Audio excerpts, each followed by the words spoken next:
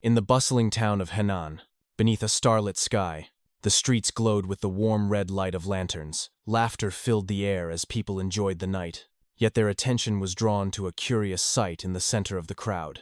There sat a man who ate as though there would be no tomorrow, devouring food with tears streaming down his face. One concerned onlooker whispered that someone should stop him, wondering aloud if the man would die from eating so much, and questioning why he cried while feasting on such a hearty meal.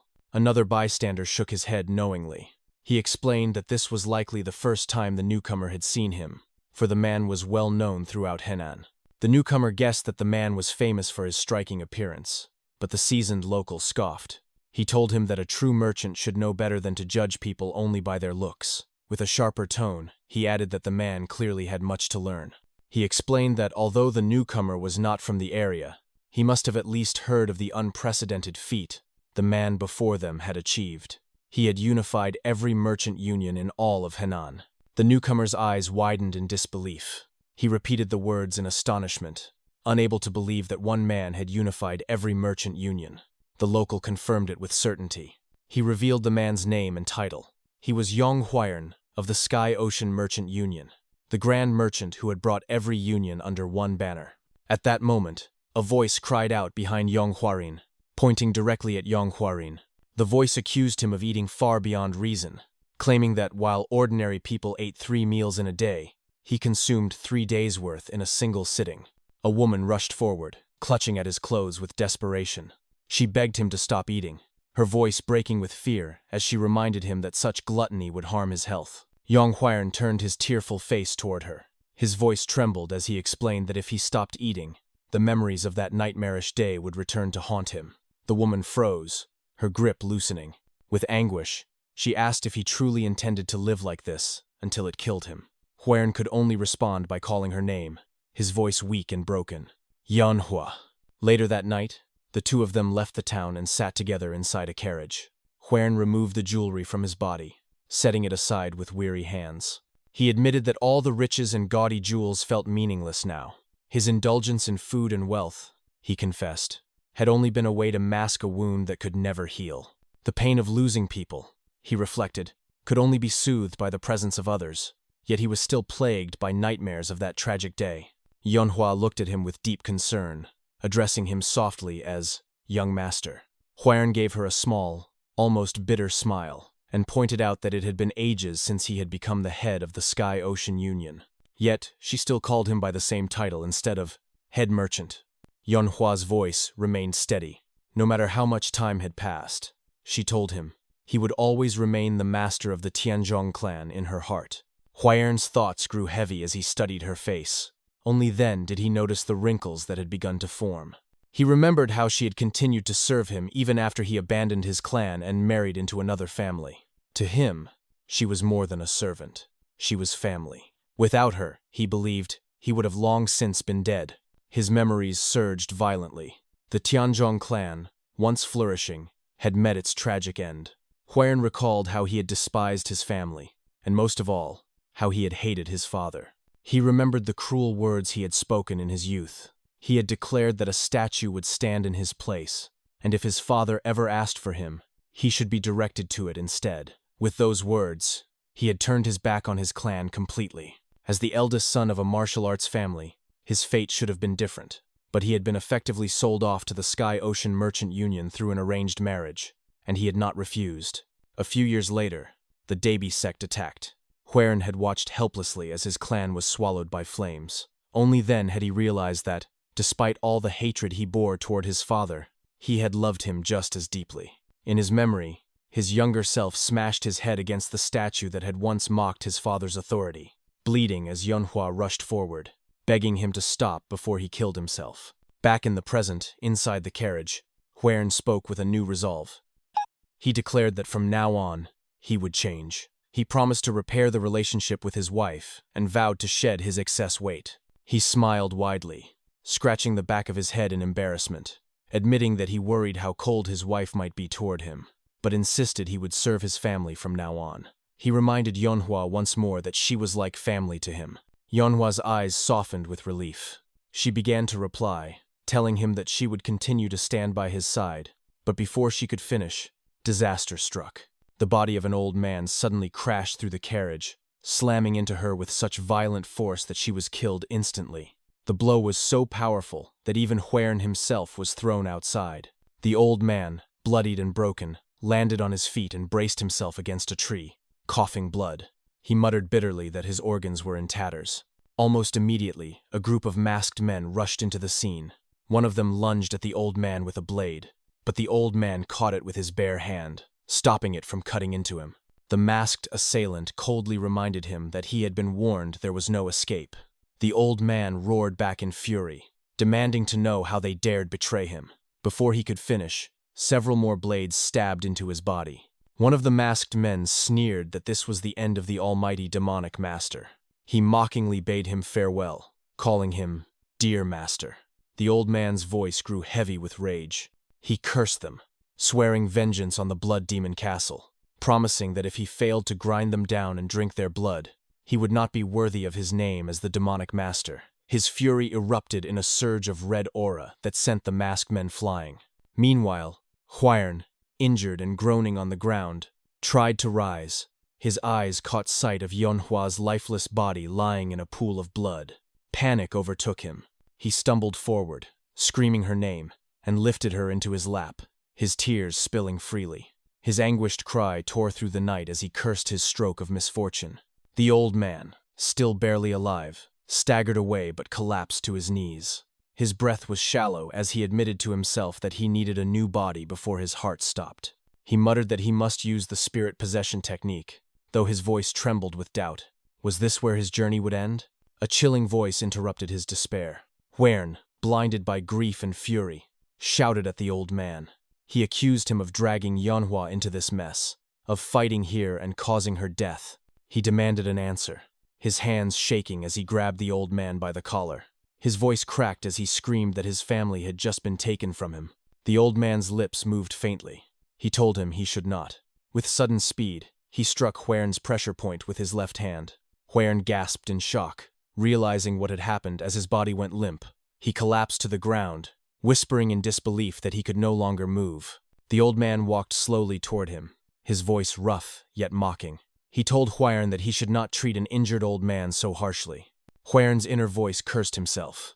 He had known the old man was a martial artist, but in his anger, he had lost control of his temper. The old man sat down beside him and confessed his intentions. He admitted that he had planned to use the spirit possession technique one final time, hoping to seize the body of someone young and talented so he could live longer. But since death was moments away, he had no choice. Even if it were the body of a pig, he would take it. He began the technique. The old man gathered 160 years' worth of martial essence into his left hand, pure chi, condensed into its peak. With his right hand, he summoned the culmination of his soul, his very spirit. He thrust both into Heir's body. A violent red aura shot upward into the sky, shaking the ground. After a few moments, the aura vanished, leaving the old man's body lifeless.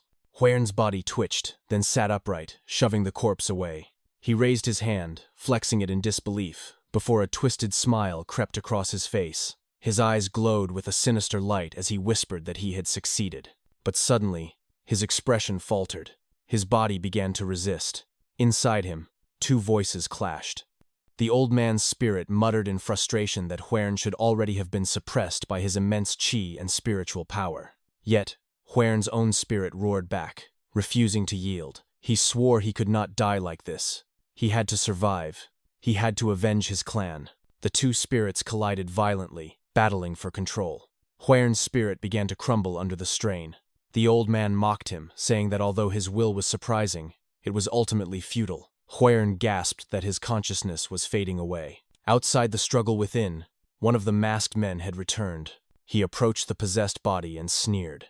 He recognized the technique and admitted that the demonic master had indeed lived up to his reputation.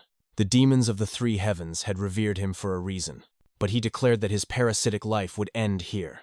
He lunged, driving a blade straight into Heir's neck. The possessed body collapsed instantly. When consciousness returned, it was under a sunny sky.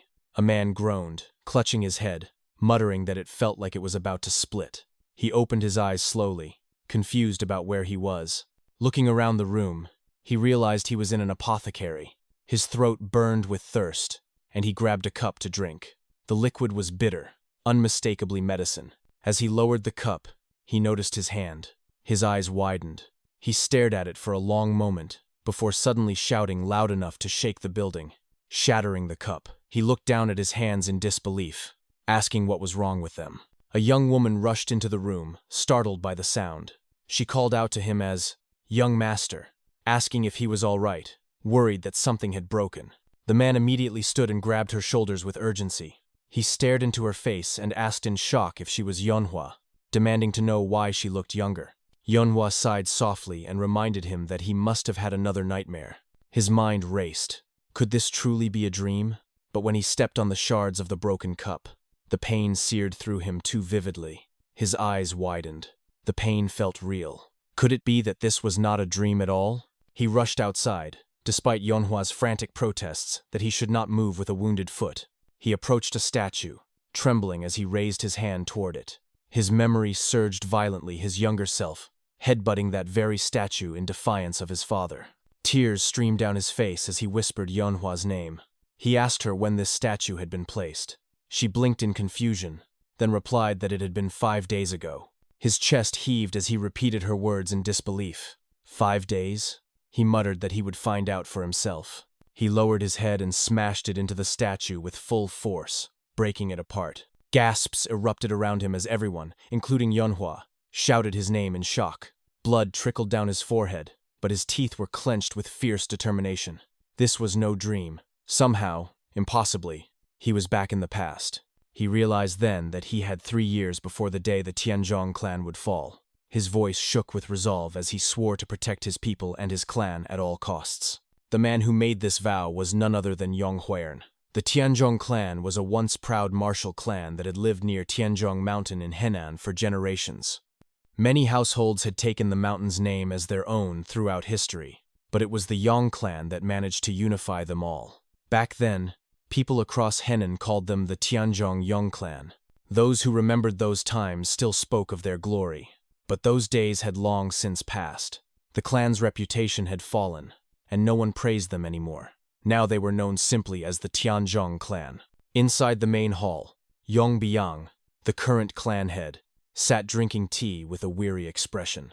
He sighed heavily and admitted that 30 years had gone by, yet not a single martial expert had risen from their line.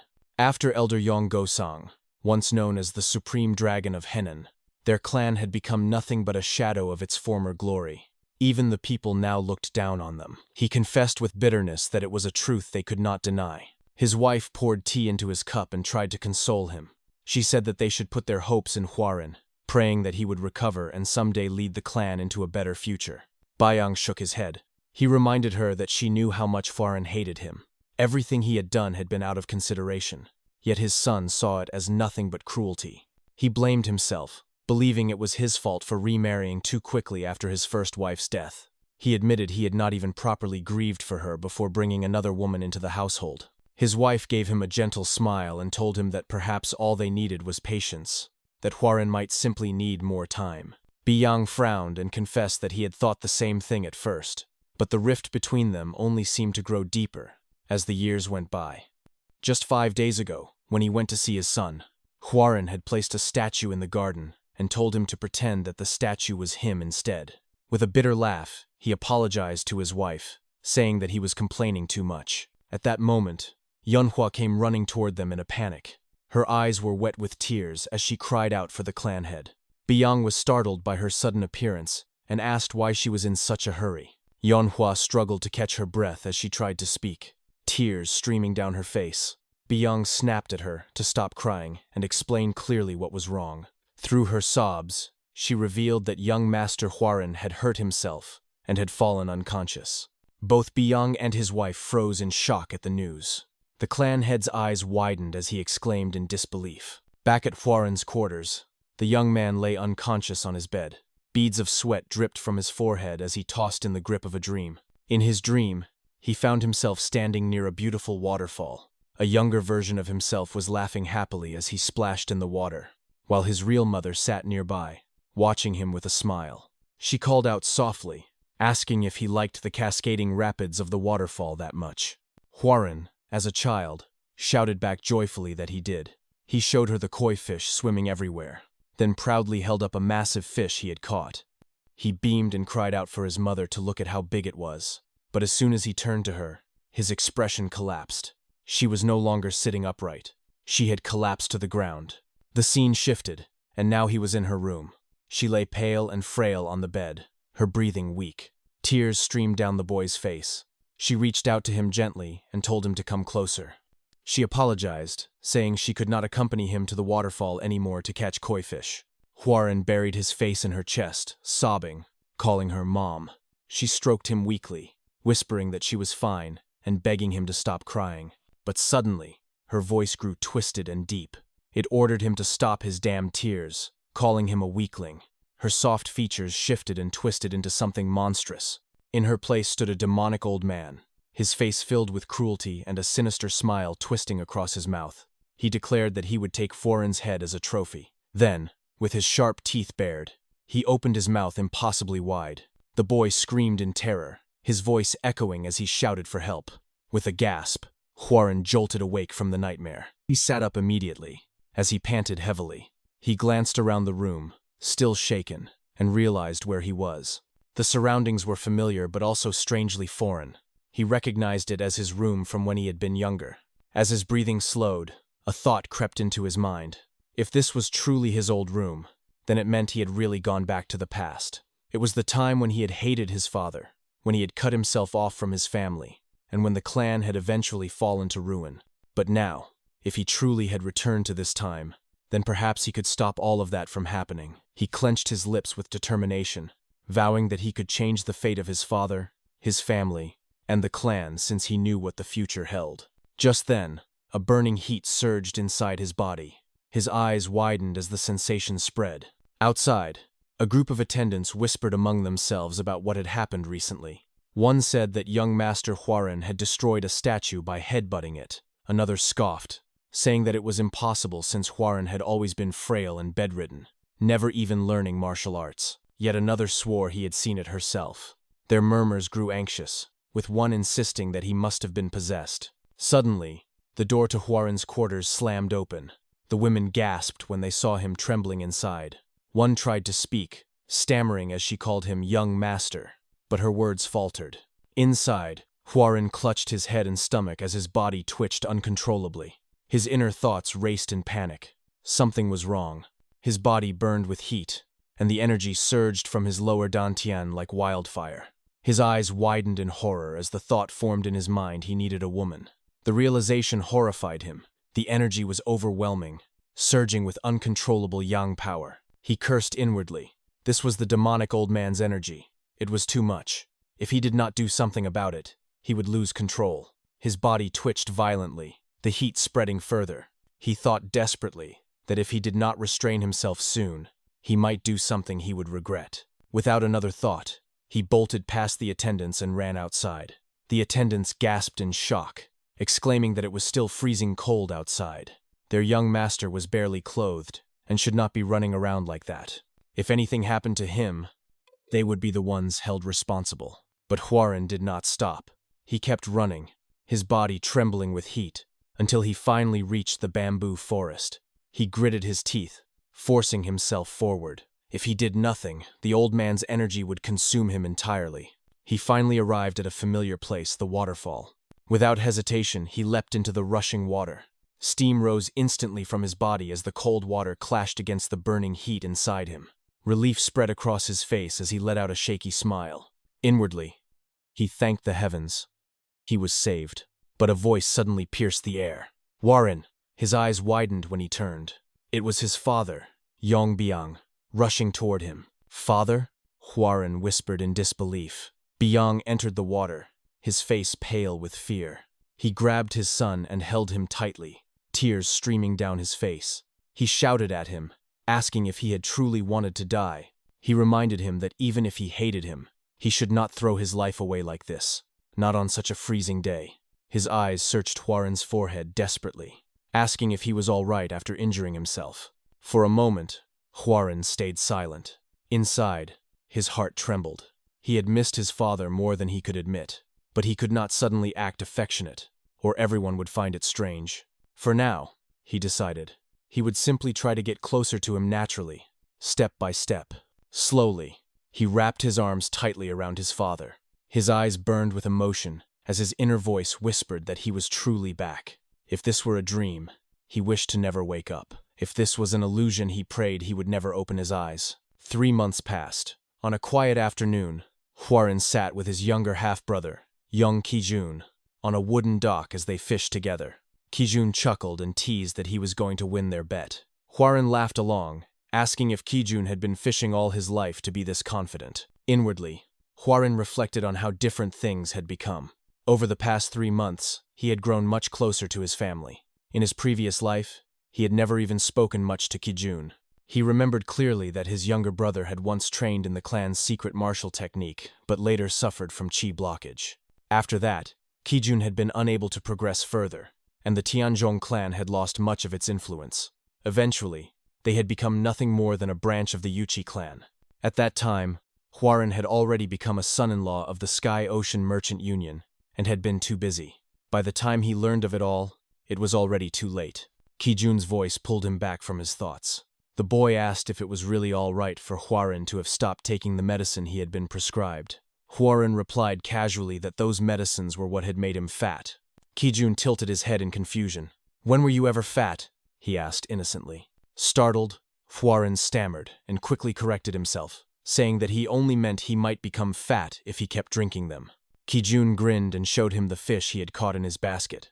He teased that he liked how Hwarin had been lately, especially since he often gave him extra allowances under the excuse of making bets. Then he asked triumphantly if he had won, showing off his full basket, but Hwarin smirked mischievously. With a sudden movement, he threw his own basket high into the air and shouted that he could not lose again. Kijun's jaw dropped in outrage. He yelled that his brother was cheating. Hwarin only laughed and grabbed him with a wide grin, declaring that he had caught an even bigger fish already. Then, with a sudden leap, he pulled Kijun into the lake with him. Both of them splashed into the water as Kijun screamed, while Hwarin burst into laughter. Inside, Hwarin reflected sorrowfully. He had never realized before what a bright and cheerful child Kijun truly was. In his previous life, he had placed too much of a burden on his brother's shoulders. Quietly, he apologized in his heart. Time passed, and Hwarin devoted himself to training. He pushed his body daily, building his strength before beginning his martial training. He often worried about the demonic old man's energy that still lingered within him, but it had yet to cause him trouble again. However, because of the incident where it had once surged uncontrollably, he had developed the habit of meditating beneath the waterfall every morning to stabilize his chi. One day, after completing his meditation, he noticed his younger half-sister Xiaolan approaching with a towel in her hands. Hwarin walked toward her and told her that she did not need to do this for him. She chuckled shyly and replied that she enjoyed it, that she liked being friends with him now. As he looked at her smiling face, Hwarin's heart sank with regret. In his past life, he had treated her cruelly despite her kindness. Xiaolan had always been lively and friendly. She loved attending events like fireworks festivals, and she had often offered to take him with her. But each time, he had rejected her harshly. The memory returned vividly. She had once asked him sweetly if he wanted to go with her to the festival. He had glared at her with cold eyes, cutting her off before she could finish. He had told her that he had no time to waste playing with her, and with a sinister look, he warned her never to ask him again. That had been the last meaningful interaction they ever had. She had gone alone to the festival, where she was murdered. His father had personally investigated her death, but not long after, he too had been assassinated. Now, in the present, as Hwarin pulled on his upper robe, he turned to her and asked if today was not the day of the moon festival she had mentioned. Her eyes widened with joy. She exclaimed that she thought he had forgotten. When he confirmed that he would go with her, she jumped with excitement. Hwarin smiled and added that they should go shopping for her before the event. Xiaolan clapped her hands and cried out happily, urging him to go immediately. As he looked at her cheerful face, Hwarin's heart hardened with determination. This was another chance to live differently. He could not allow the same tragedies to unfold again. If he were to protect Xiaolan, Kijun, his father, and the entire Tianzhong clan, then he needed strength. He needed to become strong enough to shield his family and restore the clan's former glory. Back at the training yard, Hwarin was running laps alongside the other young men of the clan. As his feet struck the ground, he thought about how different his life had become. In the past, he had done nothing but drink medicine in his room and bury himself in books, never stepping outside. But now everything had changed. Ironically, it all seemed to be thanks to the ominous aura of the old man. His body itched to move, his muscles longed to be tested, and he wanted to measure the improvements that had taken root within him. His thoughts were interrupted when his father's voice suddenly called out to him. Turning his head, Hwarin saw Yong standing nearby, smiling warmly, his eyes glistening with pride. "You really have changed," Byung declared, his voice filled with emotion. "My son has truly grown up." Embarrassed by the attention, Hwarin quickly glanced at the other disciples around him and muttered that the others were watching. But Byung ignored the concern, stepped forward, and firmly grabbed his son's shoulder. "And what does that matter?" He laughed loudly for all to hear. "Hwarin, how about you stop merely exercising and officially begin to learn the martial arts of our family?" Hwarin paused for a moment before nodding. He admitted that he had been thinking of the same thing. Byung's face lit up with joy. "Really? Then I will arrange for an instructor for you immediately," he exclaimed. Hwarin hesitated, however, and after a moment confessed that he already had someone in mind. This piqued his father's curiosity, but before he could ask further, Solon suddenly ran toward them. With a bright smile, she threw herself into her brother's arms. Her father, half amused and half jealous, scolded her playfully. "So now you only look for your brother and ignore your father?" Solon laughed and spun in a circle, showing off the new clothes she wore. "Brother picked out these clothes for me. How do I look, father? Aren't they pretty?" Byung sighed and admitted helplessly that he could not argue with that. Solon chuckled and told him sweetly that she loved him. The sound of laughter filled the yard, and Hwarin stood there quietly, smiling warmly at the scene. Yet, in his heart, he reminded himself that just because his body had changed did not mean he could protect the ones he loved. To shield them, he needed real strength. He needed martial arts. Elsewhere, in a quiet and worn training ground, a graceful figure was practicing.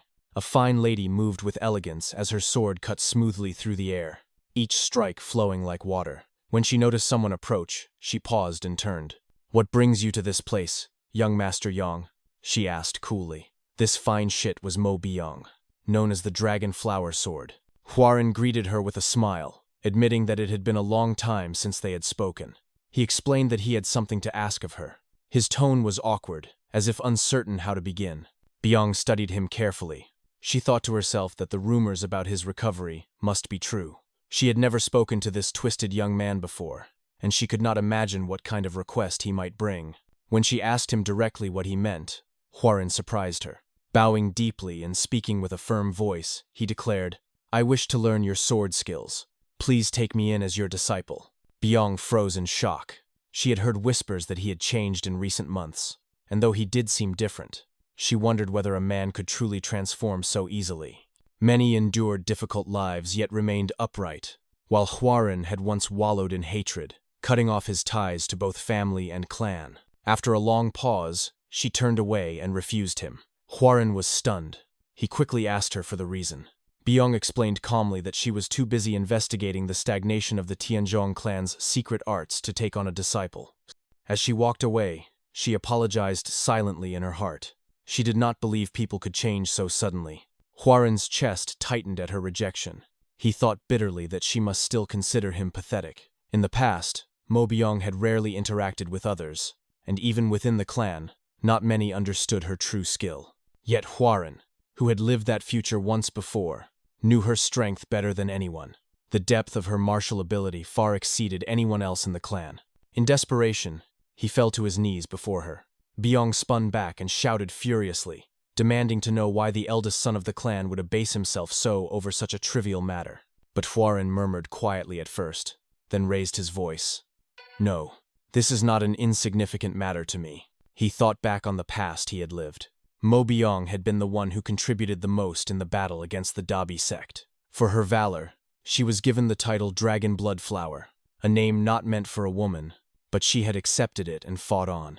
She gave her all to rebuild the Tianzhong clan, only to die a mysterious death. She had sacrificed her life for the clan. Hwarin clenched his fists in resolve. He swore that he would not allow her to meet the same fate again. He would protect her, and he would protect his clan. Byung gazed at him carefully. His demeanor was not the same as before. Could it be that he truly had turned over a new leaf? At last she spoke, saying that she would accept his request but only under one condition. Huaren's heart leapt as she explained. If he could touch her even once during a spar, she would accept him as her disciple. She would not use qi nor the martial arts of the clan, but even then, she was certain he would never succeed. Huaren hesitated, but his determination rose. He accepted the challenge. Moments later, he lay defeated on the ground, unable to even graze her hair. He thought to himself in disbelief that the gap was that enormous. Yong began to walk away, declaring that she had won and that she would take her leave. But Huaren, gritting his teeth, could not accept defeat. With a roar, he lunged at her again, shouting that their duel was not over.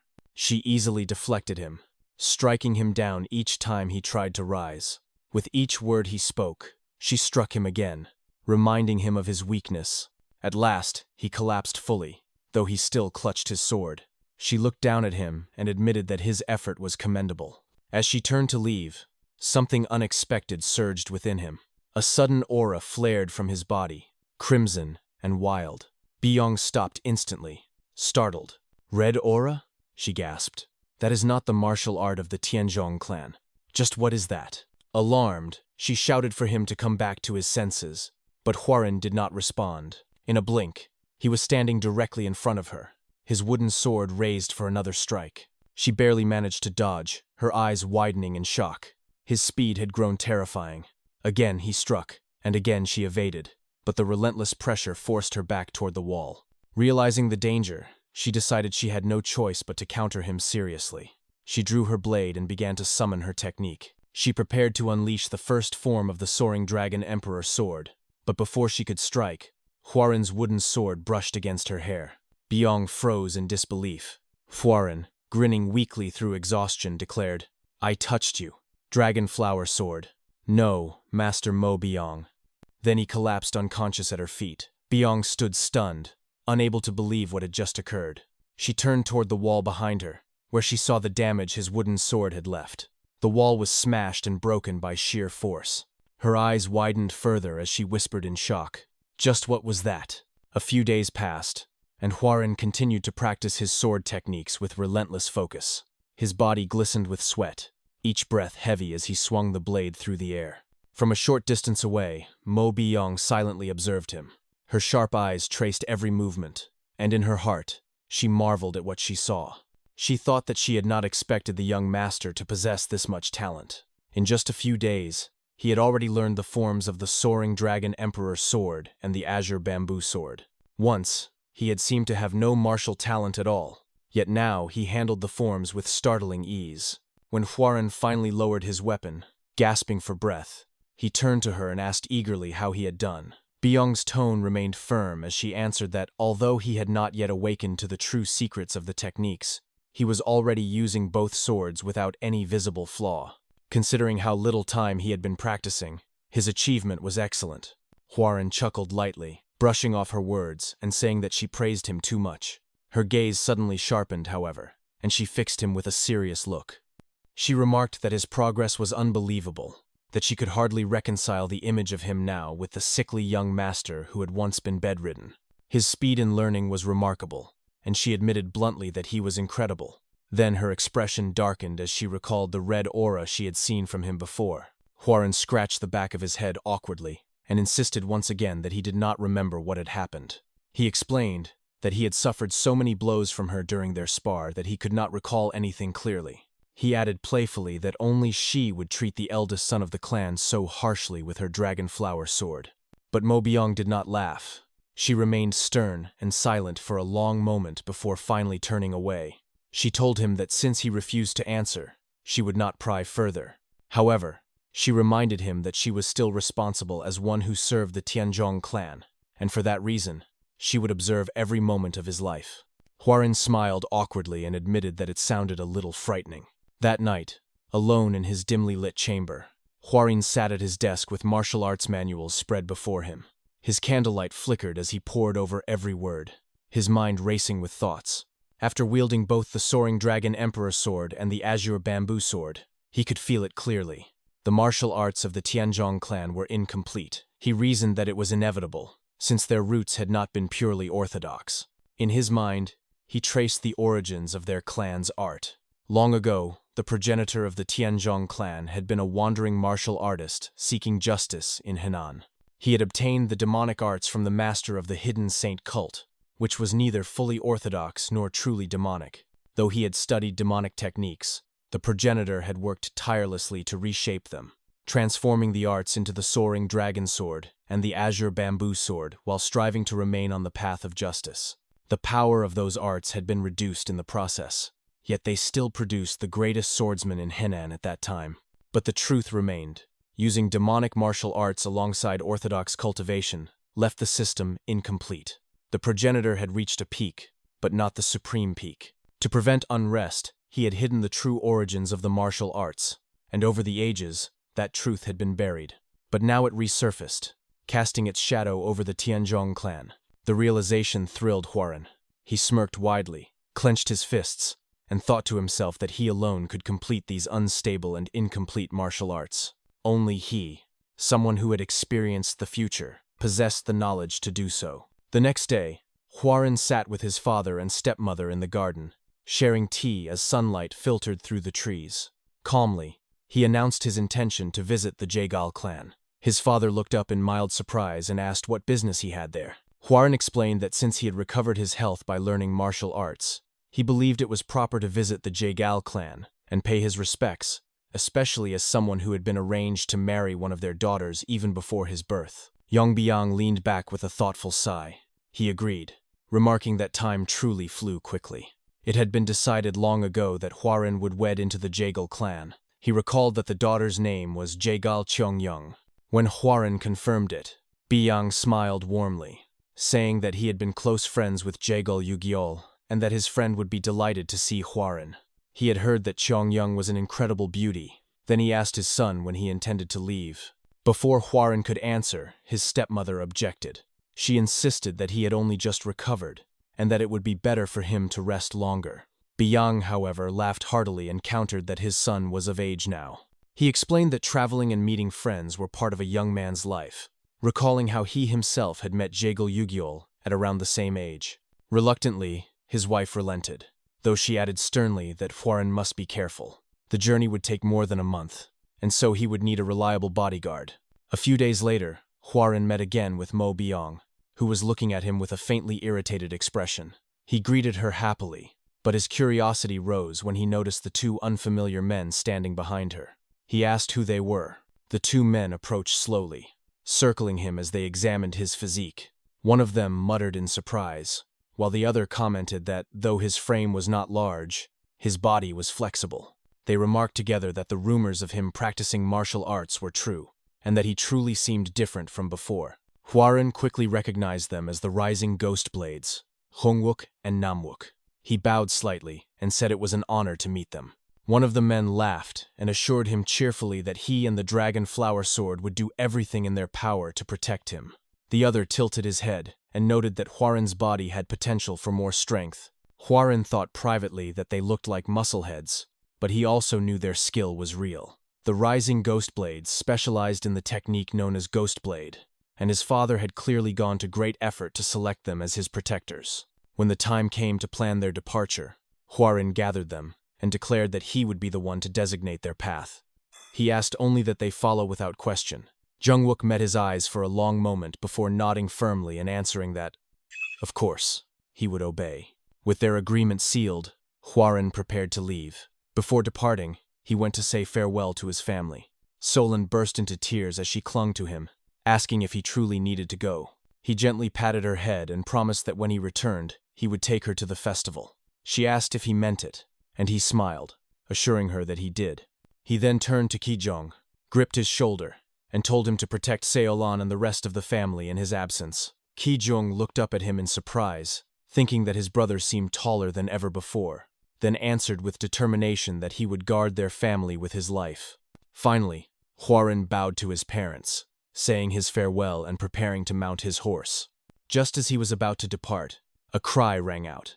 Someone was running toward him, breathless, shouting for him to wait. Huaren turned to see Yunhua rushing forward. She skidded to a stop, panting, and begged him to let her come with him. For a moment, Huaren paused in silence. Yong quickly interjected, advising him to refuse and insisting that the journey was far too dangerous for a girl. But Hwarin raised a hand to stop him. He stepped down from his horse and walked toward Yonhwa. When he reached her, he extended his hand. Yonhwa flinched, bracing as if expecting a blow, and whispered an apology. Instead, Hwarin drew her into a tight embrace. She gasped in surprise, her eyes wide. He spoke softly to her, saying that she had always wished to be by his side and that he was deeply grateful for her presence. But, he explained, the path he was taking was extremely dangerous, and at present, he did not yet have the strength to protect her if she accompanied him. He confessed that he did not want to place her in harm's way, because she was his beloved family. He asked her to stay behind with his parents, Kijong and Seolin, and to wait for his return. Tears welled in Yeonhwa's eyes, but she smiled as she promised that she would. At last, Hwarin mounted his horse again and set off with his companions. As they rode away, he thought to himself that when he returned to the Tianzhong clan, much would have changed. He vowed to protect his family and prevent the fall of his clan, and all of it would begin with completing the incomplete martial arts. He admitted inwardly that visiting the Jaegal clan was merely an excuse. Their true destination lay beyond. The Jaegal clan was close to Wudang Mountain, and it was there, on that sacred peak, that he believed the secret to perfecting the martial arts of the Tianzhong clan awaited. He clenched the reins tightly and whispered in his heart. They would be heading to Wudang. Days later, Hwarin lay in the shallow waters of a stream, his eyes fixed on the vast and beautiful sky above. The stillness of the scene felt strange to him, almost unsettling. In a quiet murmur, he admitted to himself that this place was unusual. Slowly, he rose to his feet and began to walk through the rippling current, until he noticed a broken wooden sign lying half buried in the water. He picked it up and brushed away the dirt. His expression hardened as his gaze froze on the letters carved into the wood. It bore the name of the Tianzhong clan. A sharp chill seized him. In the next moment, the calm stream dissolved into a horrific vision. The Tianzhong clan appeared before his eyes, engulfed in flames. The night sky glowed crimson. Buildings collapsed into fire, and the air reeked of smoke and ash. Hwarin dropped the wooden sign in shock as his heart began to pound violently in his chest. He stumbled forward and shouted in disbelief. "No, no!" His cries echoed as he ran frantically through the burning ruins, calling out as though searching for survivors. Then, a deep, chilling voice cut through the chaos. The words struck him like a hammer. Hwarin froze instantly. The voice was unmistakable. It was the old demonic man, the very one who had possessed his body in his past life before he regressed. His presence made every nerve in Hwarin's body tremble. The old man's tone was filled with scorn. He declared that even after receiving the greatest possible opportunity, one that defied the heavens themselves, Hwarin still wasted his time on childish pursuits. He said nothing could be changed and demanded that Hwarin hand over his body. Fear gripped him, and Hwarin stammered in disbelief. He recognized the voice and asked how the old man had returned. Before the demonic figure could finish his command, the vision shattered like glass. A sharp slash interrupted his thoughts, dragging him back into reality. Mo Byung's voice cut through the haze as she demanded to know what he had been thinking about during their spar. Startled, Hwarin pulled back, his eyes wide as he realized he had been lost in a trance. He admitted in a quiet voice that he surrendered. Mo Byung studied him carefully. She told him that he seemed unable to focus again and asked whether he was feeling unwell. Hwarin looked away and admitted softly that he was fine, but explained that his sleep had been disturbed over the past few days. Nearby, Jungwook and Namwook were training with heavy stones, their bodies straining with effort. Between breaths, Jungwook glanced toward Hwarin and suggested that if the young master did not feel well, he could join them in their training. He explained that the exercises, called the matching river and the lifting thrust flow, were meant to build strength. Namwook added instructions while panting, reminding his brother to utilize his side muscles and ensure the stones stayed perpendicular as they lifted. Watching them, Hwarin let out a nervous laugh and shook his head. He told them perhaps next time, but then his expression grew serious. He announced that he had something important to tell them about their journey. Later, as they rode along a dirt road on horseback, Hwarin revealed his plan. He explained that before heading to the Jaegal clan, he wanted to stop at Mount Seven Sages. Jungwook turned in surprise and repeated the name of the mountain. Hwarin elaborated, saying he had read a book written by a renowned herbalist. According to the text, there was a part of Mount Seven Sages where 100-year-old ginseng could be found. The book also mentioned the existence of a rare treasure called monkey wine, which was nearly impossible to find elsewhere in the Jianghu. At the mention of monkey wine, Jungwook and Namwook's mouths watered. They repeated the words dreamily, as if already tasting it. Hwarin smirked and teased them. He remarked that he had heard of their reputation, saying the two of them were known as the two rising drunken ghosts because of their love for liquor. Flustered, Jungwook cleared his throat and attempted to respond, insisting they supported the journey. But before he could finish, Mo Byung interrupted sharply.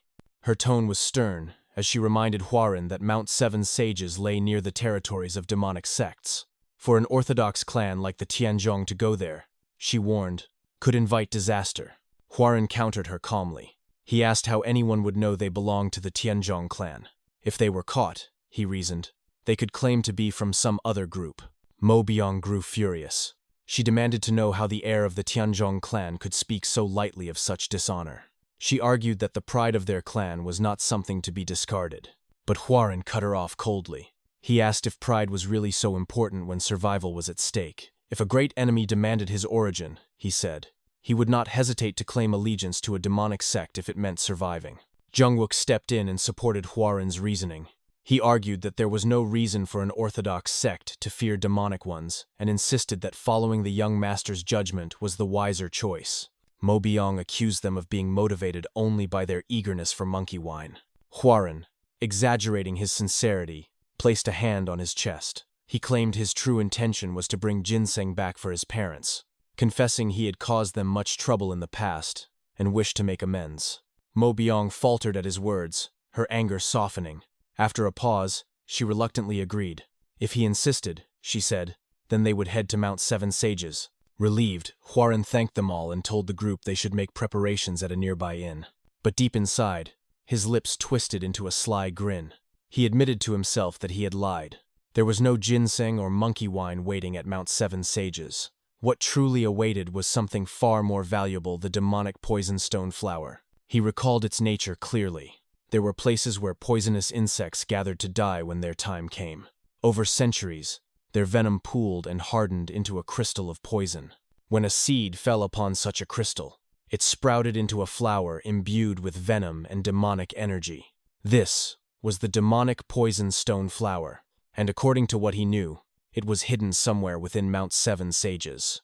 That evening, at the inn, rumors spread among martial artists. From a nearby table, Hwarin overheard a group whispering about demonic masters gathering near Mount Seven Sages. One man leaned closer to his companions and revealed in a hushed voice that a rare medicine had been discovered there. Its name was the demonic poisonstone flower. Hwarin stiffened in shock. His mind burned with frustration. How could the whole world already know of it? Later that night, as they drank together, Mo Byung spoke gravely. She reminded Hwarin that he must have heard the rumors of demonic masters converging on Mount Seven Sages because of the flower. She insisted that it was too dangerous to head there now. Hwarin admitted silently that she was right. The demonic sects would surely fight fiercely for it. But he reassured himself that he did not need to join their struggle. He only needed to defeat Gochok, who would be the last to claim the flower. In his previous life, Gochok had advanced from first rate to the peak within half a year. The demonic poisonstone flower. It will undoubtedly be an ingredient optimized for his martial arts. The martial arts of Tianzhong are ultimately demonic arts. He raised his cup and declared firmly that nothing had changed. They would still head to Mount Seven Sages. Mo Byung sprang to her feet in disbelief. She asked if he had not heard that the demonic sects were already gathering there. Hwarin replied calmly that Mount Seven Sages was one of the routes to the Jaegul clan. Since the Jaegul clan would surely be involved, he argued, it might not be a bad idea to meet them there. Mo Byung reluctantly agreed, but with one condition. If they encountered martial artists stronger than themselves, they must evade immediately. Hwarin nodded and assured her that he would avoid dangerous confrontations. He glanced toward Jungwook and Namwook, only to find the two Ghostblades already passed out drunk at the table. Shaking his head, he repeated his promise to stay cautious. A few days later, they finally arrived at Mount Seven Sages and checked into a nearby inn. Hwarin told his companions that they would stay there for the time being. Secretly, he admitted to himself that the mountain surroundings were like a gallery of chaos. Though he was still too weak to enter recklessly, he smiled darkly, reminding himself that whoever had the last laugh would be the true victor. Earlier that day, he had given instructions to his group. He told them to investigate inns and taverns run by the Serpent Dragon sect and to find ones with few customers but many horses. He reasoned that Gochok, as the young sect leader, would not move alone. He would bring his men, and for that, they would need horses and stables. Even if Gochok obtained the flower, he would not transport it immediately. He would first stop at an inn to secure it, and it was highly likely the inn would be managed by his sect.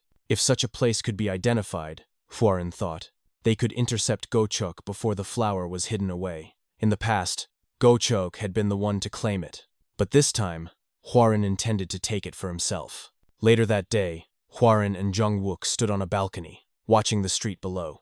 Namwook approached and asked what they were observing. Jungwook pointed at a figure in the crowd and told him that it was none other than Gochok, the young sect leader of the Serpent Dragon sect. Hwoaran's eyes widened.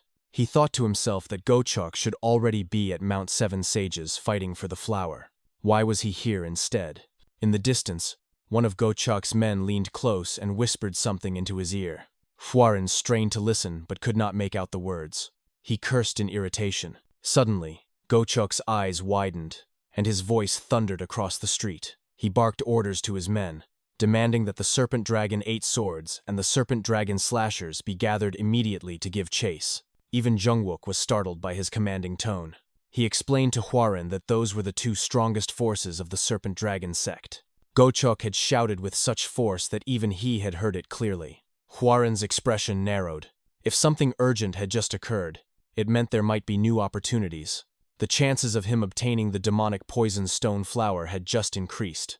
With calm determination, he told his companions to prepare, declaring that they would follow. Mo Byong appeared at once, her face filled with protest. She demanded to know if he truly intended to chase the demonic sects, reminding him it was far too dangerous. She scolded him for involving himself in increasingly perilous situations, but Hwoaran's voice remained steady. He told her that soon the Jianghu would face great upheaval, and to survive within that chaos, they would need to become stronger. The demonic poison stone flower, he insisted.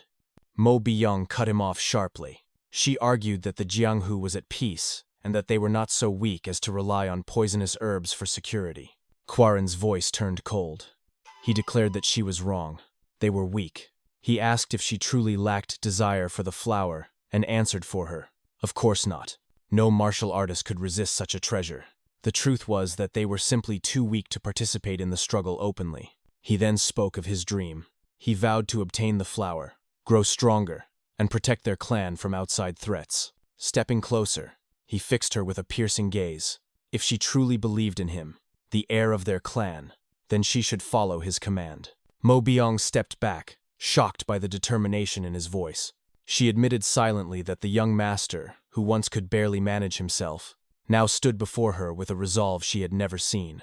She questioned whether she had failed to see him as a proper adult until this moment. Jungwook suddenly burst into laughter, clapping with delight. He admitted that he never knew their clan heir carried such a bold pledge in his heart. Both Jungwook and Namwook bowed respectfully, pledging themselves to his leadership. They introduced themselves formally as the two rising ghost blades and swore to follow the command of their young clan leader. After a long pause, Mo Byong lowered her head as well. She told Hwoaran she would also follow his will, though she warned him gravely that the Jianghu was not a place to be taken lightly. Hwoaran nodded calmly and told them to set forth. Inside, however, his thoughts darkened. He reassured her silently, for in the entire Jianghu, no one understood its cruelty better than him. After all, he had already lived through it once. Hwoaran and his companions trailed behind the Serpent Dragon sect, keeping a cautious distance. As they moved through the cover of the forest, Hwoaran observed the enemy with narrowed eyes, thinking to himself that he had not expected so many of their members to be gathered here. While crouching in the bushes, Mo Byong whispered to him with concern. She pointed out the movement of the Serpent Dragon sect, and Hwoaran quietly replied that Gochok and his men appeared to be forming the inescapable net formation. Jungwook's eyes widened with alarm as he muttered the name of the formation, while Namwook nervously suggested that they should leave before it was too late. Hwoaran, however, shook his head.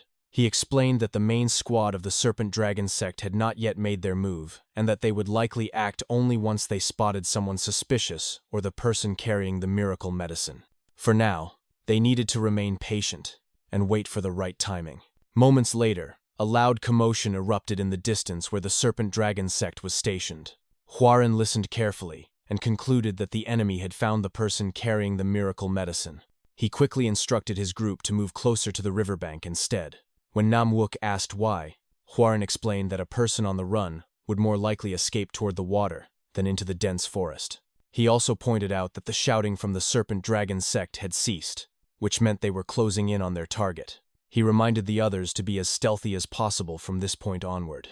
Not long after, a man appeared at the opening of the river. He stumbled forward weakly, gasping for air and crying out for help in a broken voice. Before he could escape, a surge of purple aura materialized out of nowhere and struck him down instantly, killing him on the spot. The explosion that followed shook the ground, and when the dust finally dispersed, a single figure was revealed. Standing in the middle of the riverbank was a man shrouded in a menacing purple aura. In his hand, he clutched the demonic poison stone flower, its sinister glow feeding into his already dreadful presence. Yong's face paled as she recognized him immediately. She whispered in shock that this man was none other than the flying demonic bloodlion. At her words, fear and unease rippled through the group. Huaren studied the man closely and remarked that his aura was ominous, then asked Yong if she knew more about him. Jungwook answered instead, explaining that among the martial artists of the demonic world, the flying demonic bloodlion was a notorious figure and one of the most feared. Huaren, however, noticed something else. He pointed out that the man's state did not seem stable, and then his eyes widened as he realized what the man was holding. The demonic poison stone flower was in his possession. Their thoughts were interrupted when the Serpent Dragon sect arrived swiftly and surrounded the flying demonic bloodlion in tight formation. Gochok stepped forward to confront him, his voice ringing with accusation as he declared that the bloodlion had killed the most elite warriors of their sect. He admitted that he never imagined he would be forced to corner such a figure, but now that moment had come. The flying demonic bloodlion only laughed mockingly. He ridiculed them, saying he had not expected to be cornered by weaklings and that if not for interference from the Tang clan, he would have ripped them apart with ease. In response, Gochok reached into his pocket and revealed a small weapon. He asked if the bloodlion recognized it, announcing it to be the 1,000-needle downpour. At the sight of it, the bloodlion's expression changed to shock as he demanded to know how Gochok had obtained such a weapon. Gochok smirked and explained that they had spent a considerable fortune to acquire it, and warned him not to think they only had one. In perfect unison, every man in the Serpent Dragon sect pulled out the same weapon. The bloodlion's shock quickly twisted into anger. He snarled that such inferior weapons could never bring him down, and his arms burst with a violent, relentless energy. Gochok gave the order without hesitation, commanding his men to fire. The air erupted in a deafening series of explosions as the 1,000-needle downpour unleashed its deadly rain. Countless sharp projectiles poured down toward the flying demonic bloodlion. In response, the bloodlion roared, channeling his chi into a massive barrier of purple aura that spread out to engulf nearly the entire riverbank. From their hiding place, Huaren's eyes widened in disbelief. His thoughts raced as he wondered if it could truly be possible that the bloodlion possessed such overwhelming strength. The Serpent Dragon sect's attack clashed against the barrier, but the bloodlion deflected every strike. A shockwave erupted, forcing even Gochok to brace himself as he cried out in disbelief, demanding how his opponent still possessed so much chi. The bloodlion then leapt high into the air, looking down at them with wild eyes as he burst into manic laughter. He mocked the Serpent Dragon sect, shouting that they were nothing compared to him. Grinding his teeth, Gochok roared an order for the second Serpent Dragon squad to fire. Once again, the 1,000-needle downpour was unleashed, this time targeting the bloodlion while he was still suspended mid-air. The projectiles struck him directly, and his body plummeted down into the river below. One of the Serpent Dragon sect members shouted triumphantly that the flying demonic bloodlion had fallen. Without wasting time, Gochok barked further commands. He ordered the 8th sword of the Serpent Dragon and the Serpent Dragon bladesman to finish him off and retrieve the miracle medicine. The warriors surged toward the river where the bloodlion had landed, yet the man rose again despite multiple needles piercing him. He smirked defiantly. With a chilling laugh, he declared that they would never find the miracle medicine. He roared at them to come, vowing to drag them all down to hell with him. What followed was a brutal slaughter. The flying demonic bloodlion faced the Serpent Dragon sect's forces alone, tearing through them with savagery as they swarmed him. From a distance, Hwarin and his group watched in grim silence. Mo Byong thought to herself that she had never witnessed such a horrific bloodbath before. She turned her gaze to the young master and wondered how, despite his inexperience in the Jianghu, he could remain so calm while witnessing such carnage. Eventually, the tide turned. The blood lion was struck repeatedly until his body could no longer endure. With countless arrows embedded in him and the sword lodged deep in his back, his blood spilled freely into the river, turning the waters red. His strength failing, he staggered before finally collapsing into the crimson-stained river. His lifeless body drifted as Gochok shouted at his men to search him immediately. The search party quickly responded in panic, stammering that the miracle medicine was not on his body. Gochok, furious, yelled for them to search again. He was certain they had been close enough during the chase that the blood lion would not have had the chance to hide it anywhere. He ordered them to look around with greater urgency. Meanwhile, Hwarin signaled his companions to follow him as he explained his deduction. He reasoned that the miracle medicine was not on the blood lion's corpse, because it had likely been sent down the stream. He reminded them that earlier, the blood lion had formed a water barrier. While the barrier may have blocked the incoming weapons, it also blinded him to his enemies. Normally, someone of his skill should have used Qinggong to dodge the attacks instead.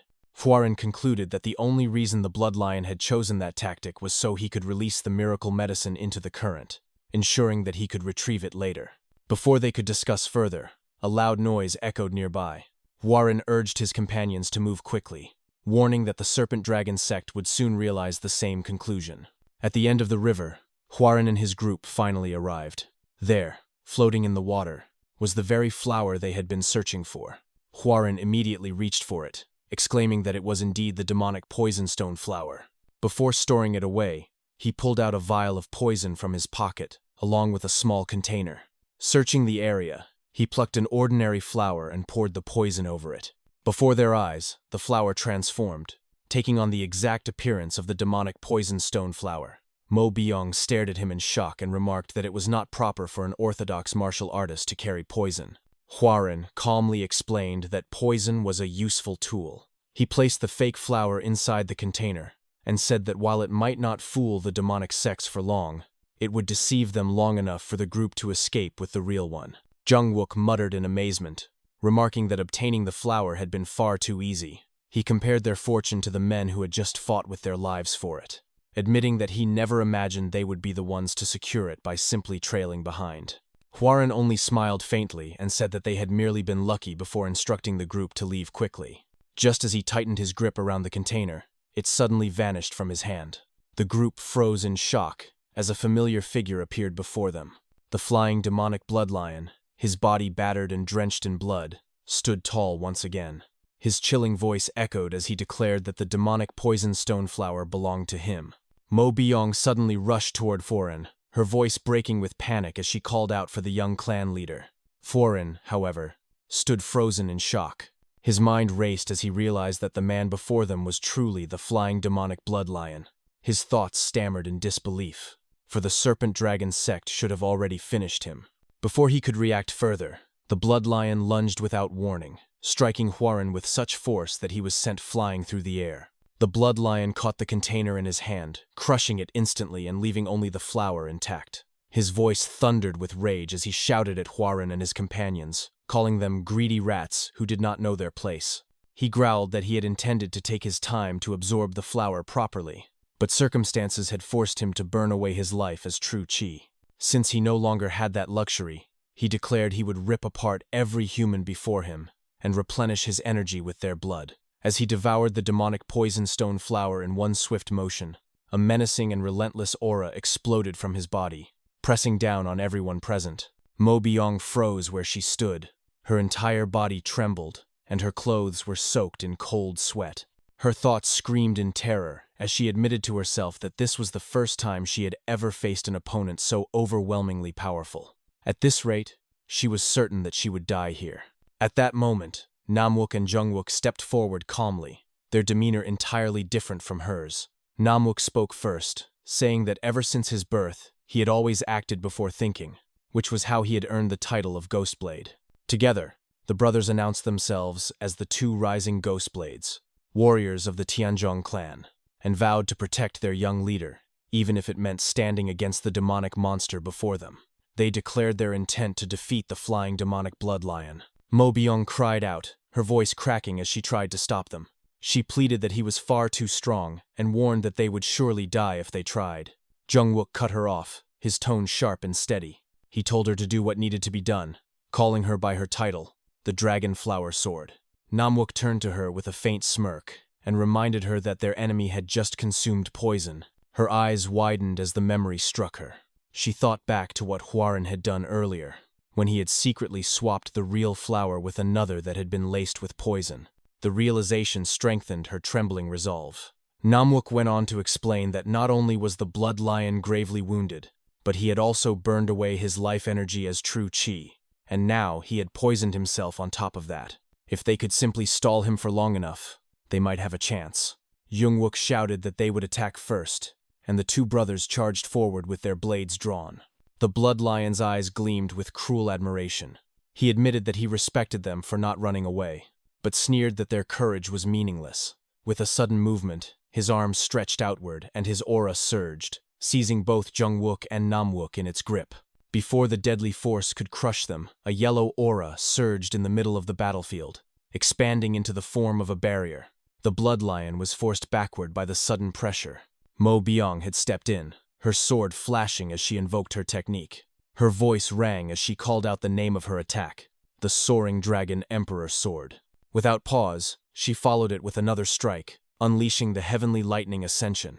Her blade pierced into the blood lion's left arm, drawing a roar of agony from him. The demonic warrior leapt back to gain distance, but blood gushed from his mouth as he coughed violently. His thoughts turned inward in confusion. He realized that the sensation coursing through his body was poison. He wondered if the Tang clan's old crone had gotten to him, but quickly dismissed the thought. The Tang clan's poison would have already melted his organs by now. This meant the source was different.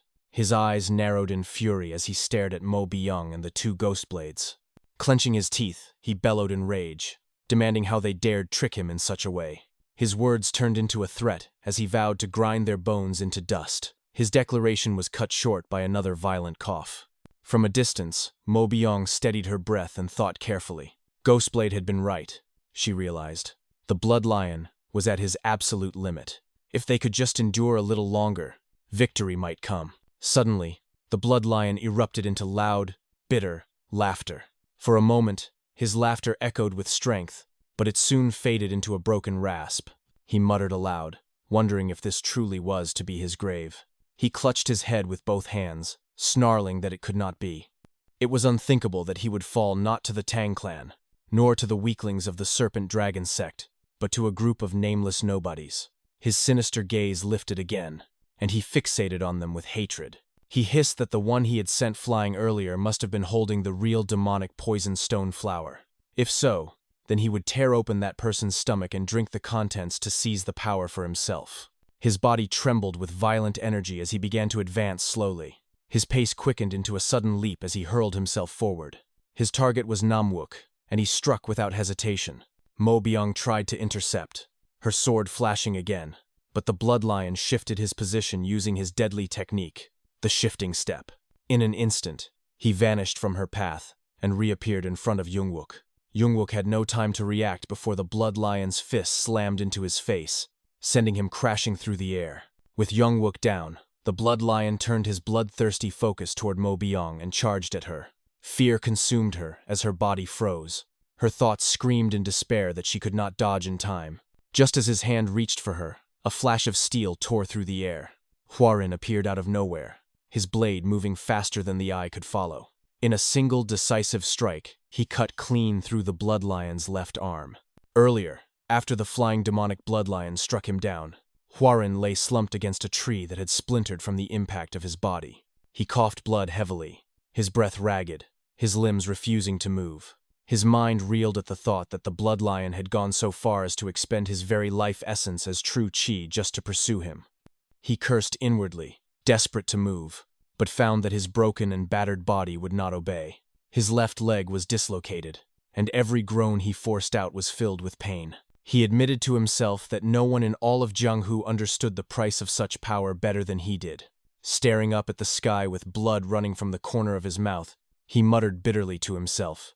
He said that he had acted as if he understood everything, only to find himself broken and helpless in this moment. As his head tilted back, he noticed warm liquid dripping from his forehead. His eyes widened when he realized it was blood. Suddenly, a chilling voice echoed in his ears, commanding him to hand over his body. The voice repeated again and again, urging him to surrender. A red aura began to circle his battered frame, swirling like a sinister mist. Huaren's thoughts raced.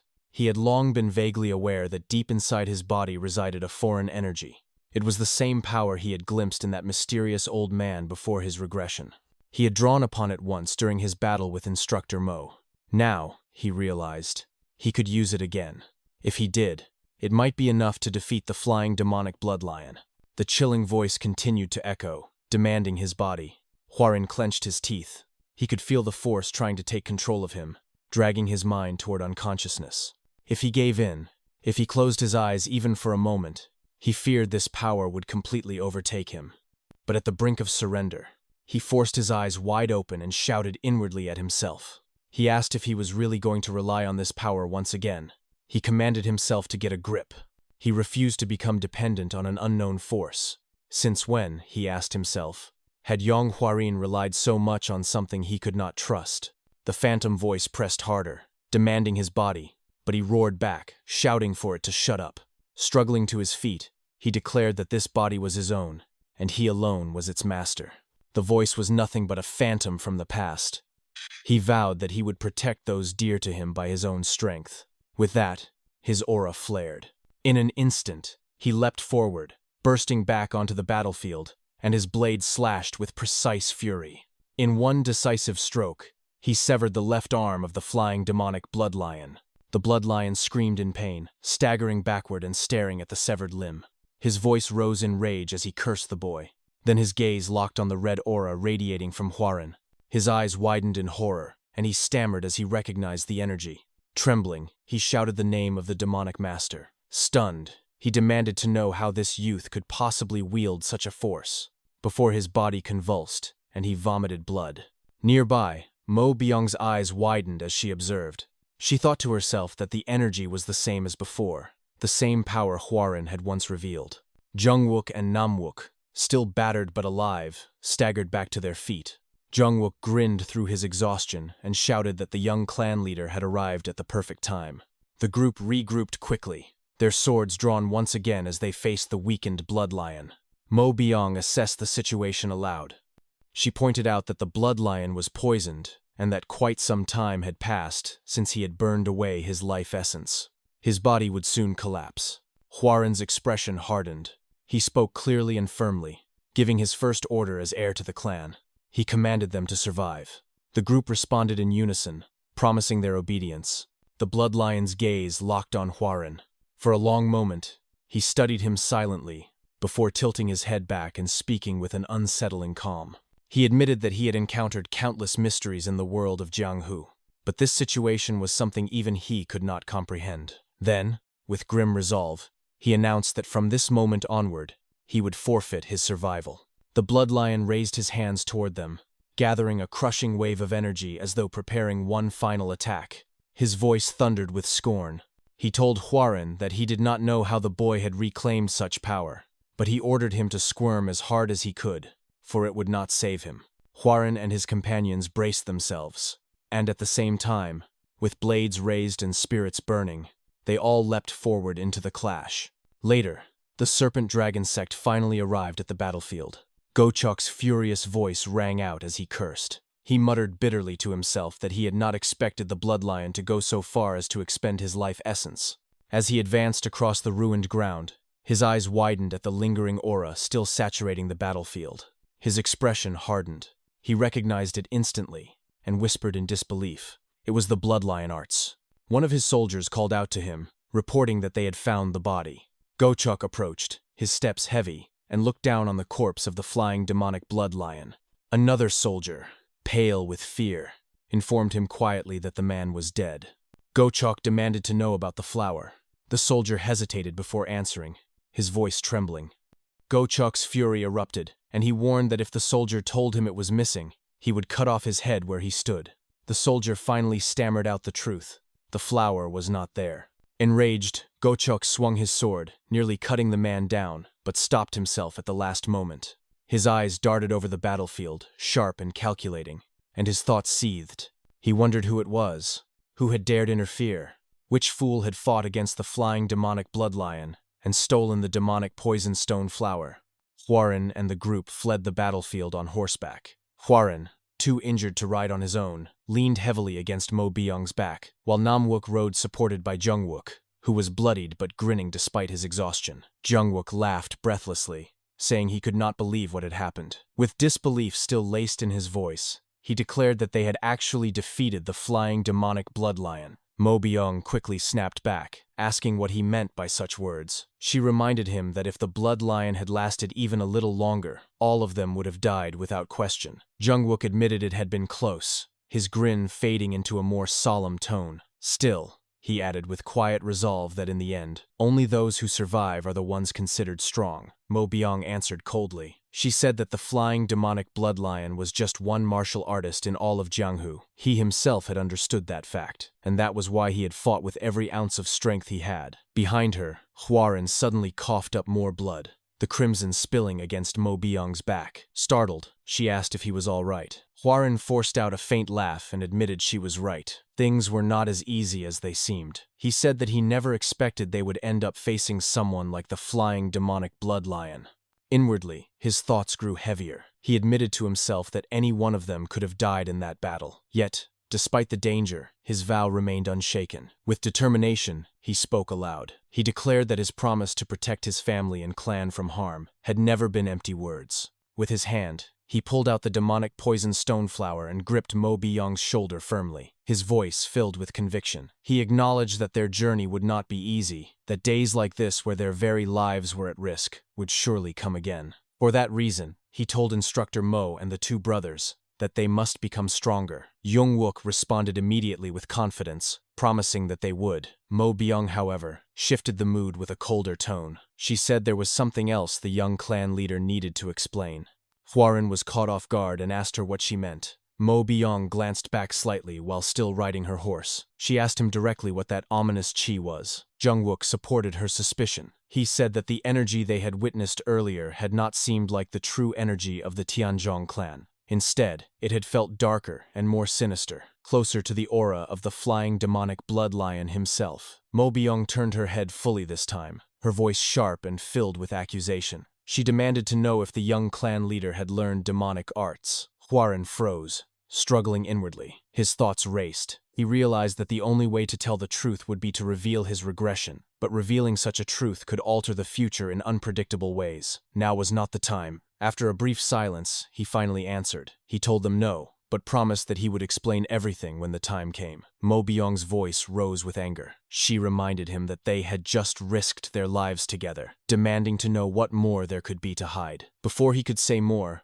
Hwarin vomited blood again, his body weakening further. Alarmed, Mo Byung called out to him, asking if he was all right. In a strained and quiet voice, he replied. He admitted that they had all risked their lives and promised that, when the right time arrived, they would be the first to hear the truth. Mo Byung went silent, unsettled but unwilling to press further. She wondered if Hwarin was merely avoiding the question. The group continued their ride in uneasy silence. Hwarin's coughing worsened, and eventually, Mo Byung commanded the group to stop. She said they needed to rest for a while. After helping him down from the horse, she observed him closely and voiced her concern.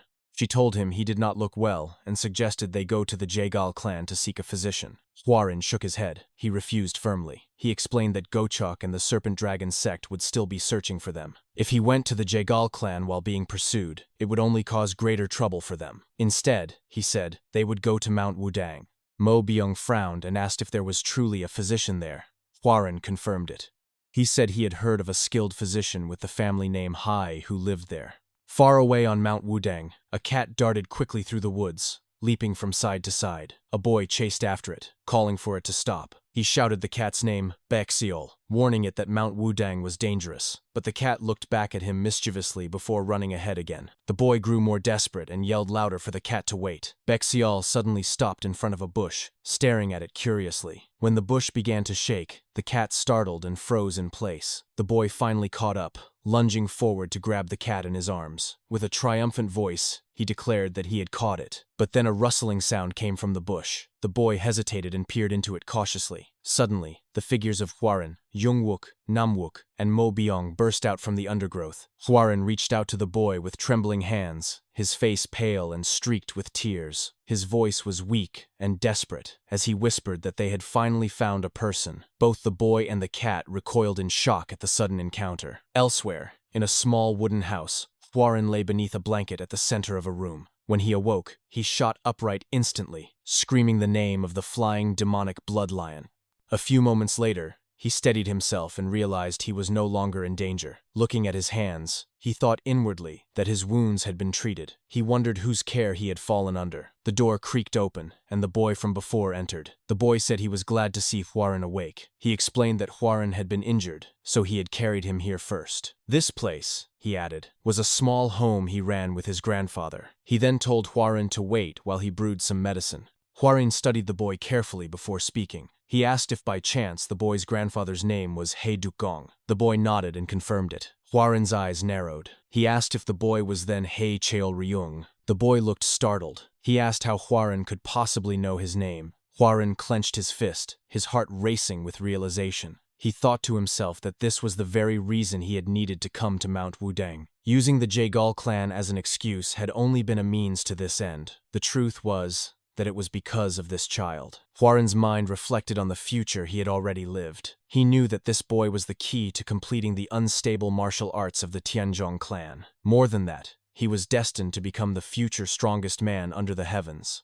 This child was He Cheol-ryung, the One Supreme. In his previous life, Hwarin remembered, there had been a great struggle over a martial arts tome. That conflict had spanned years and had drawn in even the unorthodox and demonic clans alongside the 5 great clans. The scale of the fight had been unprecedented. The reason was simple. The tome contained a completely new principle about martial arts. It spoke of the coexistence of both good and evil within every human, and when good and evil became one, a power greater than any ordinary martial strength could be drawn forth. It was said to be the legacy of Zhang Sanfeng, the progenitor of the Wudang sect, who had ascended to the heavens. Its name was the Yin-Yang Depth Heaven Tome. In Hwarin's past life, this child had obtained it. His family had stumbled across it by chance while gathering medicinal herbs, and with it, He Cheol-ryung had risen to become the strongest martial artist beneath the heavens. The tome encompassed both good and evil. If Hwarin could obtain it, he believed he could finally complete the Tianzhong clan's dream. Although he thought to himself, he had expected a far more dramatic meeting with someone destined for such greatness. As he considered this, He Cheol-ryung was busy brewing medicine. A fly landed on the boy's face. In one swift, effortless motion, he caught it with his hand without even breaking focus. Hwarin's eyes widened in shock. He immediately recognized the motion. His voice trembled slightly as he asked if the boy had already begun learning martial arts. He Cheol-ryung explained with a smile that the movement had been taught to him by his grandfather. Hwarin's eyes widened in disbelief. Stammering, he asked how such a thing was possible. At that moment, an elderly man passed by the doorway. He looked inside and spoke calmly, remarking that Hwarin was finally awake. Hwarin's thoughts stirred instantly. Inwardly, he recognized the man. It was He Dukgong. Later, Hwarin stepped outside the small clinic with the elder. Outside, he saw his companions waiting. Jungwook lifted his broken hand and waved at him with a bright grin, calling out to the young clan heir. All 4 of them, Hwarin, Mo Byong, Jungwook, and Namwook, bowed respectfully toward He Dukgong. With formal courtesy, Hwarin introduced himself as Yong Hwarin of the Henan Tianzhong clan. He offered his gratitude for being treated. He Dukgong shook his head and replied that there was no need to thank him. Treating injuries was his duty. However, he repeated the clan name with curiosity. He asked what had brought the Tianzhong clan's young heir all the way here. The group exchanged uneasy silence, no one speaking at first. Then Hwarin forced a bright smile and answered. He said he had come to find ginseng. He Dukgong studied him carefully. He admitted that he did have medicinal herbs, but explained that wild ginseng was not something so easily obtained. Narrowing his eyes, he asked Hwarin what he needed it for. Hwarin turned his gaze aside for a moment before grinning faintly. Then, with sudden emotion, he pressed his hand to his chest and began to weep. In a trembling voice, he explained that his mother was gravely ill. He said his parents had always cared for him when he was young, despite his poor health, and because of their efforts, he had finally been able to leave the clan and experience the world. But then, he continued, he received word that his mother had fallen victim to a deadly illness. Rumors claimed that ginseng could cure her. In desperation, he had climbed Mount Wudang, only to stumble and fall along the way. Mo Byung observed him with confusion. Her thoughts whispered that his story did not make sense. She remembered clearly that his mother had been perfectly healthy when she bid them farewell. She wondered why the young clan leader would fabricate such a lie, and what would happen if Hei Dukgong discovered the truth. Yet, to her astonishment, the elder's eyes welled up with tears as he listened. Mo Byung realized with surprise that the lie had worked. Crying heavily, Hei Dukgong declared that Hwarin was a true son. Deeply moved by his devotion to his parents, overcome by emotion, he rushed back inside the clinic to gather his equipment. He shouted that they would go search for wild ginseng immediately. Hwarin smirked slightly at the sight, while the rest of the group behind him stood in shock. Later that day, after hours of fruitless searching, Mo Byung was drenched in sweat and gasping for air. She thought to herself that she had believed Hwarin was lying about searching for ginseng, but now, seeing the determination in his eyes, she wondered if perhaps he truly meant it. Hwarin was crawling desperately among the rocks and bushes, searching with sharp intensity. When he spotted Mo Byung standing idly, he snapped at her to join him. He told her not to simply stand around, but to start searching as well. He caught himself almost speaking the truth, but corrected himself mid-sentence, saying he needed the ginseng for his mother. Mo Byung jumped in surprise at his tone and agreed awkwardly. As the sun began to set, Hei Dukgong sighed and announced that they would have to descend the mountain for the day. The group returned to the clinic exhausted. Hwarin wiped the sweat from his chin and admitted to himself that he had known it would not be easy. He said aloud that it was unfortunate, realizing inwardly that even knowing the future did not guarantee success. Hei Dukgong looked at him with sympathy. He promised that if he found ginseng, he would send it to Hwarin's clan. He asked if he should send it directly to the Tianzhong clan residence. Hwarin gave a small bow of thanks and said that would be appreciated. He then looked out at the mountain for a moment before turning back to the elder. With a respectful tone, he apologized but asked if it would be possible to stay for a few more days so he could continue searching on his own. The next morning, Hwarin sat cross-legged inside his room, a red aura swirling faintly around him as he meditated. His thoughts turned inward. He resolved to search the places Hei Dukgong usually visited, convinced that if he explored those areas, he would eventually find traces connected to the tome. Without this lead, he might have spent years searching aimlessly. When he finished meditating, he rose and stepped outside. He bowed politely to Hei Dukgong, who was seated outside, and greeted him with a calm, "Good morning." They spoke quietly together at the doorway. Hei Dukgong asked if Hwarin planned to hike with him again that day. Hwarin replied that he intended to search by himself this time. The elder gave a nod and told him to feel free. The morning air was bright and fresh, and a cool breeze drifted past them. Hwarin glanced around and asked where Ryung had gone. Hei Dukgong began to answer, but just then, the boy came running toward them. He was panting heavily, holding Baexiol the cat tightly in his arms. Both Dukgong and Hwarin stood quickly, alarmed by his haste. Dukgong asked if he had run into a tiger. Ryung shook his head and explained, between gasps, that he had gone hunting with Baexiol in the morning, but some people had tried to capture the cat, so he had run away. Dukgong's expression hardened. He repeated Ryung's words, realizing aloud that some martial artists on Mount Wudang had recognized the cat as a mystic animal and attempted to seize it. He turned his gaze toward Hwarin with concern. At that moment, the group of martial artists arrived at the clinic, their voices raised. One of them shouted loudly that they had found it. A young girl stepped forward, speaking with authority. She called Ryung fast for a mere boy and asked if he was the owner of the cat. Without hesitation, she demanded he sell it to her. Ryung clutched Baexiol tightly and shouted back that the cat was not for sale. The girl frowned with irritation. She said she would pay him handsomely, insisting that he hand it over. Ryung refused again, his voice firm. His cries drew Jungwook, Namwook, and Mo Byung out of their rooms, alarmed by the commotion. Dukgong stepped forward with a calm but stern expression. He apologized politely, but declared that Baexiol was family to them, and they could not sell him. The girl scoffed loudly. She said that if it had been anyone else, they would have simply taken the cat by force. He should be grateful, she added arrogantly, that it was her asking, and he should hand it over. Hwarin observed her carefully, his thoughts sharp. He noted to himself how arrogant she was, and yet she reminded him of someone familiar. In truth, she seemed similar to his younger self. He stepped forward and addressed her firmly. He told her that it was not right to demand that someone sell what they had already declared was not for sale. Immediately, one of the girl's guards drew his sword and barked at Hwarin to back off. He demanded to know if Hwarin realized who he was speaking to. Hwarin held his ground and asked in return just who they thought they were to make such a threat. The guard straightened his back and declared that they were from the Jaegal clan. He announced that the girl was none other than the youngest daughter of the clan head.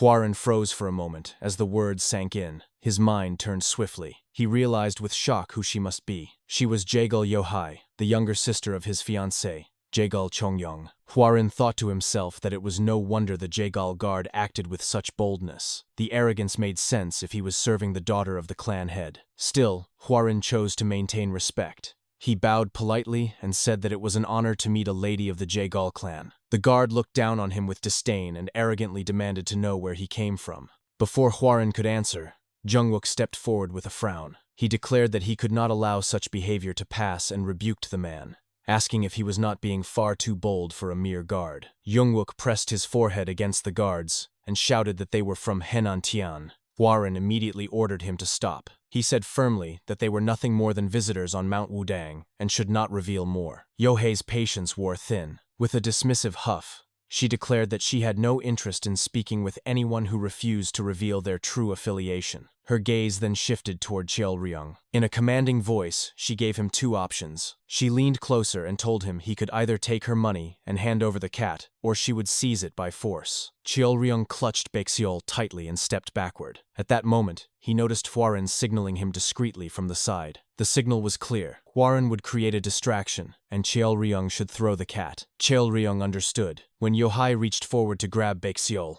Hwarin quickly stepped in front and cleared his throat. He told her that there was a third option. Annoyed, Yohei turned back toward him and asked what he meant. Seizing the moment, Cheolryung hurled Baekseol into the air and shouted for the cat to run. Baekseol landed on the ground and darted into the forest, vanishing into the trees. Yohei shouted in fury and spun toward Hwarin. She demanded to know how he dared interfere. Hwarin only scoffed and replied that if the cat had run away, then she simply needed to catch it. He added that the boy would have no grounds to complain if she succeeded. Yohei clenched her fist tightly in frustration and gave an angry order to her guards. She commanded them to capture the cat. Without hesitation, the guards dispersed into the forest. Hwarin glanced back at Cheolryung and gave him a thumbs up. The boy grinned and returned the gesture, visibly relieved. Later that day, the guards returned in complete disarray, their clothes torn and their faces tired. One of them admitted that they had failed. Yohei's eyes flared with anger as she shouted that warriors of the Jaegal clan could not even capture a single cat. Another guard stepped forward cautiously and explained that it was no ordinary animal. He said it was undoubtedly a mystic creature. Yohei scowled, but decided on her next move. She announced that she would head to the Wudang sect and ordered her men to continue pursuing the cat until they captured it. Mo Byung quietly approached Hwarin and whispered in his ear. She said that if the girl truly was the youngest daughter of the Jaegal clan, then she must be Jaegal Yohei, a figure so notorious for her temper that she was known by the nickname Jaegal Witch. Hwarin thought to himself about her reputation. Despite her harsh demeanor, she had surpassed the other young talents in her clan to become a vice division leader. Aloud, Hwarin told his companions that it would be better to keep their identities hidden for now. They did not know how she might react if she discovered the truth, and there was still something they needed to find on Mount Wudang. Noticing Cheolryung's sad expression, Hwarin walked over to him. He knelt down so their eyes were level and asked gently if he was worried about Baekseol. Cheolryung admitted that he was. Hwarin patted his head with a warm smile and told him not to worry. He assured him that Baekseol would never be caught, reminding him of how fast the cat was. Mo Byung watched this scene from a short distance. She thought to herself that Hwarin had truly changed. That night, Dukgong approached Jungwook and Namwook, carrying a jar of liquor in his hands. He thanked them sincerely for their help earlier in the day and offered the liquor as a gift, explaining that he had brewed it himself with fine medicinal herbs. The two men's mouths watered at the sight. Jungwook said eagerly that there was no need, though his tone betrayed his excitement. Dukgong began to say modestly that it was nothing, and asked them not to refuse. Before he could finish speaking, Both Yongwook and Namwook snatched the liquor eagerly from his hands. The elder blinked in surprise. Yongwook lifted the jar with delight, repeating that there really had been no need, even as he downed the liquor without hesitation. Mo Byung observed from the corner, then turned silently and walked away. Dukong watched the two finish the drink almost immediately. He stammered that they should wait while he fetched more. Meanwhile, under the moonlight outside, Mo Byung wandered the grounds. Her eyes widened when she spotted Hwarin and Cheolryong facing each other, each holding a wooden stick. She thought to herself that they must be sparring. She noted Cheolryong's stance and realized the child had clearly learned martial arts. Cheolryong leapt forward and swung his stick toward Hwarin. With effortless movement, Hwarin deflected the strike, sending the stick flying from the boy's hands. From her vantage point, Mo Byung was shocked. She thought about what she had just witnessed. Though Cheolryong was still so young, he already possessed martial skill, and the young clan leader himself had been forced to use the azure bamboo sword technique against a mere wooden stick. It was extraordinary. She reflected that while geniuses were said to grow at unimaginable speeds, what she had seen was far beyond normal. The next morning, Hwarin stepped outside, yawning. Standing before him was Yohai, her arms crossed firmly across her chest. Hwarin greeted her with a light smile and addressed her respectfully, calling her Miss Jaegal and wishing her a good morning. She gritted her teeth and replied coldly that it was anything but good. With anger in her eyes, she clenched her fist and told him that he should just wait, because she would capture the cat with her own hands. Hwarin smiled calmly and asked why she was not already continuing the search. Crossing her arms again, Yohei explained that she had duties to attend to. However, she promised that she would return in the future to catch the cat. She turned sharply and began to walk away. As she did, Hwarin waved at her and told her cheerfully to take care. Yohei stopped mid-step, glanced back at him, and asked suspiciously what sect he belonged to. Hwarin responded humbly, saying that he came from a small sect in Henan that she would not know. She looked away dismissively and gave a soft huff before walking off. Watching her go, Hwarin thought to himself that she was truly frustrated. He hoped sincerely that he would not encounter her again at the Jaegal clan. Meanwhile, Yohai was fuming inwardly. She thought bitterly that he was lying even to the end. He had claimed to come from a small sect, but the amount of chi he displayed was proof enough that it could not be true. Even his companions, she noted, seemed formidable. Finally, she snapped at her guards, ordering them to investigate everything about him. She told them to find out where they came from, their family backgrounds, and the martial arts they practiced. She wanted to know everything. The guards bowed and answered in unison that they understood. In the middle of the day, Hwarin walked alone through the dense forest of the Wudang Mountains. His eyes scanned the ground and the rocks as he searched tirelessly for the elusive tome. After days of searching, he still had not found a single clue. He sighed to himself, thinking that with each sunset another day passed, and he could not remain in that place forever. At this point, he wondered how much longer he could afford to delay. Later, he returned to the clinic where his companions waited. Gathering them together, he spoke in a steady voice and told them to listen carefully. He said that as soon as their preparations were complete, they would be leaving. Hearing this, Yongwook and Namwook stretched their arms with eagerness. Yongwook remarked that he had been itching to move again. From the side, Mo Byung thought quietly that it was time to pack their belongings. While the group was making their preparations, Cheolryong suddenly came rushing from the forest. His face was pale, and his breath was ragged. He shouted desperately for help until he finally reached Hwarin's side. Alarmed, Hwarin asked him what was wrong. Cheolryong's eyes filled with tears as he held out a small piece of fur stained with blood. He said through sobs that Baekseol must have been injured. He added that the cat should have already returned by now, but it had not, and he feared that it might have been badly hurt. Hwarin examined the blood-stained fur and clenched his teeth. In his thoughts, he acknowledged that Yohei's men must have been pursuing the cat relentlessly, and now it seemed the creature was wounded. Turning back to Cheolryong, he asked if the boy knew where Baekseol's territory might be. Cheolryong repeated the word uncertainly, so Hwarin explained that he meant the place where the boy had first met the cat. Cheolryong nodded quickly and said that he did know the spot. Without hesitation, Hwarin told him that they would go. Cheolryong looked up at him in surprise and asked if he really meant it. Hwarin smiled at him and said that since Baekseol was like family to the boy, of course, he would help. Hwarin lifted Cheolryong onto his back and carried him swiftly through the forest. When they neared the area, Cheolryong shouted that it was just ahead. They landed in front of a massive rock formation at the base of a mountain. Hwarin looked at the rugged cliffs and remarked that the place was quite far and hidden. Cheolryong confirmed it with a nod. Together, they began to call out loudly for Baekseol at the bottom of the rocky mountain. Their voices echoed against the stone walls as they called the cat's name again and again. After some time, Cheol-ryong spotted something and called out to Hwarin. He pointed to a patch of fur on the ground streaked with blood. He said in alarm that it was Baekseol's. Hwarin crouched down to examine the traces and thought to himself that they were close. He began to call again for the white cat, reassuring Cheol-ryong that the signs proved Baekseol had been nearby, and that if they kept searching, they would find it. Then Hwarin's attention shifted. A large, suspicious boulder loomed in front of them. He stared at it intently and told Cheol-ryong that this must be the place. He approached the rock and placed his hands against it. As he pressed, he felt a faint breeze coming from behind. He told Cheol-ryong that there was an opening on the other side of the boulder, and asked him to step back. Using all of his strength, Hwarin tried to push the massive stone aside, but it did not move at all. Gritting his teeth, he admitted in frustration that it would not budge. Inwardly, he cursed and thought that he could not move it with the amount of chi he currently possessed. He wondered if he should fetch Instructor Mo or the Ghost Blades to help. At that moment, Cheol-ryong noticed something beside the rock. He crouched down and said that there was already a hole. Hwarin, trying to keep his pride, laughed lightly and claimed that his effort must have created a gap. Cheol-ryong shook his head and said that it had always been there. Hwarin fell silent for a moment at the boy's remark. Cheol-ryong insisted that Baekseol must have gone through that opening. Determined, Hwarin bent down and crawled into the narrow passage. He told Cheol-ryong to wait outside, since it was dangerous, and that he would check it himself. Cheol-ryong nodded reluctantly. Hwarin squeezed through the tight hole until he reached the other side. Rising to his feet, he looked around in surprise. He whispered to himself that the cavern was far more spacious than he had imagined. He wandered deeper into the cave, his eyes scanning the stone walls. In his thoughts, he marveled that such a vast chamber had been hidden behind a single boulder.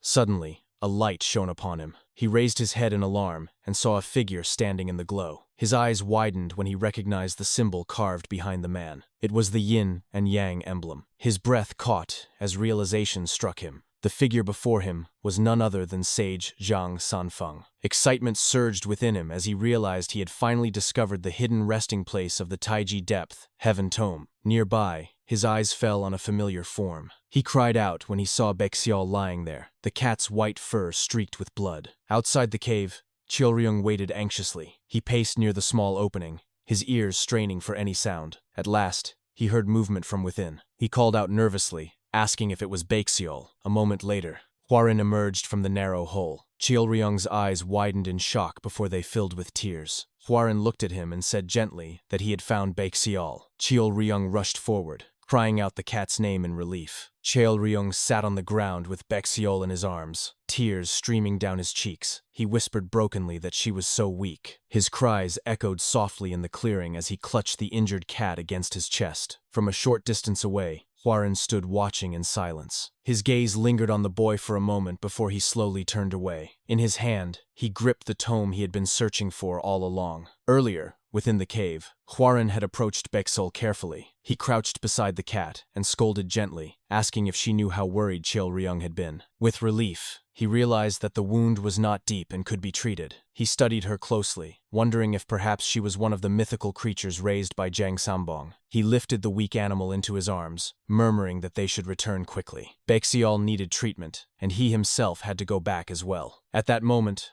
the mysterious figure sitting nearby began to crumble into dust. Shocked, Hwarin rushed forward, only to discover that a tome had been left where the figure once sat. His eyes widened as he recognized it and cried out that it was the Taiji Depth Heaven Tome. That was how he found it. Back outside, Hwarin reflected on what had just transpired. He thought to himself that if he had not come searching for Baekseol, he never would have found the tome. The version of himself from his previous life would never have chosen to help that child either. He looked up at the sky and admitted quietly that he had changed, yet he resolved that he still needed to change much more. He vowed that the Tianzhong clan would rise to become the greatest clan of Henan and avoid its downfall. He swore that his family would live in happiness and that he would make it so. Later at the clinic, Baekseol was lying patched with bandages. Elder Dukgong examined her carefully and declared that he had done all he could. The injury was not as severe as it had first appeared, so he was certain the cat would heal quickly. Cheol-ryong stroked her fur and whispered her name softly, his eyes red from crying.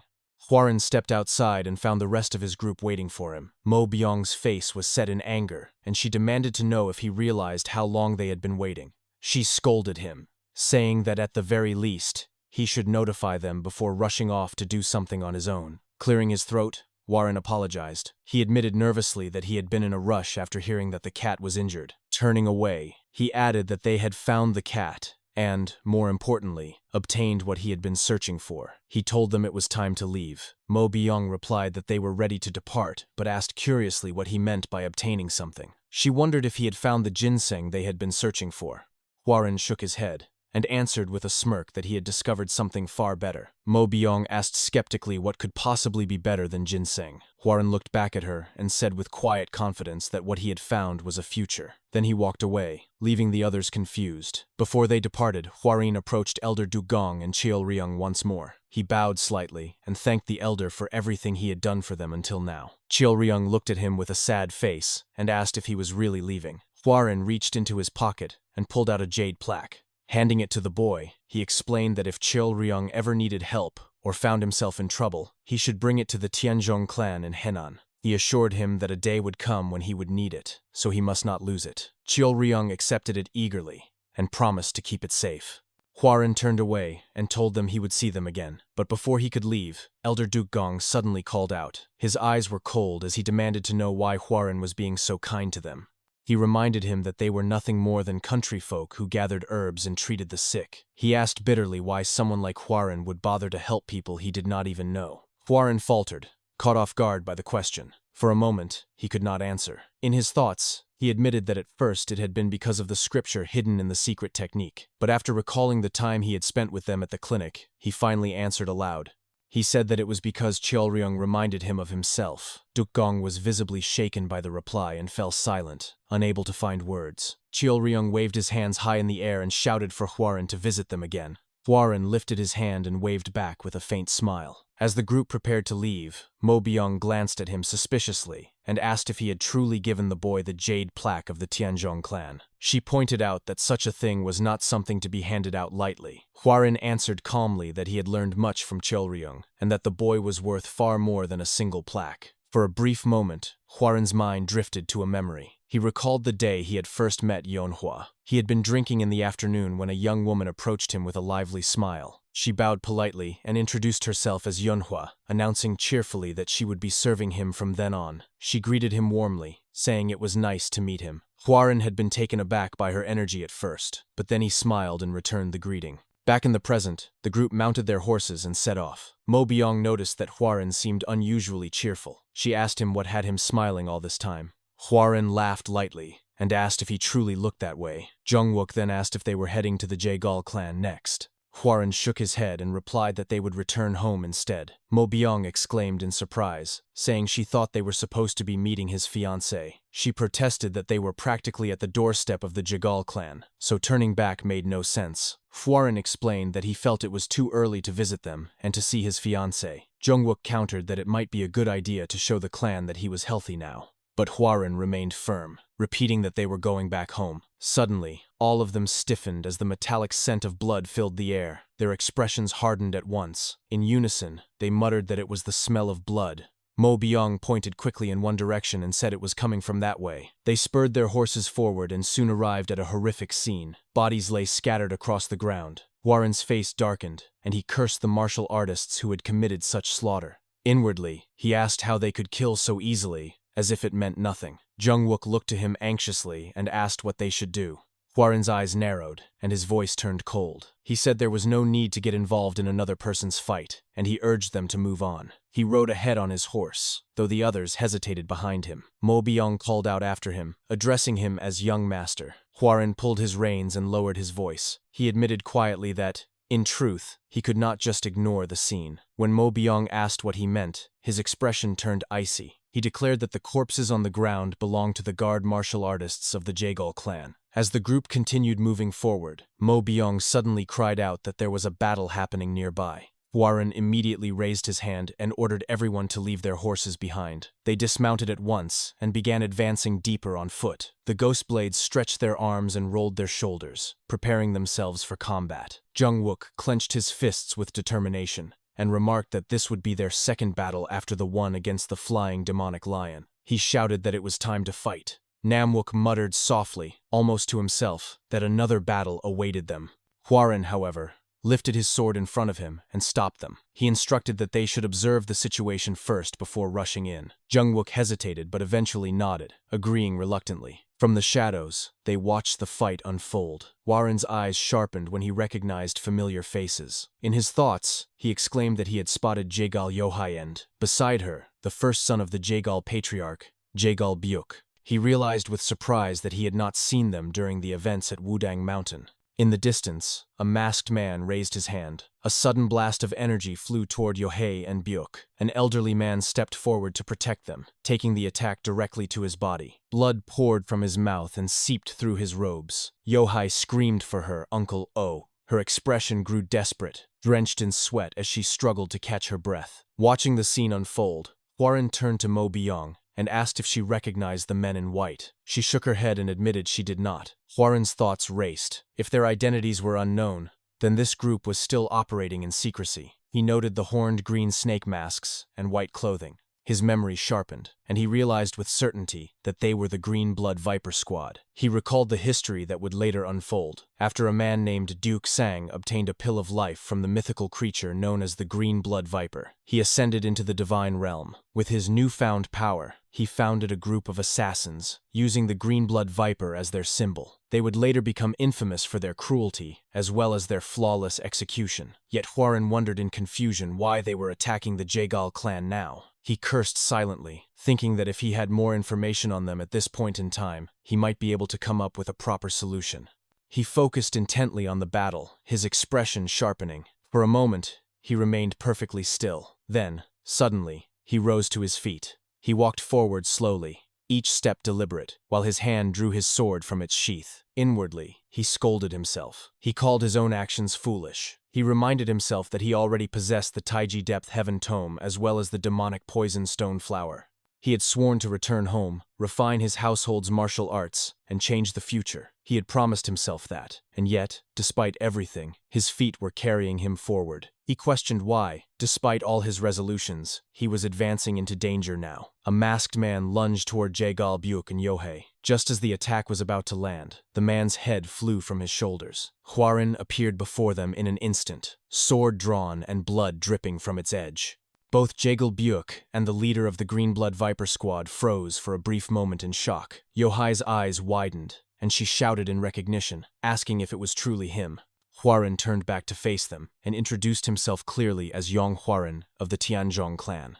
The leader of the Green Viper Squad snarled and ordered his men to kill him. One of the masked assassins leapt forward, but Mo Byung, Jungwook, and Namwook rushed in to defend Hwarin, blocking the strike. After the clash, Jaegal Byuk looked at Hwarin with disbelief. He asked if it was really him, saying he had thought Hwarin was too unwell to even move around. He admitted it had been a long time since they last met. Hwarin cut him off firmly, saying it was not the time for conversation. Byuk kept his thoughts to himself, astonished by how much Hwarin had changed in only a year. The leader of the Green Viper Squad tilted his head curiously and demanded to know who Hwarin really was. Hwarin simply pointed his sword and replied that they were just travelers who happened to pass by. The masked leader scoffed and said it did not matter, since all of them would die here anyway. Hwarin thought quickly. He knew they could not win in a direct clash. The enemy did not have overwhelming numbers, but the Jaegals were already too exhausted to fight. He told himself that his priority was to make sure everyone got out alive. To do that, he needed a strategy.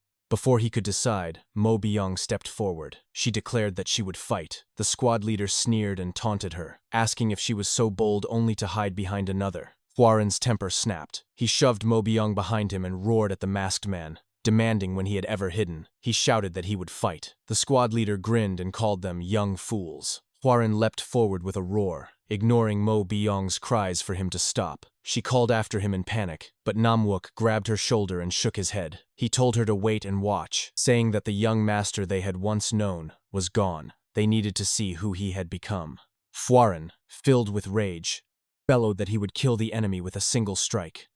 Namwook sighed under his breath, muttering that perhaps not. The Green Viper Squad leader licked his lips with a cruel grin and prepared himself. When Hwarin's strike came, he deflected it effortlessly. He mocked him, asking if that was all it took to make him lose his composure. Hwarin gritted his teeth and pressed forward, striking again and again. The leader shouted at him, demanding to know what he was scheming. But as he moved, His footing slipped for a brief instant. Huaren seized the opportunity and launched an attack. His blade sliced across the leader's hand, severing one of his fingers. The Green Viper squad members cried out in alarm, yelling for their leader. Even Huaren's allies gasped in shock at what he had accomplished. Huaren clenched his jaw tightly. He admitted inwardly that he had intended to cut off the entire arm, but the enemy had minimized the damage by twisting his body, even with his vision obstructed. Despite that, Huaren smiled. He thought to himself that he had achieved the goal he wanted. Mo Byung once again tried to stop him, calling out that it was too dangerous. This time, Jungwook stopped her, insisting that they should let Huaren continue. Mo Byung faltered,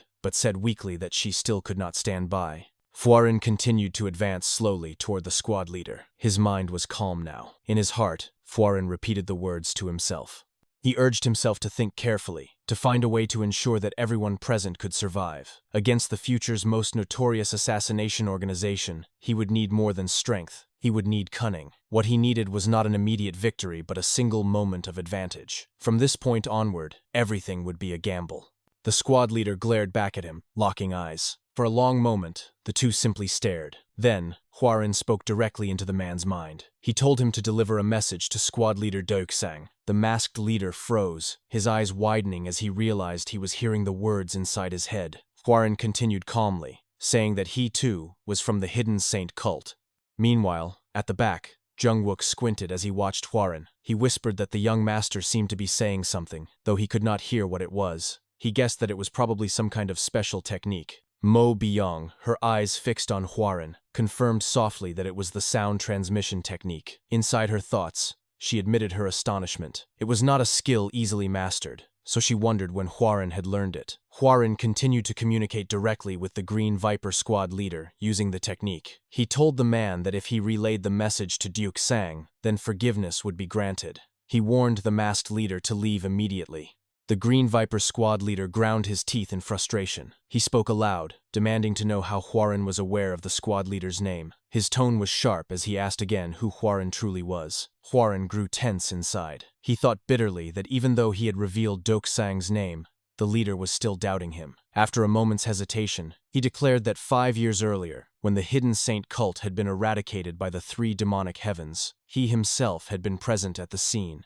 He asked if the Green Viper squad was not one of the groups striving to revive the cult. Then, with conviction, he announced that he, too, was a man from the Hidden Saint cult. The masked leader moved suddenly. In a single step, he lunged forward and pressed the edge of his sword against Huaren's neck. At the back, his companions shouted in alarm, calling for their young master. The Green Viper squad leader narrowed his eyes. He mocked Huaren, saying that he was nothing more than a child, barely grown. Yet despite that, he knew the squad leader's name as well as the secrets of the Hidden Saint cult. The masked man admitted that he found it difficult to believe. However, he said he would accept Huaren's claim if he could answer one question. He demanded to know which heaven of the Hidden Saint cult he belonged to.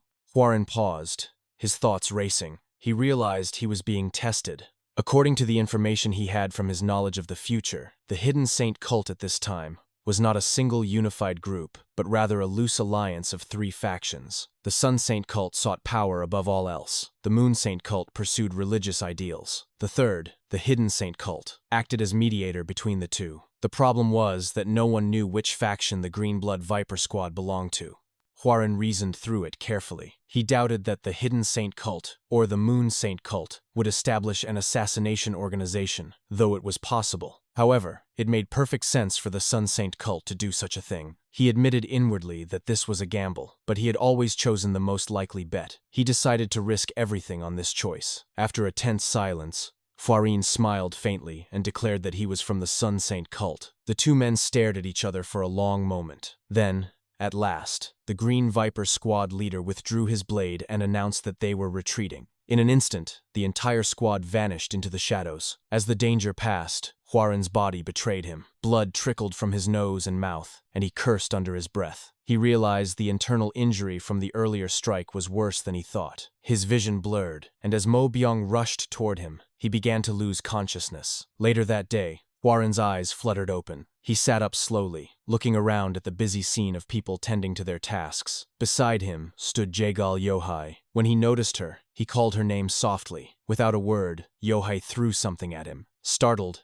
He caught it and looked down at the object in his hand. Yohai explained curtly that it was her clan's healing medicine. It would help with his internal injuries. Hwarin frowned and told her that he had not helped her, expecting anything in return. Yohai turned sharply and shouted at him, asking if he would only accept it if she begged. She ordered him to just take it. Without waiting for his response, she walked away. From a distance, her voice dropped to a softer tone as she muttered a quiet thank you. Hwarin smiled faintly as he heard it. Inwardly, he admitted that he had not known Yohei had such a cute side to her. At that moment, Mo Byung appeared behind him, peering curiously at the medicine. She remarked that it was a rare remedy reserved only for the direct lineage of the Jaegal clan. She confessed that she had not expected Yohei to give it to him. Hwarin sighed and complained that she should make her presence more obvious, as she had startled him. Mo Byung ignored the protest and scolded him sharply. She said she had been terrified when he charged at the assassin, believing he had lost his mind. Hwarin replied simply that he had only been trying to save everyone. Mo Byung sank down beside him and leaned lightly against his back. Her hand rested on his shoulder as her voice softened. She asked why he had changed so much. She reminded him that only a few months ago, he had resented the world and himself, living each day as if it were hell. That was the Hwarin she had known, but today, he had risked his life to protect them all. She said she was impressed and proud of him, but also deeply curious. She wanted to know what was pushing him to act this way. Hwarin hesitated. He answered quietly, his words faltering as he began to recall his past life. After a long pause, he finally spoke. He said that he was doing his best only so that he would not regret things in the future.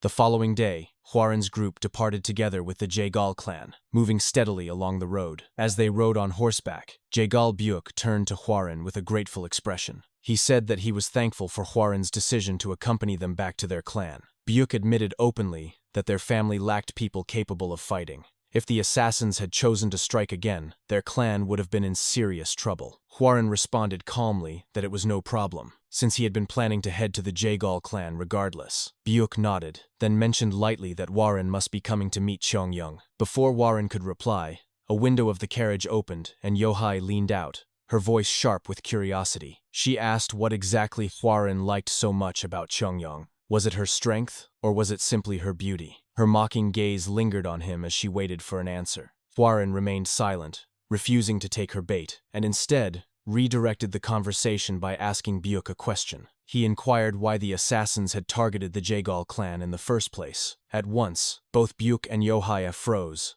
Their expressions turned uneasy as they exchanged nervous glances. Hwarin pressed the point further. He remarked that the Jaegal clan was without a doubt one of the most powerful families, and this region could be considered their very front yard. He questioned what reason the assassins could possibly have to travel so far just to attack here. Yohei faltered before offering a weak response. She stammered that it must have been nothing more than a coincidence.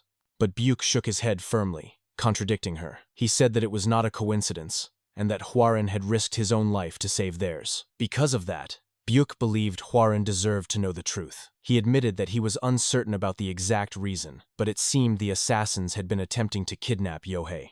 Hwarin frowned and repeated the words, surprised that the lady of the Jaegal clan herself had been the target. Byuk explained further. While the assassins had slaughtered their warriors without hesitation, they had gone out of their way not to harm Yohei. He was certain, he said, that some hidden force bore ill will against their family. Hwarin reasoned aloud that if kidnapping Yohei had been the goal, then she must have been intended as a bargaining chip. Whoever was behind this must want something in return. Byuk narrowed his eyes, his grip tightening on the reins as his thoughts turned grim. He admitted inwardly that he had already suspected an enemy was aiming for their clan.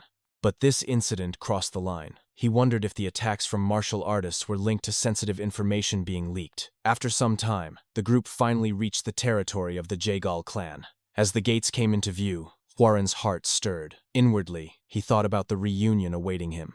It had been an extremely long time, and now, he was about to see Yong again, his dear Yong. Memories from his previous life surfaced. Back then, their marriage had been arranged before either of them had even been born, but their lives had grown apart. He had been frail and sickly, while she had pursued martial arts with unwavering focus. She had drifted further and further away from him, until at last they had been nothing but distant figures bound by obligation. His thoughts were interrupted when Jaegal Byuk addressed him, calling out to the Yong clan heir, and asking him to come greet the clan head.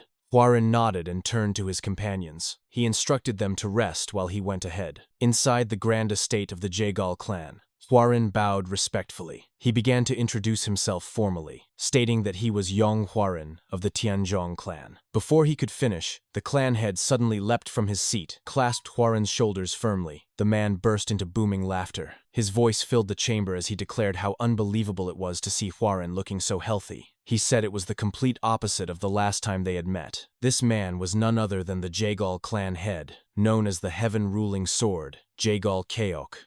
Huaran greeted him respectfully, remarking that it had indeed been a long time. Cheok nodded and asked if the Tianzhong clan leader was well. Huaran answered that his father was in good health and had sent his regards. As they spoke, Cheok's sharp gaze studied Huaran's body. He chuckled and noted that Huaran's physique was strong, evidence that he had been training in martial arts. He said that Yong would surely be pleased. Huaran cleared his throat awkwardly and claimed that he was unworthy of such praise. Cheok waved the words aside. He remarked that he had already taken up too much of Huaran's time, and that it was wrong of him to delay when there was someone waiting eagerly for him. Huaran bowed again, acknowledging the point. Before Huaran could leave, Cheok added one more comment. He mentioned that another guest had arrived earlier. The guest was of similar age to Huaran, and Cheok suggested it might not be a bad idea for them to talk. Huaran replied that he would do so. Once Huaran had left the room, the atmosphere within shifted. Alone now with Byuk, Jagal Cheok's laughter faded. His tone turned serious as he commanded Byuk to speak. Meanwhile, outside, Huaran descended the estate's steps, his mind still focused on the meeting ahead. He thought to himself that he had now greeted the clan head, and the time had truly come to meet her. As he walked further, a commotion near the gates caught his attention. An attendant raised his voice angrily, insisting that the clan's members were absent. A guest retorted that he only wished to announce his name. When Huaran turned his head, his eyes narrowed in recognition.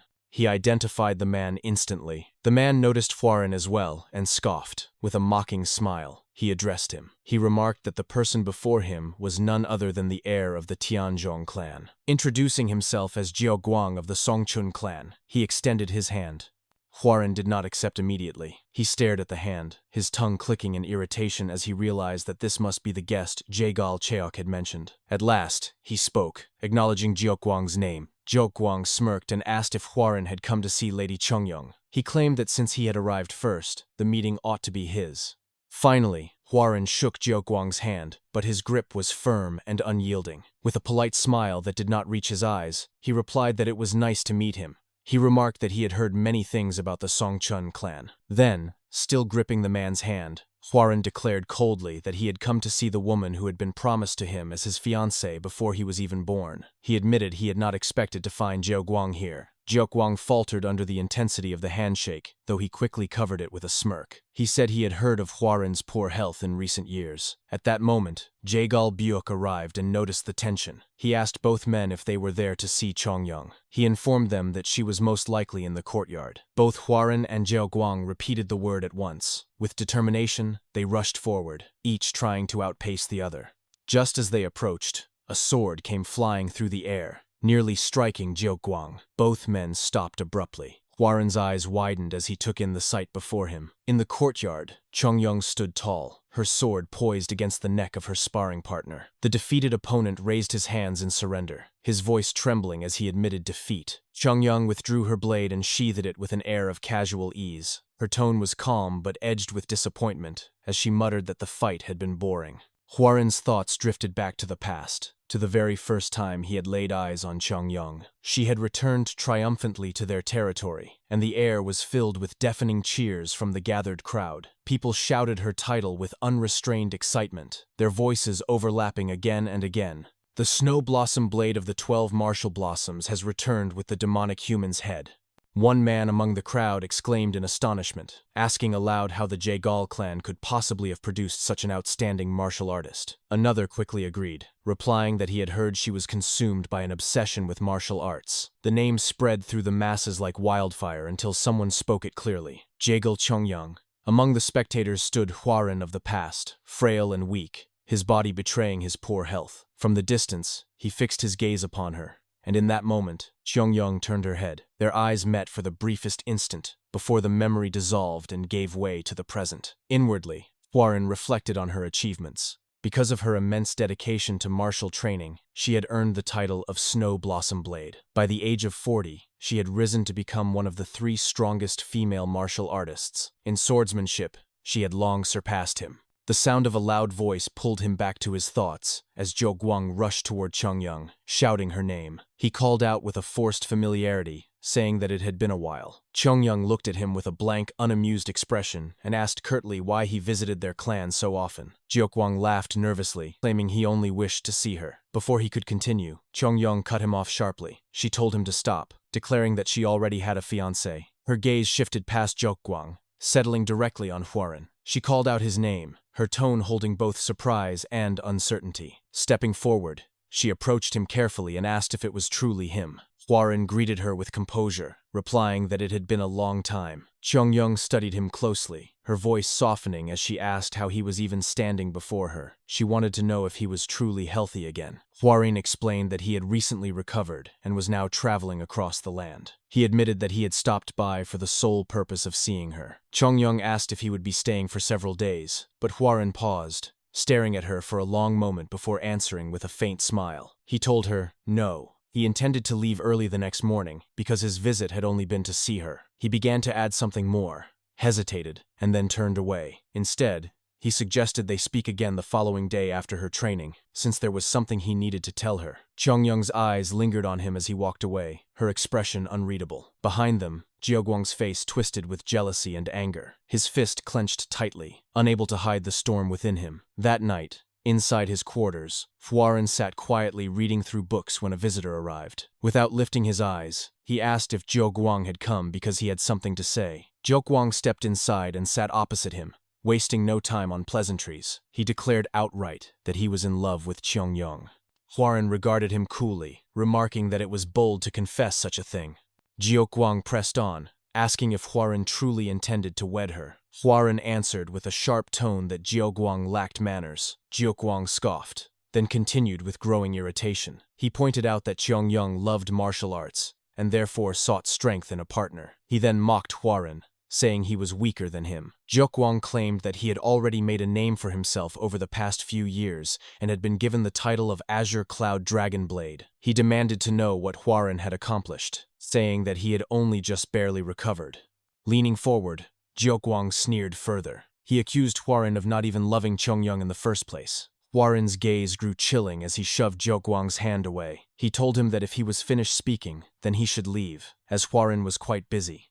Zhou Guang's anger deepened, though he quickly masked it. Hidden from view, his hand gripped a small vial that looked suspiciously like poison, concealing it within his sleeve. He stood up and warned that Huaren would regret this. Without another word, he turned and left the room. Alone again, Huaren clicked his tongue in irritation. From the look in Zhou Guang's eyes, he could tell the man would soon cause trouble. His eyes fell on the Taiji Depth Heaven tome lying before him, and he murmured that he might have to use it sooner than he had originally planned. Before long, another visitor entered. Huaren turned toward the door, ready to voice his annoyance, but paused when he saw who it was. It was Yohei. She asked softly if she had disturbed his rest. Inwardly, Huaren reflected on her. She seemed far more refined than when he had last seen her, appearing every bit a proper lady. It was a peculiar change, completely different from the mischievous girl he had encountered at Mount Wudang. When he asked what had brought her there so late at night, she explained that she had heard he would be leaving in the morning. She bowed respectfully as she spoke. Huaren told her that staying longer might interfere with Chongyang's training, and besides, he had other matters to handle at home. Yohei nodded with understanding, but then her demeanor shifted abruptly. Leaning forward,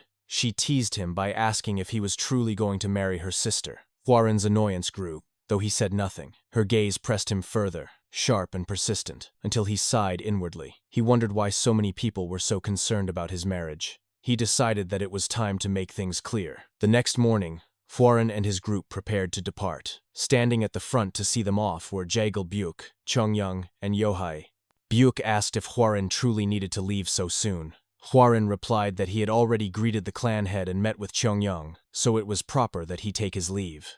Buke joked that Chongyang would surely be disappointed. Chongyang lowered her gaze, her expression clouded with sadness. Huaren called out to her gently, asking if they might speak privately. Before she could answer, a loud shout rang out from the distance. The voice cried out his title, calling him the heir of the Yong clan. It was Jiuquang. He strode forward with a smirk, bowing theatrically before Huaran. He declared himself as Jiuquang, the Azure Cloud Dragon Blade of the Songchun clan, and formally requested a duel with the heir of the Tianzhong clan. The crowd gasped in shock when Jiuquang publicly issued his challenge. Voices rose all around the arena, some shouting in disbelief at the audacity of a duel. Chongyung's voice rang out above the noise, sharp and cold. She declared that he truly had no shame. Her eyes fixed on him with disappointment as she accused him of challenging someone who had only just recovered from serious injuries. She told him that if he truly wanted to fight, then he should behave properly and set a date in advance. Jiuquang only smirked. With mocking laughter, he shouted back that there was nothing shameful in challenging the heir to a martial clan. He raised his voice so all could hear, claiming he merely wished to witness the famed soaring dragon emperor sword of the Tianzhong clan. Since Huaran was preparing to leave, he had no choice but to act now, or else he might never get another chance. With another bow, his eyes gleaming with arrogance, he asked if Huaran would accept. The crowd broke into murmurs, whispering heatedly as they waited for the heir's response.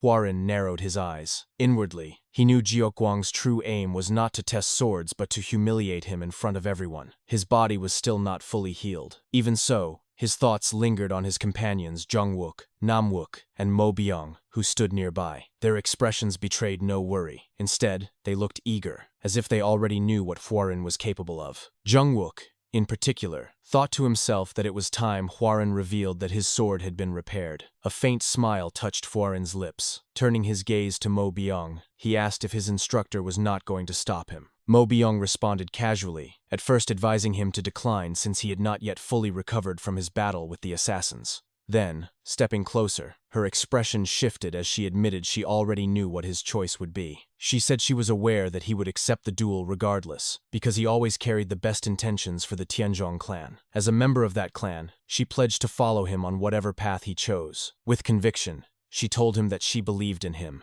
Yong Huaran, and urged him to accept and win. Her words left Huaran momentarily stunned. Had she truly changed? For the first time in a long while, he smiled warmly. He stepped forward and declared in a clear voice that he, Yong Huarin, heir of the Tianzhong Yong clan, would accept the duel. Later, at the open arena, Jiuquang and Huaran faced each other at the center. Between them stood Jegal Byuk, Yohai, and Chongyung, acting as overseers of the contest. Yohai announced the rules with solemn authority. Since it was to be a friendly duel, Qi was permitted, but sword Qi and lethal techniques were forbidden. A loss would be decided if either combatant dropped their weapon or if their sword broke. Furthermore, if a blade shattered because it could not withstand the flow of Qi, that too would count as defeat. Jiuquang smiled confidently, hiding his thoughts. He knew this would give him an advantage. Because of Huarin's internal injuries, his ability to manipulate Qi was limited. Jiuquang resolved to take his time and toy with him. Before the duel began, Huaran added another layer to the contest. He proposed a wager. The loser would never be allowed to step foot in the Jegal clan again.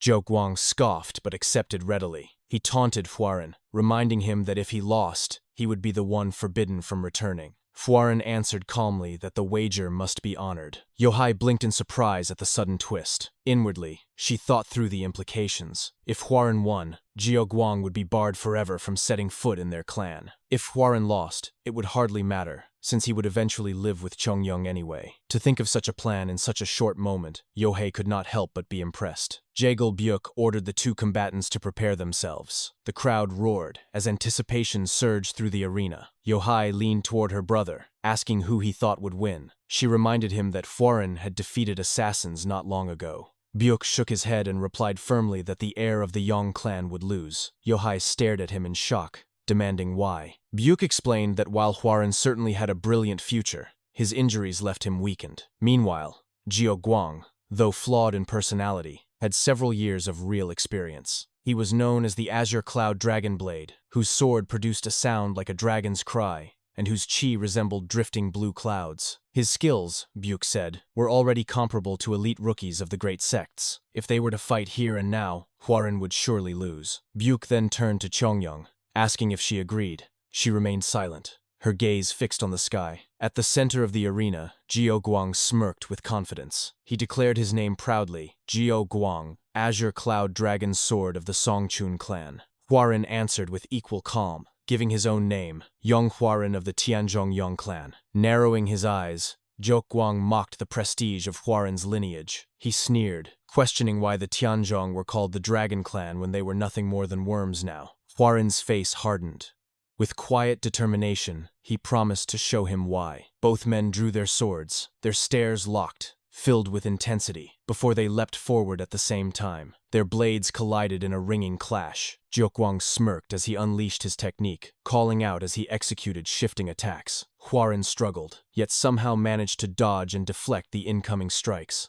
Staggering back, he steadied himself, but Zhou pressed harder, leaping forward with another roar, telling him they should have some fun. Despite his injuries, Huaran evaded again, deflecting what he could. Zhou irritation deepened. Inwardly, he cursed. How was Huaran blocking his techniques? It was impossible for him to follow the trajectories with his injuries. Huaran's eyes were sharp with focus, every move of the blade visible to him. He could see Zhou sword clearly. This was insight, an ability that emerged when qi began to influence one's sight. Yet he clenched his teeth, acknowledging that he should not have reached this stage yet. Was this, too, thanks to the old man's teachings? Zhou shouted again, calling Huaran as fast as a rat. Before preparing another strike, he declared that this time, he would see if Huaran could block. His sword erupted with blue qi as he performed another mighty technique. From the side, Yong exclaimed aloud, recognizing it as the mighty azure cloud sword. Huaran watched closely, concern flickering in his eyes. So this was the sword of the Songchun clan. Zhou smirked, demanding that Huaran come at him with everything he had. Huaran steadied himself, allowing golden qi to envelop his own sword. The two shouted their techniques as they launched their attacks. Zhou called upon the mighty azure cloud sword, while Huaran invoked the soaring dragon emperor sword. Their blades clashed violently, filling the arena with sparks of qi.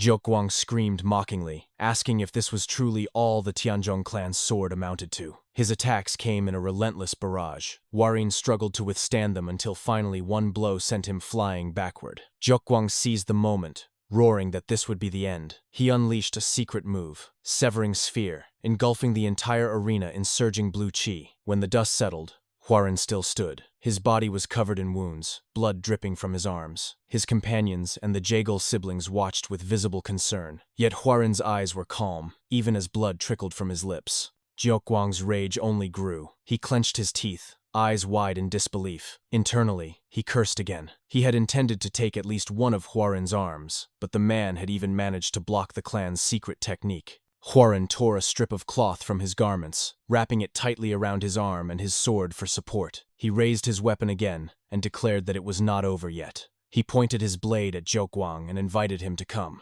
Zhou's rage boiled over. He admitted openly that he had never liked Huaran. He despised the man's superior air, his calmness, his know-it-all demeanor. At first, this had been about Yong, but now it was personal. He screamed that he simply wanted to crush him. His aura erupted violently, overflowing with killing intent. From the side, Yong cried out in protest. She insisted this was no longer a friendly duel, and turned desperately to her brother. She begged Buick to stop the match before it went too far. Buick remained silent. Yong turned to Chongyang, pleading for her to intervene, but her sister only stared at the battle unfolding before her. Huaran watched, then slowly lowered his sword. His thoughts churned deeply. Zhou was right. He had been lying to himself. He had acted calm before death, pretending to know the future, when in truth, the future was uncertain. He admitted inwardly that he was no saint. He had stolen a child's future. Yet as he stepped forward, his resolve hardened. He would not run from this. He would walk straight into the storm. He would no longer flee from his pathetic past. Though he was not a saint, he vowed to do everything he could to help those he could still protect. Holding his sword firmly, qi surged thickly around the blade.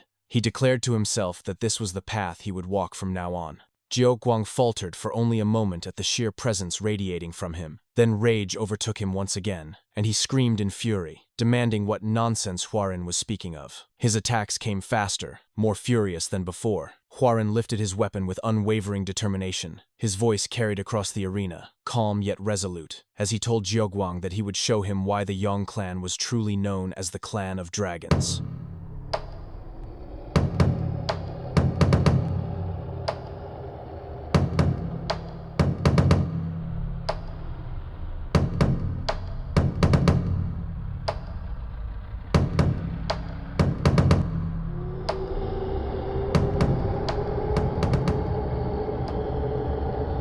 As the clash between Hwarin and Jiuguang intensified, a sudden gust of wind swept across the arena, carrying with it an overwhelming pressure that made the crowd tremble. Yohei shouted in alarm that this was no longer a friendly spar and insisted it had to be stopped. Yong immediately drew her sword, prepared to interfere if things went any further. While the blue qi continued to flood the arena, a different energy began to emerge at the center of the duel. Yong fixed her eyes on it, curiosity flashing across her expression. As the qi slowly took the shape of a dragon, the entire audience froze in shock. Yohei stammered aloud, asking what it was, and then whispered in disbelief that it looked like a dragon. Hwarin's companions, however, smiled with pride at the sight. The qi of both men collided with such intensity that Jiuguang felt his composure breaking. Alarm spread across his face as he realized that Hwarin was absorbing his energy and growing stronger. His thoughts raced in panic, cursing the situation, for at this rate, he would surely lose. Just as the atmosphere reached its breaking point, a loud commanding voice rang out through the arena, shouting for them to stop. A figure appeared in the middle of the arena. With a single gesture, he pulled both energies into his hands and dispersed them in an instant. The man revealed himself as Jaegal Cheok. After dispelling the qi with ease, he stood tall with a proud smile and declared that the duel would end there. The Jaegal siblings immediately called out in respect, addressing him as their lord. Jaegal Cheok's tone grew sharp as he warned that if the fight had continued, someone would have truly died. Jiuguang's expression twisted in disbelief. He clenched his teeth and raised his voice toward the clan head, insisting that he had won the duel. He shouted that if Cheok had not interfered, he would have defeated Hwarin. Jaegal Cheok turned a cold gaze upon him and asked if he truly believed that. He reminded him that, according to the rules, a broken or dropped sword meant defeat. Jiuguang's eyes widened as he looked down and realized in horror that his blade was snapped in half. His face went pale as his voice trembled in denial. He muttered that it could not be true, then tried to justify himself by accusing Hwarin of using sorcery. He claimed he had felt it that Hwarin had been gravely injured and incapable of drawing on his power, but had suddenly gained unnatural strength. Jiuguang shouted that it must have been demonic arts. Before his rant could continue, Chongyang stepped forward with cold precision. She raised her sword and pressed the tip near Jiuguang's neck, telling him firmly to stop causing a scene and to leave at once. She reminded him of the wager he had agreed upon and asked if he had already forgotten it. The crowd stared in silence as Jiuguang froze in place, his pride shattered. After several moments, he finally turned his back, walked out of the arena, and departed in humiliation. Jaegal Cheok clicked his tongue in disappointment and muttered that the Songchun clan had truly fallen, questioning how someone like Jiuguang could ever claim to be the Yong clan heir. But when his gaze shifted toward Hwarin, his expression changed to a wide smile. He laughed heartily and praised the young master of the Yong clan, declaring that the duel had been splendid and that he was genuinely shocked by his performance. Placing a hand on Hwarin's shoulder, he noted that, despite still recovering, Hwarin had displayed remarkable martial prowess. Yet his eyes narrowed slightly as he explained that it was precisely because of that display of strength that he had been forced to intervene. He reminded everyone that they could not allow a duel within the Jaegal clan to end with a corpse. Hwarin smiled faintly and bowed respectfully, thanking him for the acknowledgement. Jaegal Cheok burst into loud laughter. As Hwarin wiped his mouth, he noticed blood dripping from his lips. Jaegal Cheok clicked his tongue and scolded him, asking if he truly intended to leave in such a state. He advised Hwarin to rest in the main estate for the night and depart the following day. He also told him to use the time to have a proper conversation with Chongyang. Hwarin once again bowed respectfully and accepted, though quietly. As he stepped down from the stage to rejoin his companions, Jaegal Cheok watched him closely, his eyes gleaming with interest. A wide grin spread across his face as he thought to himself that the Tianzhong clan truly held a dragon within their ranks. He reflected that they were indeed worthy of being called the Dragon Clan. Yet when he glanced at his own hand, he noticed it was wounded and bleeding. He recalled vividly the moment he had suppressed Hwarin's qi, and his eyes narrowed in deep thought. Could it be? He wondered silently. His contemplation quickly turned into a booming laugh that echoed across the courtyard. After a long moment, he summoned his son with a commanding tone. He called out for Byuk and declared that they would need to push forward their plans sooner than expected. Byuk bowed and answered without hesitation that it would be done as commanded. Later that night, Hwarin sat in his quarters tending to his wounds. He stared at his scarred body and muttered that he had gained many more injuries from the duel. Suddenly, a knock came from outside his door. Hwarin quickly composed himself, dressed properly, and called for the visitor to enter. The door opened slowly, and Yong stepped in gracefully, her presence calm and elegant. Hwarin turned to her and said quietly that she had come. Yong entered Hwarin's quarters and sat gracefully across from him. For a moment, she simply studied him in silence before finally asking how he felt. Hwarin raised his injured hand, looked at it, and admitted with a faint smile that he had gone a bit overboard in the duel, but he reassured her that he was fine. An awkward silence settled between them, stretching until Hwarin finally attempted to speak. At the very same time, Yong also spoke, breaking the quiet. Yong remarked that Jiukwang had not been an easy opponent. Hwarin looked at her in surprise, and she elaborated. She explained that the Azure Cloud Sword of the Songchun clan was a fearsome martial art, one designed to tear opponents apart with overwhelming qi. In addition to that, Jiukwang's martial prowess was certainly not lacking. Yet, despite being injured, Hwarin had managed to defeat him. She continued by mentioning the technique Hwarin had displayed at the end. To her eyes, it had resembled the soaring dragon emperor sword, but something about it had felt different. She confessed that as she watched him absorb his opponent's energy little by little, she wondered if he had secretly learned some martial art from the Wudang sect. She asked with earnest curiosity how he had managed to train to such a level when it had not been long since his recovery. Hwarin smiled faintly to himself as he thought inwardly that Yong's obsession with martial arts remained as strong as ever. He sighed internally, acknowledging that he had expected this line of questioning from her. Yong then caught herself and asked if she had spoken too much, before reminding him that he had something he wanted to say to her. Hwarin admitted that she was right. He straightened his posture and told her that he had something important to share. He explained that after recovering and resuming his training in martial arts, he had come to realize a goal. Or perhaps, he said, it had always been the same goal he carried deep within. He raised his right hand high and declared that his desire was to protect his clan and family, and that he would do whatever it took to achieve that. A smile touched his lips as he turned toward her, and added that she, too, must have a similar goal. He told her that he hoped she would live with freedom in order to pursue her own path. Yong tilted her head in confusion and asked what he meant. Hwarin looked at her seriously and told her that he believed she would become an exceptional martial artist and that he did not want to stand in her way. Yong paused in silence for a moment. Then her expression darkened as she asked in a sharp tone whether there was another woman. Hwarin coughed awkwardly and quickly clarified that it was nothing of the sort. He explained that the truth was simpler. They did not love each other. She loved martial arts, while he loved his clan and family. That was why he wished for her to live the life she truly wanted, unbound by obligations that might hinder her pursuit. The two of them locked eyes for a long moment. Then Yong closed her eyes and exhaled softly before revealing that she had a wish she wanted him to fulfill. Hwarin looked at her in surprise and asked what this wish might be. Later that night, beneath the silver glow of the moon, Hwarin and Yong stood together in the training court. Yong's request had led them there.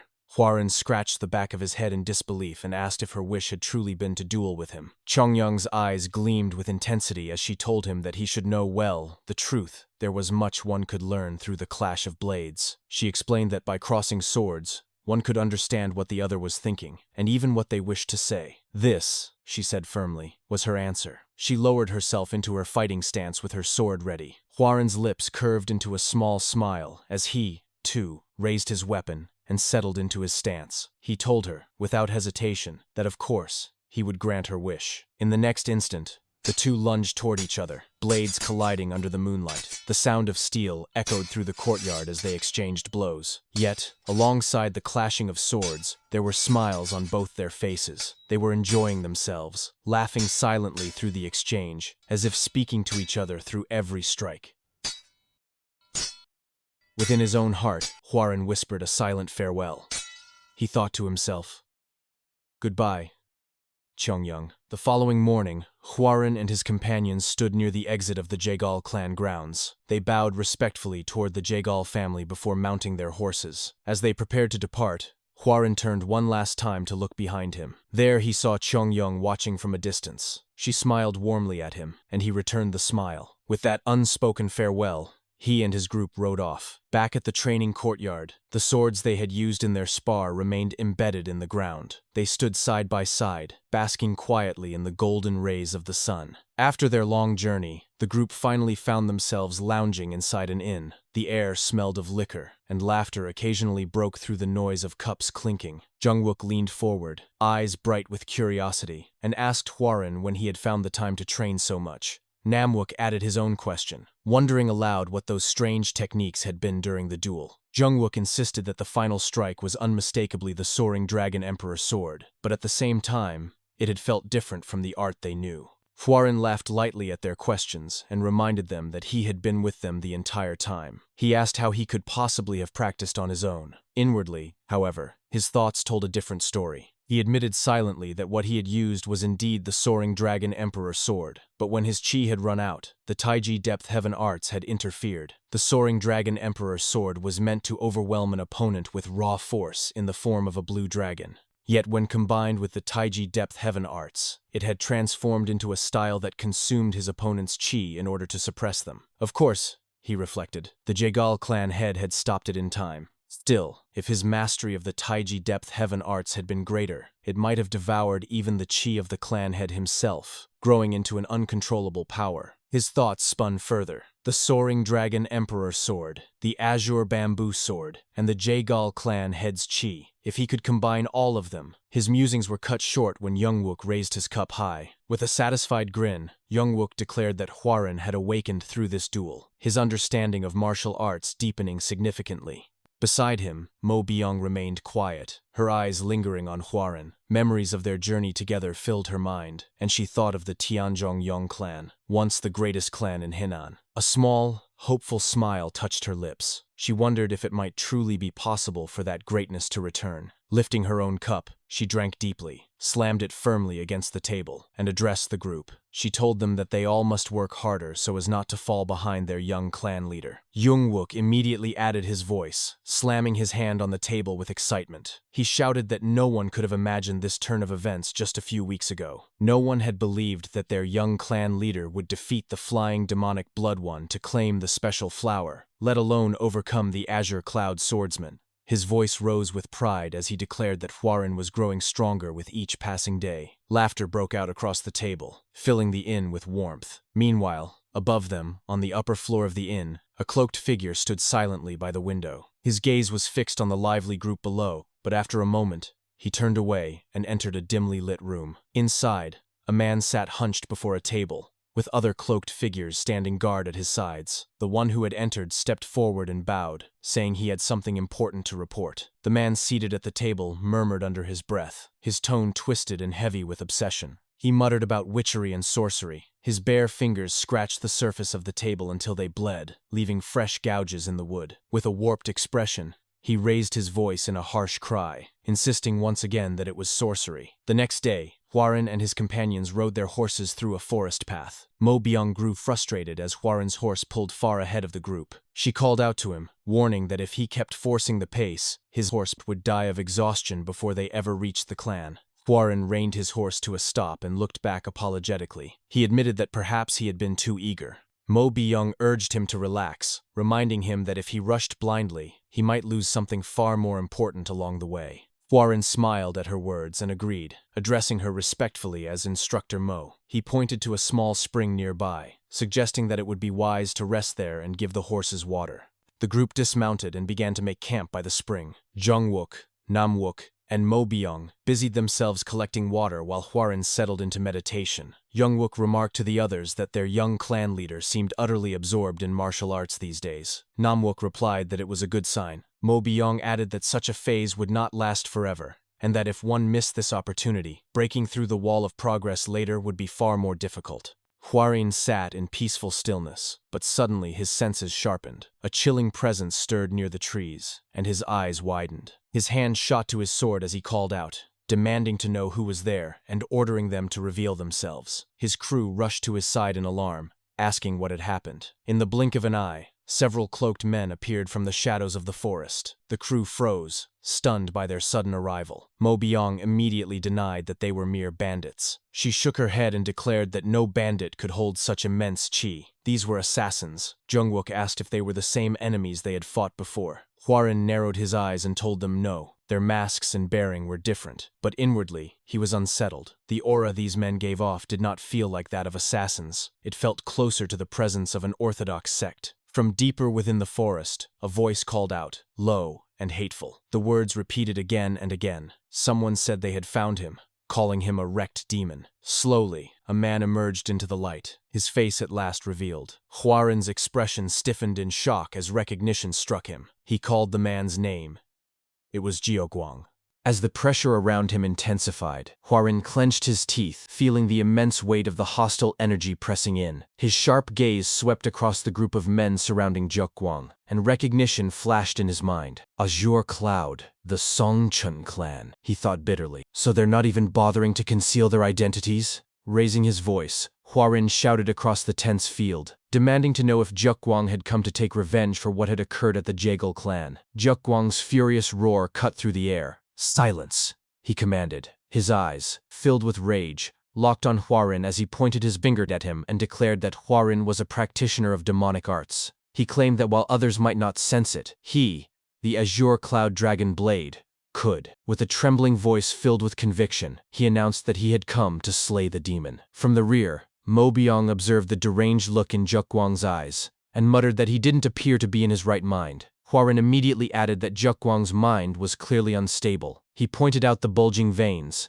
the turbulence in his inner qi, and concluded that the man had fallen into qi deviation. Huaren called out again, reminding Jiaoguang that he had already lost to him once, and taunted him by asking whether he truly believed the outcome would change this time. Jiaoguang began to laugh slowly, his expression twisting with madness. "You still don't understand your situation, do you?" he sneered. Then, with a wicked grin, he asked mockingly, "So, how did the poisoned spring water taste?" The realization hit Huaren's group like lightning. Each of them attempted to circulate their qi, only to find it unresponsive. Mo Biang gasped in shock, shouting that her inner qi was no longer moving. Namwook, standing nearby, stammered that his qi was also frozen. Huaren's mind raced. "Gentleman's poison?"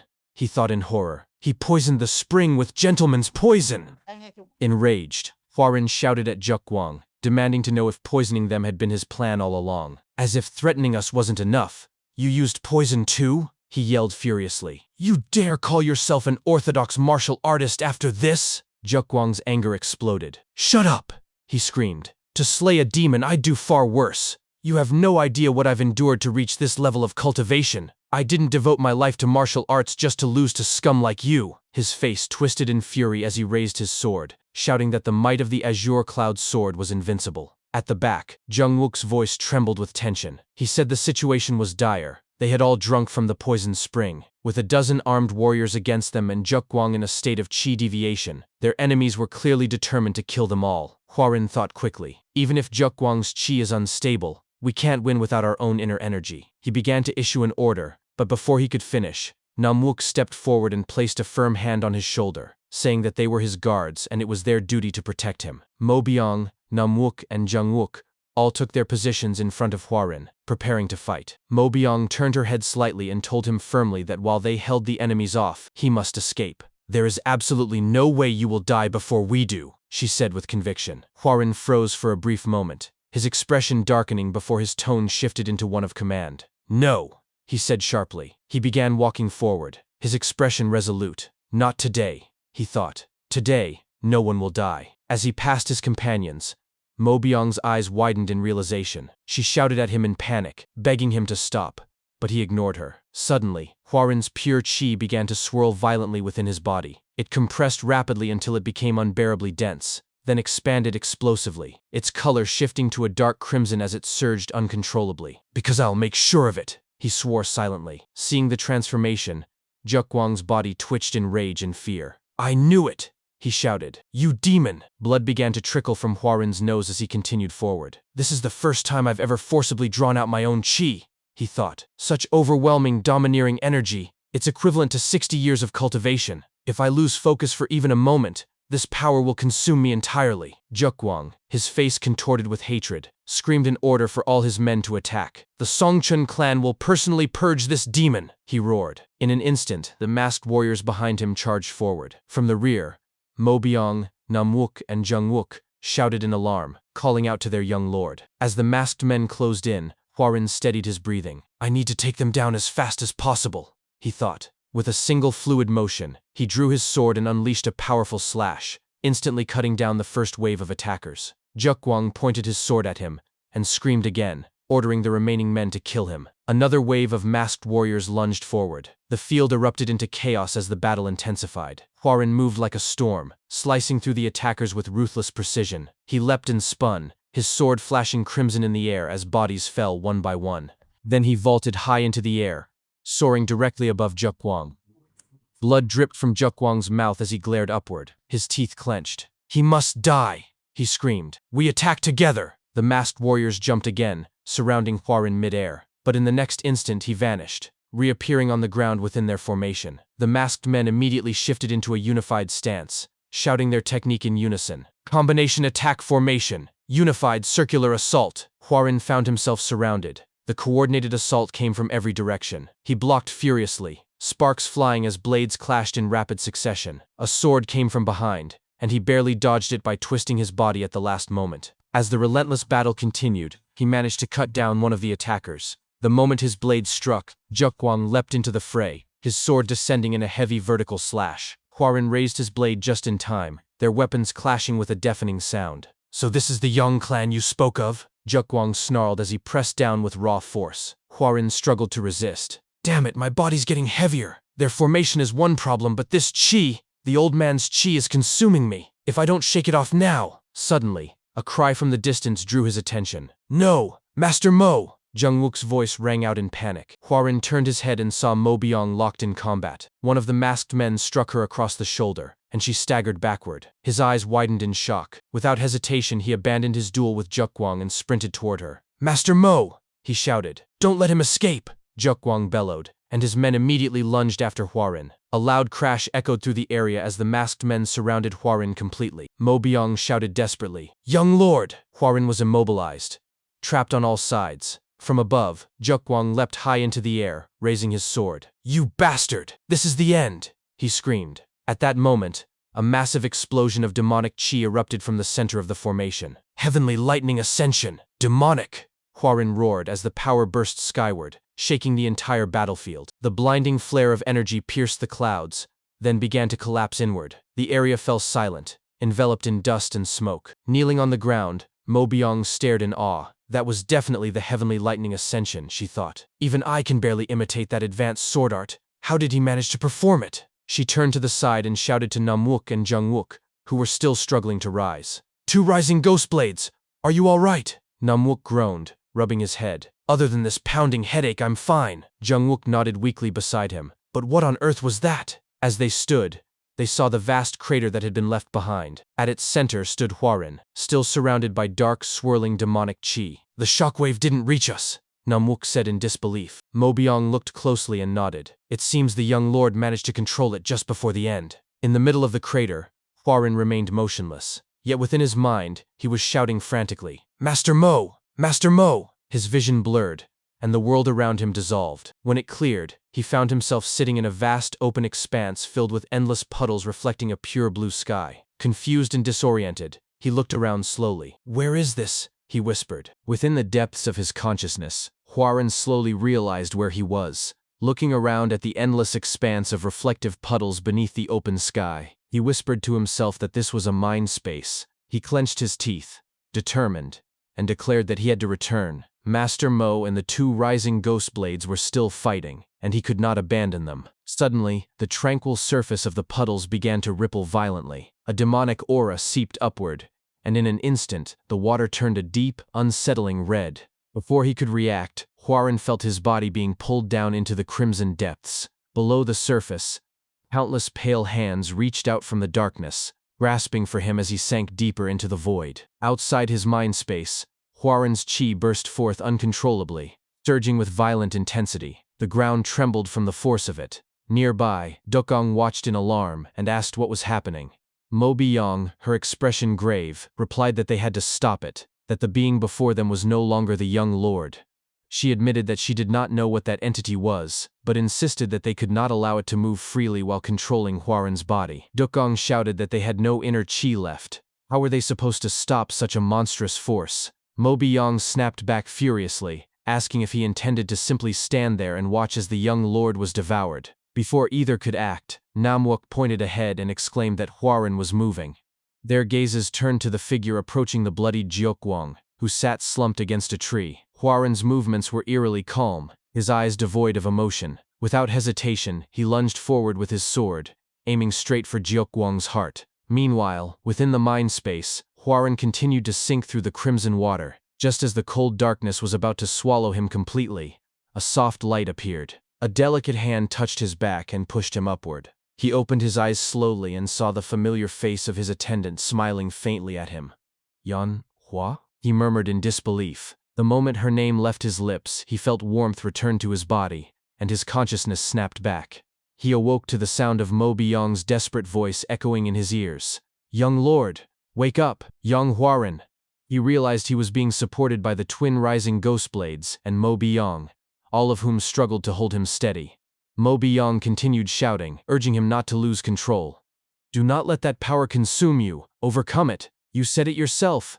You wanted to protect your family and make the Tianzhong clan the greatest sect of all?" Hwaran's breathing steadied, and he managed to speak in a faint voice. "Master Mo, my acupressure points." Understanding immediately, Mo Byong pressed several points along his body with precision. The violent chi slowly began to dissipate, fading like smoke in the wind. Hwaran's eyes fluttered shut as he lost consciousness. Just before his mind faded completely, an eerie, aged voice echoed from within him, whispering coldly, "Next time, it won't end so easily." A tense silence followed. Dukong finally exhaled deeply and remarked that it was fortunate the young lord had regained consciousness. Mo Byong, kneeling beside Hwaran, explained that if she had struck the pressure points while he was still lost in deviation, his chi would have turned berserk and destroyed him entirely. Dukong clicked his tongue and admitted that when Hwaran had tried to kill Jiukwang, he had nearly lost his composure. Jiukwang might have been insane, he said, but the Songchun clan was still part of the orthodox faction. If word of Jiukwang's death reached their ears, the consequences would be severe. When Dukong turned toward Jiukwang, he froze. Mo Byong was already standing over the wounded man. Jungwook called out uncertainly, but Namwook quietly muttered one word, "Antidote." Jungwook blinked and replied, "Oh." Mo Byong approached Jiukwang, her expression dark. She clenched her sword tightly and said in a cold, hollow tone, "Even now, your first thought is to look for an antidote?" Without hesitation, she swung her blade. The sharp sound of steel sliced through the air, and Jiukwang collapsed lifelessly to the ground. The twin rising ghost blades stood frozen in shock. Dukong shouted in disbelief, demanding to know what she was doing. She sheathed her sword with calm precision and replied with a firm voice that Jiukwang had tried to kill the young lord several times. More importantly, he had seen Hwaran's strange chi with his own eyes. If he were allowed to live and spread rumors about it, it would bring trouble to them all. She lifted Hwaran onto her shoulder and began walking away, saying quietly, "There's no need for anyone else to dirty their hands. I'll handle it." Dukong watched her retreating figure and murmured that just as the young lord had changed, so too had she. Crossing his arms, he muttered under his breath that perhaps they all had. Clicking his tongue, he turned to Namwook and ordered him to hurry and find the antidote. To his irritation, Namwook was already drinking from a small vial. Jungwook shouted at him, asking how he could be sure it was not poison. Namwook smirked and explained that when one smelled an antidote, it created a dizzy, dry sensation because the poison inside one's body reacted defensively. In contrast, poisons gave off such a foul stench that it made one want to vomit. Once a person understood that difference, he said, finding an antidote became simple. Jungwook nodded, slightly impressed, and Namwook raised a pouch with a sly grin. Additionally, he said, alongside the antidote, I found something else. Something that looks really expensive. Sometime later, Hwaran slowly regained consciousness. He opened his eyes to find himself lying in a bed within an inn. Sitting up, he murmured softly that he was back at the inn. Crossing his legs into a lotus position, he began to circulate his chi. After a few moments, his eyes widened in surprise. His inner chi had not only returned, it had grown stronger. Reflecting on Jiukwang's attack and the uncontrollable power that had erupted within him, he sighed and lay back, covering his eyes with his arm. It had been a close call. He had nearly lost his body entirely when his chi went berserk. Sitting upright again, he muttered that if he could lose himself, or even die, before mastering the Taiji Depth Heaven Tome, then everything he had done would be meaningless. The power inside him, he realized, was not ordinary chi. It might even be something akin to an old man's soul.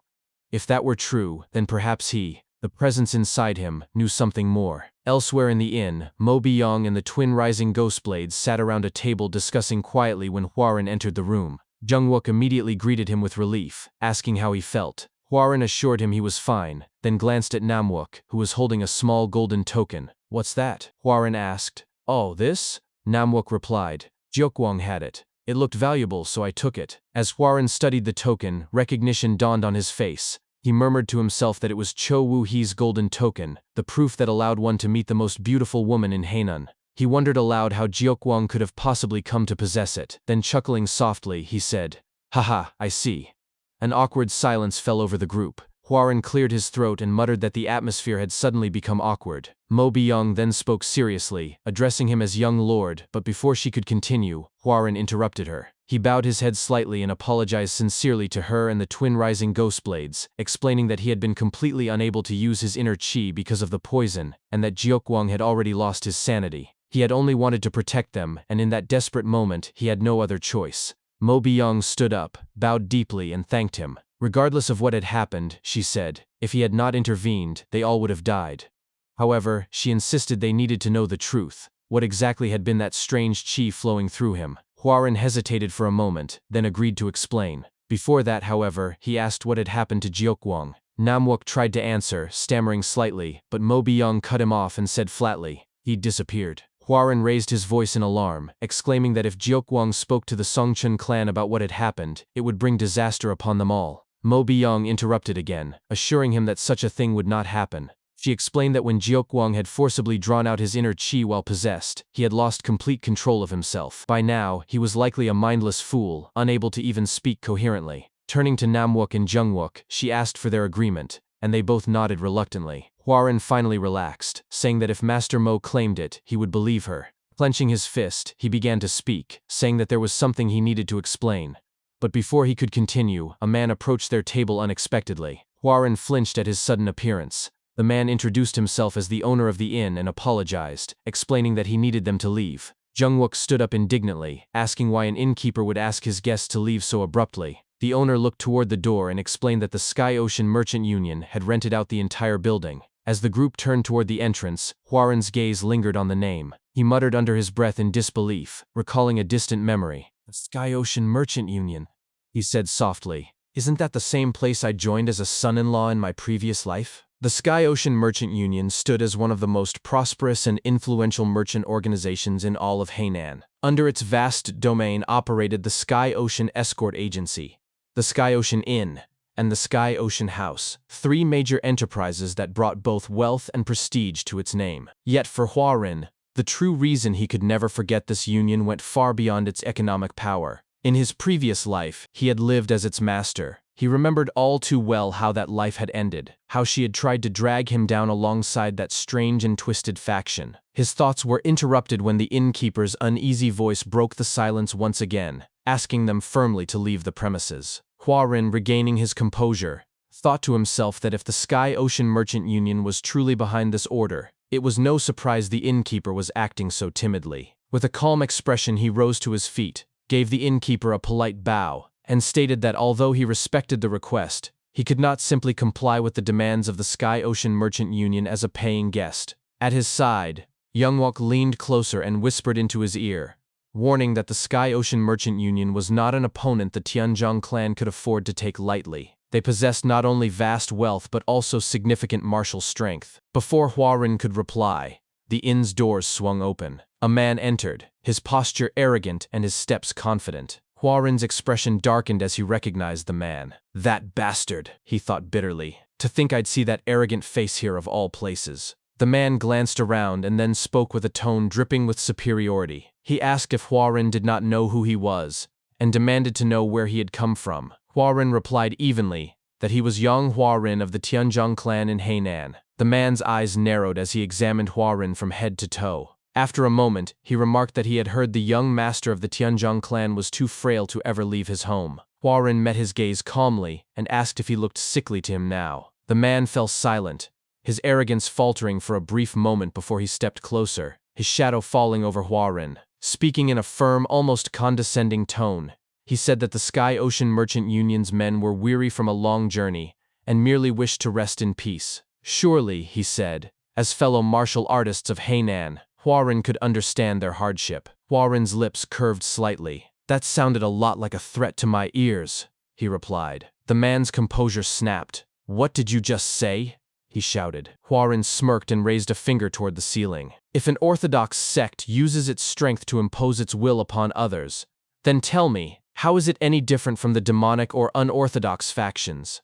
The man's face flushed red with fury as he gritted his teeth and yelled, calling Huaran an insolent wretch. Huaran laughed loudly, his voice echoing through the inn. Ha ha ha ha!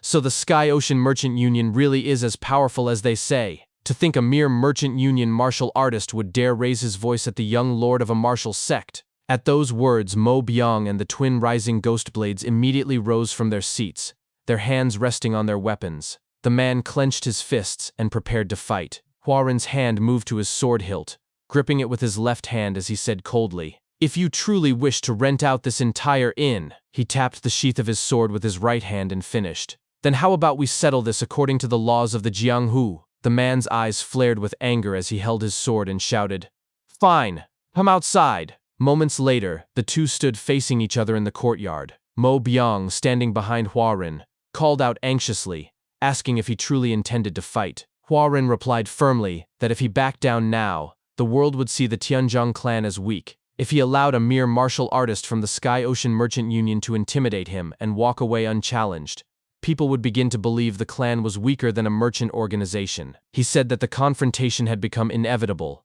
the moment both their names were spoken aloud. It was not something that could be avoided, nor something that should be avoided. As the two combatants took their stances, Huaran declared in a steady voice, "The loser stays silent.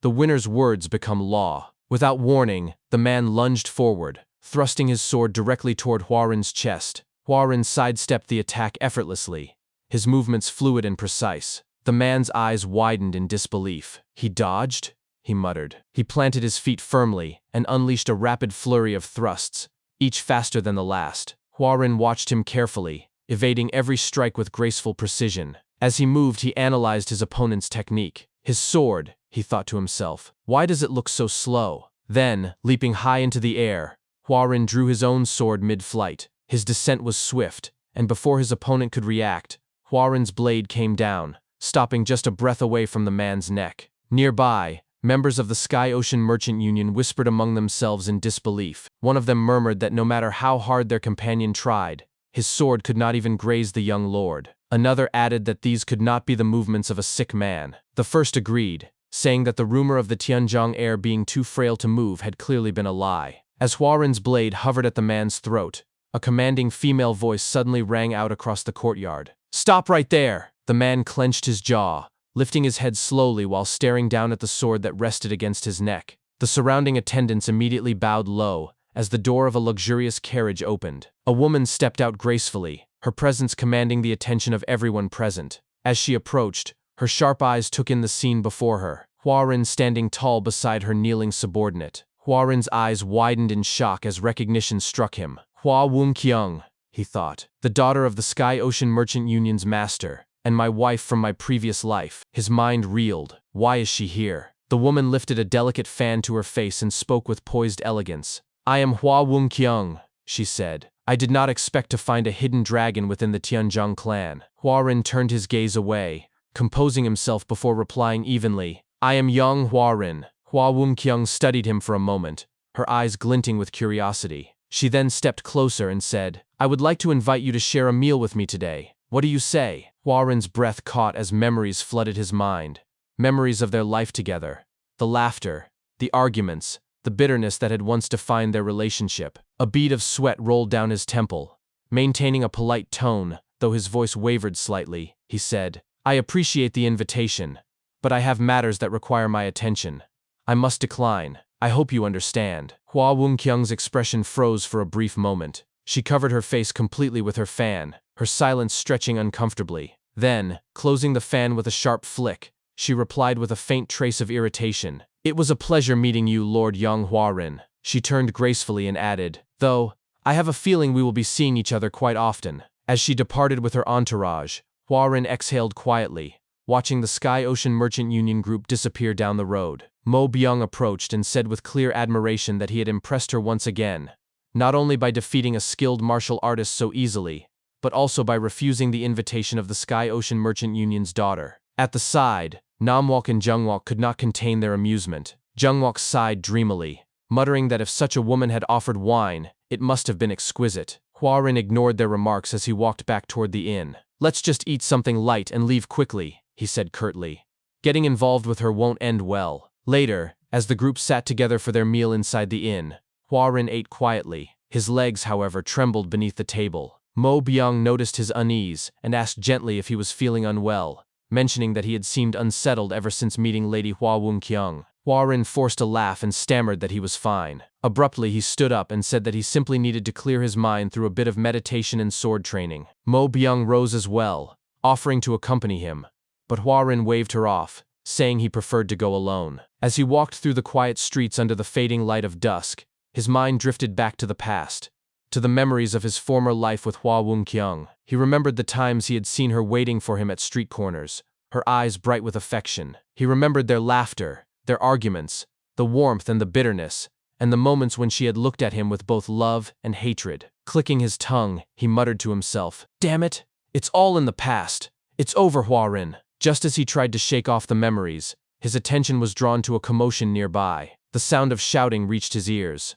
"A fight?"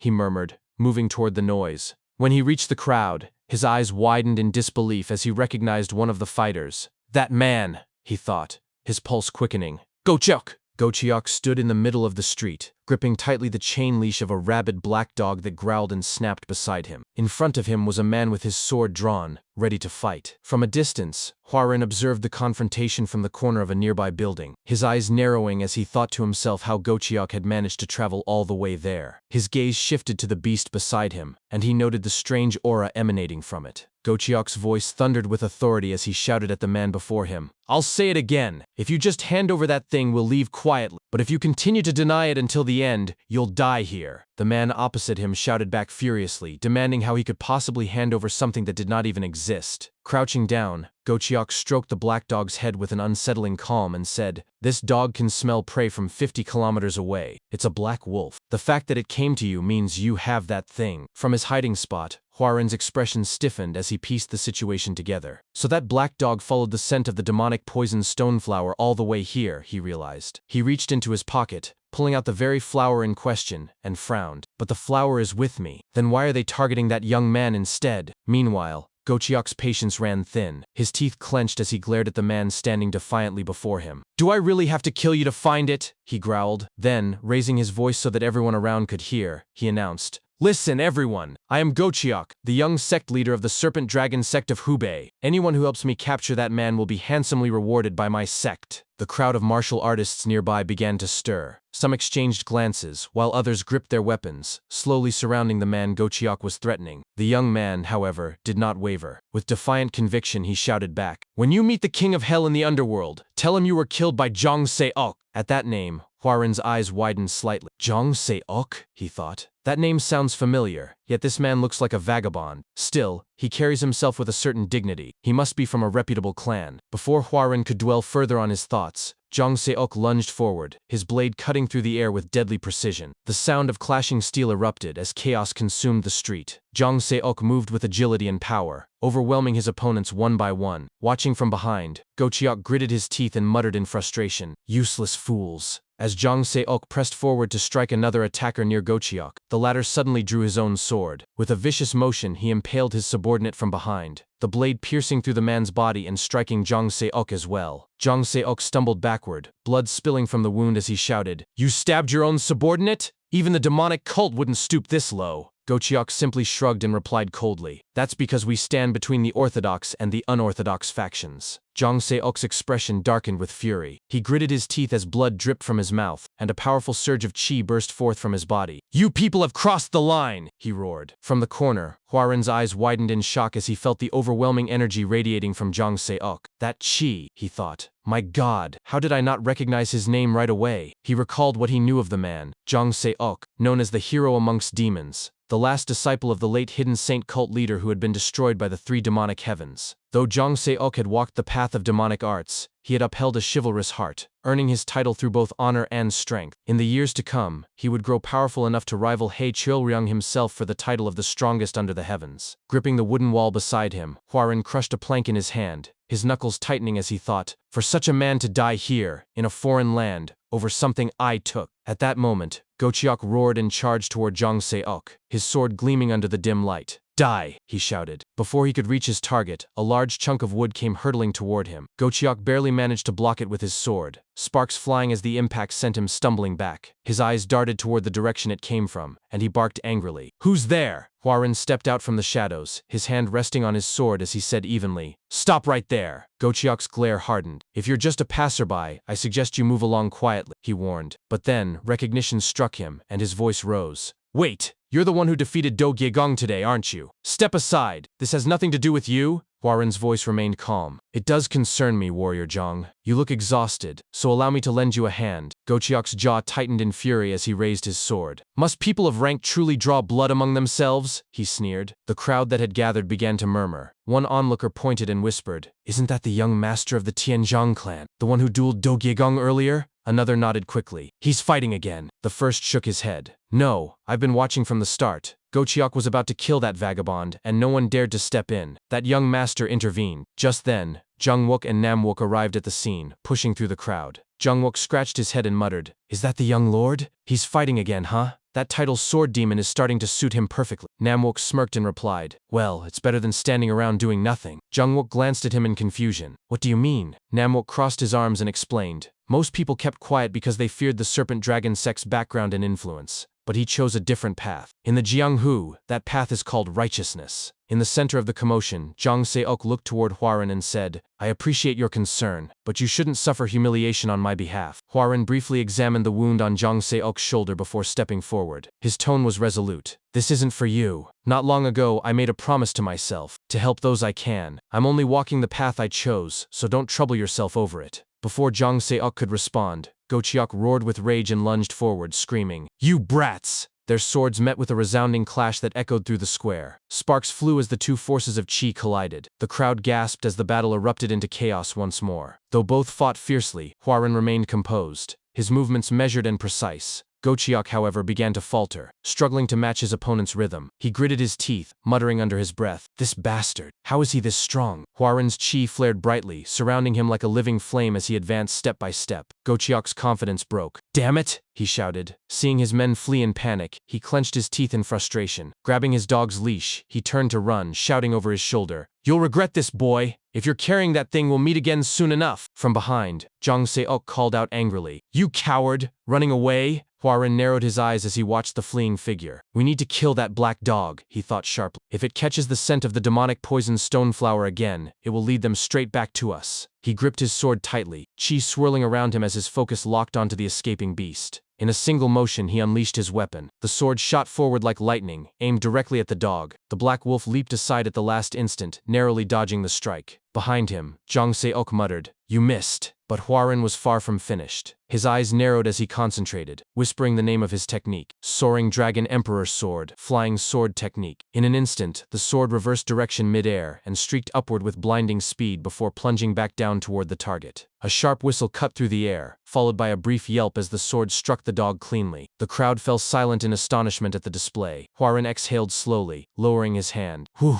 he murmured. The crowd erupted in wild cheers, their voices echoing through the square as young Hwarin stood motionless in the center. He looked down at his hands, still trembling slightly, and thought in disbelief that his flying sword technique had finally succeeded. Though he had practiced the art hundreds of times, this was the first moment he had truly mastered it. Clenching his fist with quiet satisfaction, he tried to steady his breathing. Not far away, Jang Se-ok remained frozen in shock, his eyes wide as he recognized the sword technique Hwarin had just performed. He thought to himself that it was unmistakably the hidden saint cult's flying sword technique. But how could the young master of the Tianzhong clan possibly know a martial art belonging to a sect that had long vanished from the world? Around them, the onlookers began to murmur excitedly. One exclaimed that the movement of the sword resembled a soaring dragon, while another suggested that a swordsman whose blade danced like a dragon and who upheld the path of chivalry deserved a fitting name. Someone proposed calling him the Flying Dragon Sword Hero. The crowd instantly embraced the title, chanting together in unison, Flying Dragon Sword Hero. Huarin looked around at the roaring crowd, his lips curling into a faint smile. He repeated the words quietly to himself, "Flying Dragon Sword Hero," and chuckled softly before murmuring, "At last, even I have a nickname." Before he could savor the moment, a chilling presence appeared behind him. A cold hand gripped his shoulder, and a familiar voice spoke in a calm but intimidating tone, asking if he was pleased with his new title. Huarin froze instantly, sweat running down his forehead. When he turned, he saw that it was Mo Biang. She sighed with exasperation, and said she had taken her eyes off him for only a brief moment, yet he had already managed to get himself into another fight. Huarin stammered nervously, insisting that it was not what it looked like. Mo Biang ignored his excuses, and explained that since the Songchun clan belonged to the Orthodox faction, they could not freely use force. The Serpent Dragon sect, on the other hand, was under no such restriction, and could attack as they pleased. She paused for a moment, studying him intently. Then, her eyes softened and a small, amused smile formed on her lips. She remarked that Huarin had managed to defeat Gochiok without sustaining a single injury, and praised his remarkable improvement. As his master, she said, she was genuinely proud. Before Huarin could reply, their moment was interrupted by the sound of a groan. Zhang Seok, who had been badly wounded, collapsed to the ground, unable to endure any longer. Later that night, Zhang Seok awoke in a dimly lit room. Disoriented, he sat up quickly, and realized that his wounds had already been treated. Huarin, nearby, asked if he was awake. Zhang Seok looked at his bandaged body in disbelief, before expressing his gratitude, saying that not only had Huarin saved him, but he had also tended to his injuries. Bowing deeply, he declared that young Huarin was a true hero, and confessed that he had no idea how to repay such kindness. Huarin smiled slightly, and replied that if Seok wished to repay him, he could do so by forming a contract. During that period, he would serve as Huarin's bodyguard, and of course, he would be paid fairly. Pulling out a small pouch, Huarin placed it on the bed and opened it. Zhang Seok's eyes widened in astonishment at the sight of the large sum of silver inside. He stammered in disbelief, overwhelmed by the generosity. Huarin explained that someone as skilled as Seok must have his own reasons for living as a wandering swordsman. Hearing those words, Zhang Seok lowered his head and admitted the truth. He told Huarin that he had a younger sister, suffering from a rare and deadly illness, and that the medicine required for her recovery was incredibly expensive. Tears welled in his eyes, as he realized that with this money, she would finally begin to heal. Sobbing quietly, he thanked Huarin repeatedly. Huarin placed the pouch into his hand and told him to bring his sister to stay with them, as they would remain in town for a while. The room fell silent, broken only by Seok's quiet crying. After some time, Zhang Seok waves at them outside the inn, and left to fetch his sister.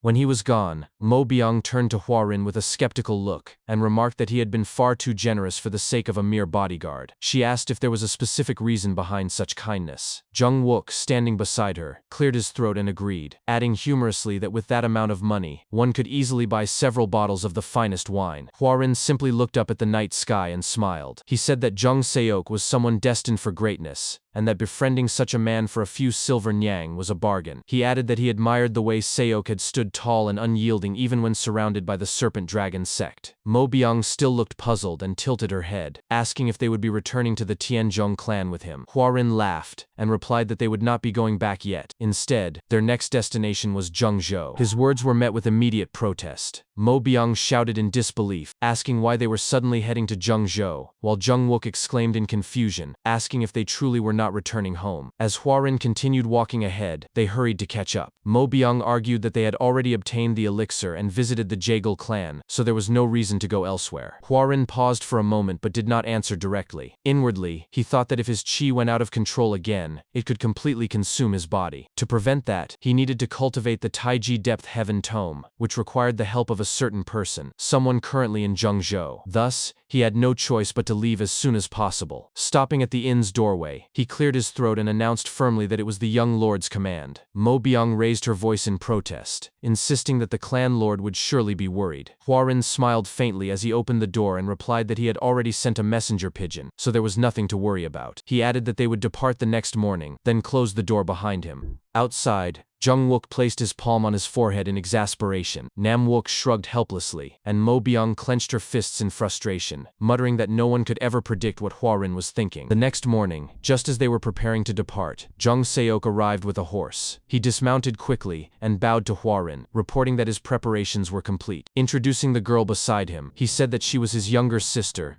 Zhang Munye. Munye bowed gracefully and thanked Huarin for helping her brother. Huarin returned the gesture politely and introduced himself as young Huarin of the Tianzhong clan. He then presented his companions, explaining that the twin rising Ghostblade were both his bodyguards and warriors of his clan. The twins, eager to impress, straightened their posture and acted coolly before Munye. Huarin smiled and added teasingly that they seemed to prefer guarding wine more than guarding people. Namwook immediately protested, saying that Huarin made them sound like villains. Mo Byung stood quietly to the side, observing the exchange with faint irritation. Huarin then pointed toward a nearby carriage, explaining that he had prepared it to make their journey easier. Zhang Seok seemed surprised and asked if the carriage was meant for his sister. When Munye was settled inside, Huarin turned to Namwook and asked him to handle the reins. Namwook scoffed and complained that he was not the only one capable of driving. In response, Huarin smirked and pulled something from his pocket, a bottle of golden wine. He declared that whoever served as coachman for the day would receive a cup of it as a reward. The moment the two swordsmen laid eyes on the golden wine, both gasped in astonishment. Namwook shouted in disbelief, and Jungwook echoed him, calling it that precious drink. In the next instant, the two charged toward the reins at full speed, each yelling over the other. Jungwook claimed that he would drive the carriage, while Namwook shouted that he was the one Huarin had chosen. The two immediately began to argue, clashing heads in their struggle to claim the role. Inside the carriage, Zhang Munye covered her mouth as she laughed softly, while Huarin and Zhang Seok chuckled beside her. Watching them from the side, Mo Byung frowned and crossed her arms, her expression sharp and slightly disdainful as her lips curled in quiet disapproval. As the group began their journey, Yang Huarin, Zhang Seok, and Zhang Munye sat together inside the carriage. During the ride, Zhang Seok turned toward Huarin and asked politely if he might pose a question that had long troubled his mind. He wanted to know whether the martial art Huarin had displayed during his duel with Gochek was a secret technique belonging to his clan. At once, Zhang Munye scolded her brother, reminding him that it was rude to ask someone directly about their martial arts. Realizing his mistake, Zhang Seok quickly apologized. Across from them, Huarin watched the siblings with a faint smile. Inwardly, he thought that since he had intentionally revealed his technique, it was only natural for Zhang Seok to be curious. He was well aware that Zhang Seok was a direct disciple of the Hidden Saint cult. Because the Tianzhong clan's swordsmanship had originated from that same cult, Zhang Seok must have recognized it immediately. After a moment, Huarin spoke, confirming aloud that it was indeed a secret clan technique. He explained that his ancestor had once learned it from a great martial master long ago. Zhang Seok bowed respectfully and expressed admiration, saying the technique had left a deep impression on him. He confessed that he had long desired to experience it firsthand, though he hoped his words would not be taken as rude. With a slight grin, Huarin suggested they have a friendly spar that evening after dinner. He added that during Zhang Seok's fight with Gochek, it seemed he had not fought at full strength, and he wished to see his true ability. Zhang Seok burst into hearty laughter and readily agreed, saying it would be an honor to spar with him. Later that evening, as the sun dipped below the horizon, the group stopped at an open field to prepare for the duel. Without hesitation, both men drew their swords and lunged forward at the same moment. Their blades clashed repeatedly, each exchange ringing through the field. When they finally stepped back, catching their breath, Huarin exhaled deeply and proposed they stop for the night. As Zhang Seok sheathed his sword, he silently analyzed the duel. He thought that, as expected, Huarin's swordsmanship was elegant and refined. Though the form differed slightly from that of the Hidden Saint cult, the foundation was unmistakably the same. There was no doubt in his mind that Huarin's Soaring Dragon Emperor sword was a modified version of their cult's demonic Dragon Emperor sword. Yet, he wondered why the original's overwhelming power had been weakened when merged with another cultivation technique. Walking back toward the carriage, he contemplated this quietly. Behind him, Huarin watched his retreating figure with a sly smirk, thinking that if all went well, he might soon acquire one of Zhang Seok's chi cultivation methods. Later that night, as the group camped under the stars, Zhang Seok and his sister walked a short distance away to speak privately. Munye asked her brother how his spar with Huarin had gone. Zhang Seok replied that he was now convinced the Tianzhong clan must have some connection to the Hidden Saint cult. Surprised, Munye asked if he truly believed that. He nodded, explaining that when Huarin's sword technique combined with another form of cultivation, its power diminished significantly. As she knew, the martial arts of their cult were inherently potent. Munye looked at him knowingly and guessed that he was considering teaching Huarin their chi cultivation technique. Zhang Seok admitted that Huarin had done so much for them already. He placed his hand gently on his sister's shoulder and reminded her that, thanks to Huarin, she was now well enough to walk freely again. Munye then made a bold declaration. She said she would personally pass down the Hidden Saint cult's chi cultivation technique to Huarin.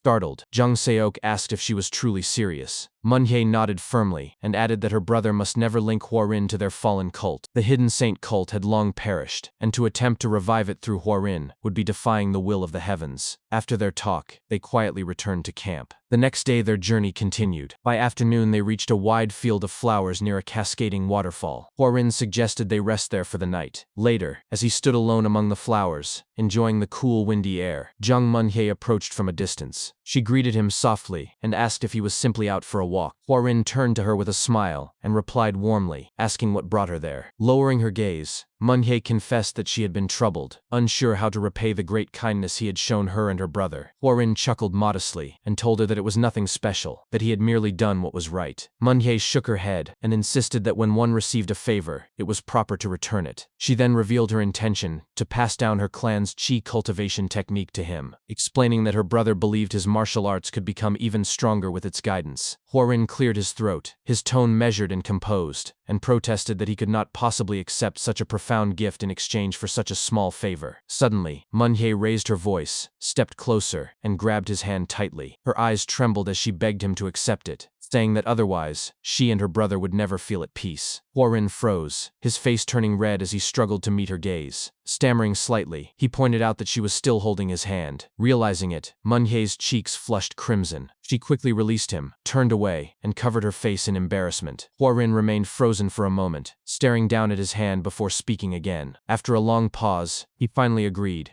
saying that if that was truly her wish, he would accept it gladly. From a distance, Mo Byung had been watching them in silence. As she observed their closeness, an unfamiliar tightness stirred in her chest. She pressed her hand against it and whispered to herself in confusion, wondering what the strange emotion she felt could be. She continued watching quietly as Huarin and Manhwa walked side by side through the flower field. Nearby, Jungwook, Namwook, and Jung Seok were sitting together, laughing and drinking happily. Time passed peacefully as their journey continued. Eventually, as Jungwook held the reins of the carriage, he pointed ahead and called out that Jungjo was finally in sight. Upon arriving in the bustling town, the group stopped at an inn. Huarin told everyone to rest while he went to look for someone. Mo Byung, standing nearby, insisted on accompanying him. After a brief pause, Huarin nodded and agreed. The two walked together through the busy streets of Zhengzhou until they reached another inn. Outside, a boy was sweeping the ground. Huarin approached him and asked if he knew where to find a man known as the Omniscient One. The boy's eyes lit up with excitement as he replied that he certainly knew of him, but if Huarin had come looking for that man, he was already too late. Huarin's expression darkened as he demanded to know what the boy meant. The boy gave no answer at first, merely whistling a short tune while grinning mischievously and holding out his hand to signal for money. Without hesitation, Huarin tossed him a piece of silver, which the boy caught eagerly. Lowering his voice, the boy explained that rumors had spread all over town claiming that the Omniscient One had been captured by the Sangwon clan and was scheduled to be executed the next day. Startled, Huarin shouted in disbelief, demanding clarification. The boy went on to say that the Omniscient One had read the fortune of the Sangwon clan's young lady, but after following that fortune's guidance, she lost her mind and drowned herself. Furious and grief-stricken, the Sangwon clan had blamed him for her death, captured him, and planned to behead him at dawn. Upon hearing this, Huarin's jaw tightened, and his expression darkened further. He gritted his teeth, thinking grimly that matters had just grown far more complicated than he had anticipated.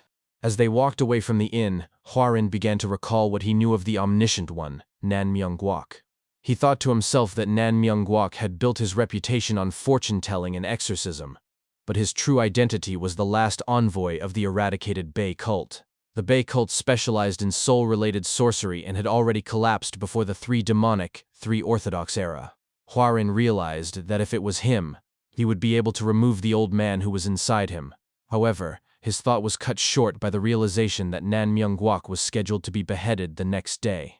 Mo Byung then spoke, asking if the young lord wanted to have him read his fortunes. Huarin did not respond as his attention drifted to the far streets. Mo Byung called out to him again, addressing him as Young Master Yong. A familiar figure caught Huarin's attention, and he called out to the person walking towards them, asking if it was Lady Jaegal. As Jaegal Yohei drew close to them, she bent forward, looked at Huarin, and playfully asked if she was so unwelcome that he was so surprised. Both Huarin and Mo Byung bowed to her, and Huarin spoke, saying, "Of course not." He added that he did not know she was in Jiangzhou. Yohei chuckled, saying she did not even know he was there either. She then turned to the lady beside her and introduced Huarin to her as young Huarin of the Tianzhong clan. The lady then spoke with a soft tone, introducing herself as Sangwon Yusul. After hearing her name, Huarin muttered to himself, the Sungwon clan, and grinned at the thought. Later, as they walked through the streets of Jeongju, Hwarin spoke to Yohei, asking if she was there on business in Jeongju. Yohei replied that she had hurried over because Sungwon Mijong, who treated her like a friend, had fallen ill. She then asked Hwarin about his purpose there. Before answering, Hwarin grinned and said that the Omniscient One had been entrusted with something important by his clan, and he had come to retrieve it. On the side, Mo Byung was confused by Hwarin's reply and whispered at his back, asking what he was up to now. Yohei observed them, narrowing her eyes. Suddenly, Yusul spoke shyly, asking about the Omniscient One, and hesitantly revealing that he was currently in her clan estate. Hwarin, maintaining a relaxed composure, chuckled and responded, "Ah, I see. Then, if we wait, he'll come soon."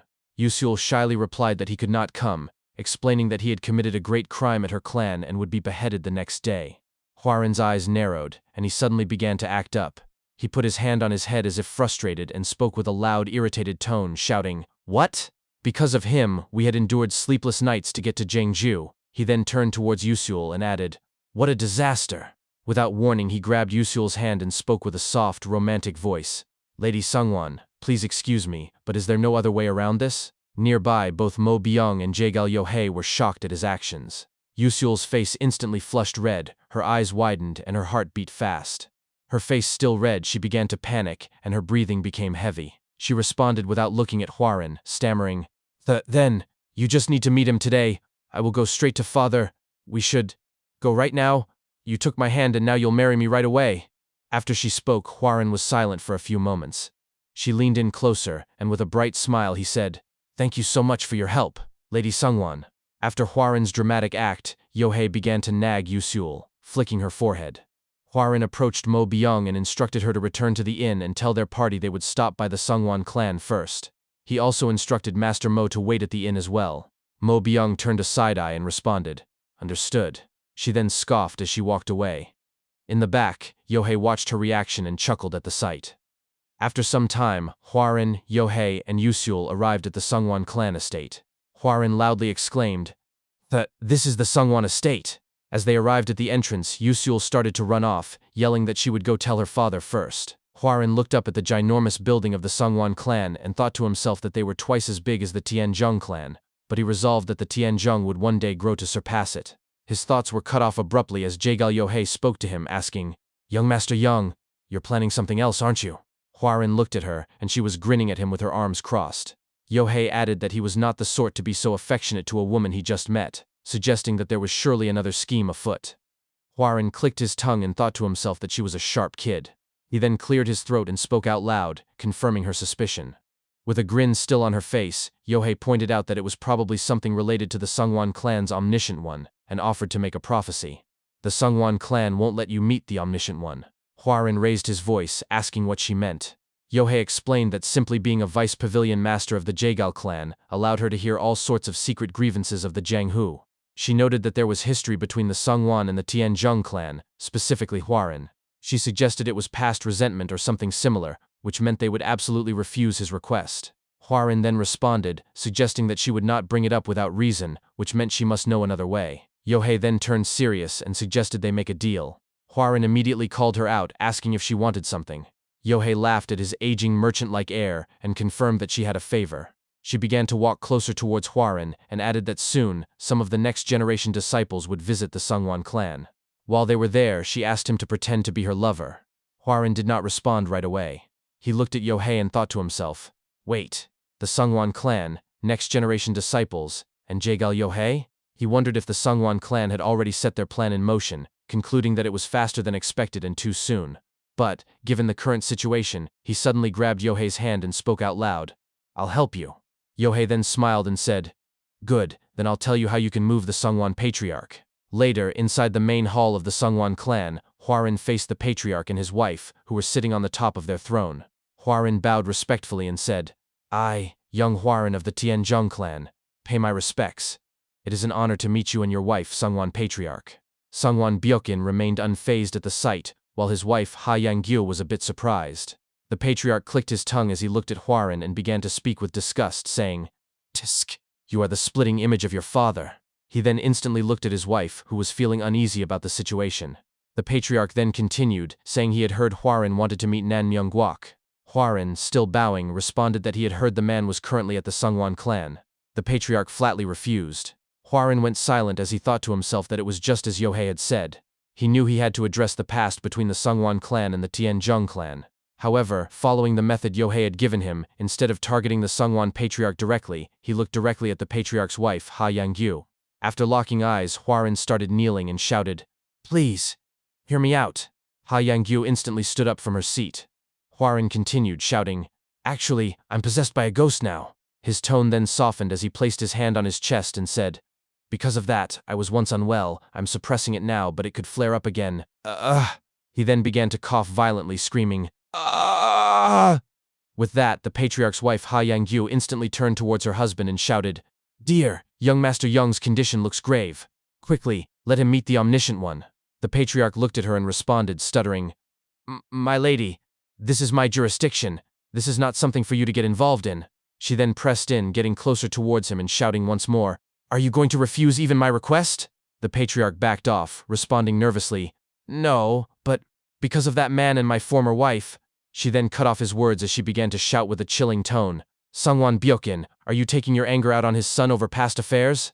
The patriarch stiffened after hearing her words. His wife then added, "You're supposed to be the patriarch of a reputable clan." She then began to hit him. The patriarch finally responded back, "All right, I will permit it. So cease your anger." He then raised his voice as he shouted, "Chief Yu, take young Master Yong to see Nan Myung-guak immediately." He then turned towards his wife, sacredly, who was still glaring at him angrily.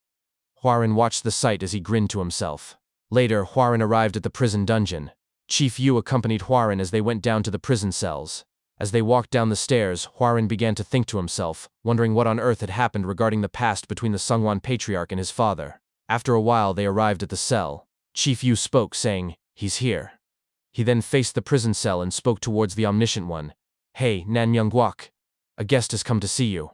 Nan Myung-guak, who was chained up from both hands and feet inside the prison cell, slowly lifted up his head and said, "I'm someone who will die tomorrow. Who's here for me?" As soon as he turned his head up and got a glance at Hwarin, his body began to tremble. His eyes filled with fear as they widened. He then hurriedly backed off towards the prison wall. He pointed toward Hwarin and spoke with a fearful tone. Who are you?" Hwarin looked at Chief Yu, who only shrugged at the situation. Then Nan Myung-guak screamed loudly, "Who on earth are you, coming here with such a thing in your body?" He then began to look Hwarin over from toe to head. What he saw was the immense presence of demonic energy that filled the entire area. In his eyes, the evil spirit loomed over Hwarin as its aura surrounded him completely. Myung-guak shouted, asking why Hwarin had come looking for him. Hwarin stood still in front of the cell, looking directly at Myung-guak, and then began to speak. He said that a ghost was attached to him and that he needed to speak with that ghost, so Myung-guak had to help him. Myung-guak immediately responded that this was nonsense, but before he could finish, Hwarin cut him off, shouting, "The Omniscient One, Nan Myung-guak." He then lowered his voice as he stepped closer to the cell and added that he knew Myung-guak was an emissary of the Bei cult, so awakening a soul and conversing with it should be possible for him. Upon hearing this, Myung-guak's eyes sharpened. He replied in a chilling tone, saying that Hwarin was clearly no ordinary brat. He remarked that Hwarin carried something extraordinary within his body, yet remained alive, and even knew Myung-guak's true identity. They looked at each other in silence for a moment. Then Myung-guak spoke again, asking if Hwarin truly sought a conversation with a soul. He said he could help, but only if Hwarin helped him in return. Hwarin replied that he understood what Myung-guak meant, but insisted it was impossible because the Sangwon patriarch had already decided. He added that tomorrow, Myung-guak would, but Myung-guak interrupted him, saying that if Hwarin helped him, he could live. He claimed that if it was Hwarin, then Sangwon Mijong could be awakened and save his life. Myung-guak then began to explain his situation in detail. After some time, Hwarin repeated what he had understood, that Sangwon Mijong had collapsed because her mind had split into two while she was learning the split-body sword art. Her persona had been divided, and the Sangwon clan, aware of this, had locked Myung-guak away to prevent rumors that their martial arts were dangerous. Myung-guak confirmed this, and added that through the soul inside Hwarin, they could eliminate Mijong's other persona. If she awakened, he would be freed as well. In return, he would allow Hwarin to converse with the soul within him. He emphasized that the being inside Hwarin was no ordinary man, and that if not for him, no one else could help. Hwarin acknowledged the gravity of the situation, saying that 3 lives, Sangwon Mijong's, Myungwak's, and his own, hung on this plan. Then, with a bright smile, he agreed to the deal. Myungwak responded with satisfaction, saying, "Good." But he quickly added that before anything else, they would first need to persuade the Sangwon patriarch, which he considered the hardest task. Warren turned to leave but looked back at Myungwak with the same confident smile, and assured him that he had a way to handle the patriarch. Myungwak simply watched him in confusion as Warren walked away. Later, outside the Sangwon courtyard, Warren began explaining the situation to the patriarch and his wife. In an instant, Myungwak was released from prison. Standing outside, utterly bewildered, he leaned toward Warren and asked in disbelief how he had managed to persuade that stubborn old fool. Warren did not answer. Myungwak then shook his hand and asked again for his name. Warren introduced himself as Yong Warren of the Tianzhong clan. At that moment, Patriarch Sangwon Byuk-in coughed loudly to draw their attention. He approached them and warned that he had granted their request only because his wife had asked. But if anything went wrong, not only Warren but the entire Tianzhong clan would be held accountable. With that, the patriarch and his wife walked away angrily. However, his wife, Ha Yanggyo, turned back briefly to glance at Warren. Seeing her, Warren silently made a vow. Once the patriarch and his wife were gone, Warren and Myungwak turned toward the quarters behind them. Myungwak said it was time to go in as well. They opened the door and found Sangwon Mijong lying motionless in the center of the room, resting on a mattress with a blanket over her. As they entered, Myungwak pulled a knife from his pocket. He slit his palm, letting his blood drip onto the floor. The blood began to move on its own, quickly forming a ritual circle in the center of the room. He instructed Warren to enter the circle and sit cross-legged. Once Warren had done so, Myungwak placed his hand on Warren's head and explained that he would now open Warren's upper chi core to rouse the soul within.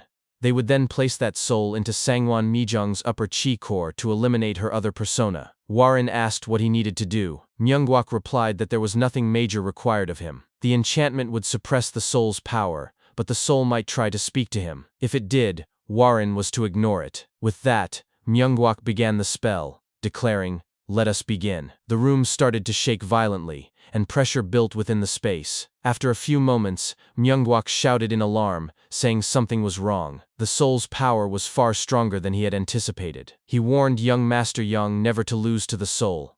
Warren clenched his teeth in pain as he struggled against the overwhelming force. Suddenly, everything went black. When Warren opened his eyes again, he found himself in a different place. An open palace, saturated with demonic energy, bathed in the crimson glow of a fiery red moon. In the distance, a single figure sat upon a throne. The moment Warren saw him, he recognized him immediately. Frowning, he began to speak, saying, "You are..." But before he could finish, the man on the throne spoke first in a chilling tone. He said, "Young Warren, to think you'd try to make use of me." The man crushed the armrest of his throne and rose to his feet. He was the old demon who had possessed Warren in his past life. The very same man. He declared that Warren clearly underestimated him. The demonic master. Warren stood on a raised platform and thought to himself, "Demonic master, that's what he's called?" He clenched his fist and added inwardly that he finally knew who this being truly was. The demonic master pointed a finger at him. Instantly, Warren collapsed to his knees, cracking the stone beneath him. He thought in frustration that his body would not obey him. The demonic master slowly descended the stairs, his steps accompanied by condensed demonic chi that materialized beneath his feet, making it seem as though he floated through the air. He looked down at Warren and said that he vividly remembered the first time they met. He stepped right in front of Warren, still kneeling, and continued. He recalled how weak and pathetic Warren had been back then, how he had come crying, shouting, "Why are you fighting here?" His entire household had been slaughtered. The demonic master paused, trying to remember the name of the old woman who had raised him. After a moment, he said, "Manhwa, wasn't it?" At the mention of Manhwa's name, Warren's expression turned grim. The demonic master went on, recalling that she had never learned martial arts, was frail, and was ugly. His eyes then shifted down to Warren, who was struggling with all his might to rise. After a tense moment, Warren slowly pushed himself back onto his feet and stood face to face with the demonic master. He told him firmly to shut up. The demonic master grabbed Warren by the neck and glared at him with icy contempt, demanding how he dared speak to him in such a manner. Warren gripped the demonic master's wrist and declared with conviction that he would definitely kill him. The demonic master burst into laughter. First a chuckle, then a roar, and finally an uproarious, echoing cackle. But then his tone shifted. He leaned in close to Warren's face and asked mockingly if Warren truly believed he was capable of such a thing. He released Warren's neck and said he would wait for that day, but not yet, because the time was not right. He placed a hand on Warren's shoulder with a grin and added that he would be watching him. Suddenly, the entire world around them began to crack like glass. Within moments, it shattered completely into fragments. As the realm collapsed, the demonic master's voice echoed through the void, repeating, "I'll be watching you, young Warren."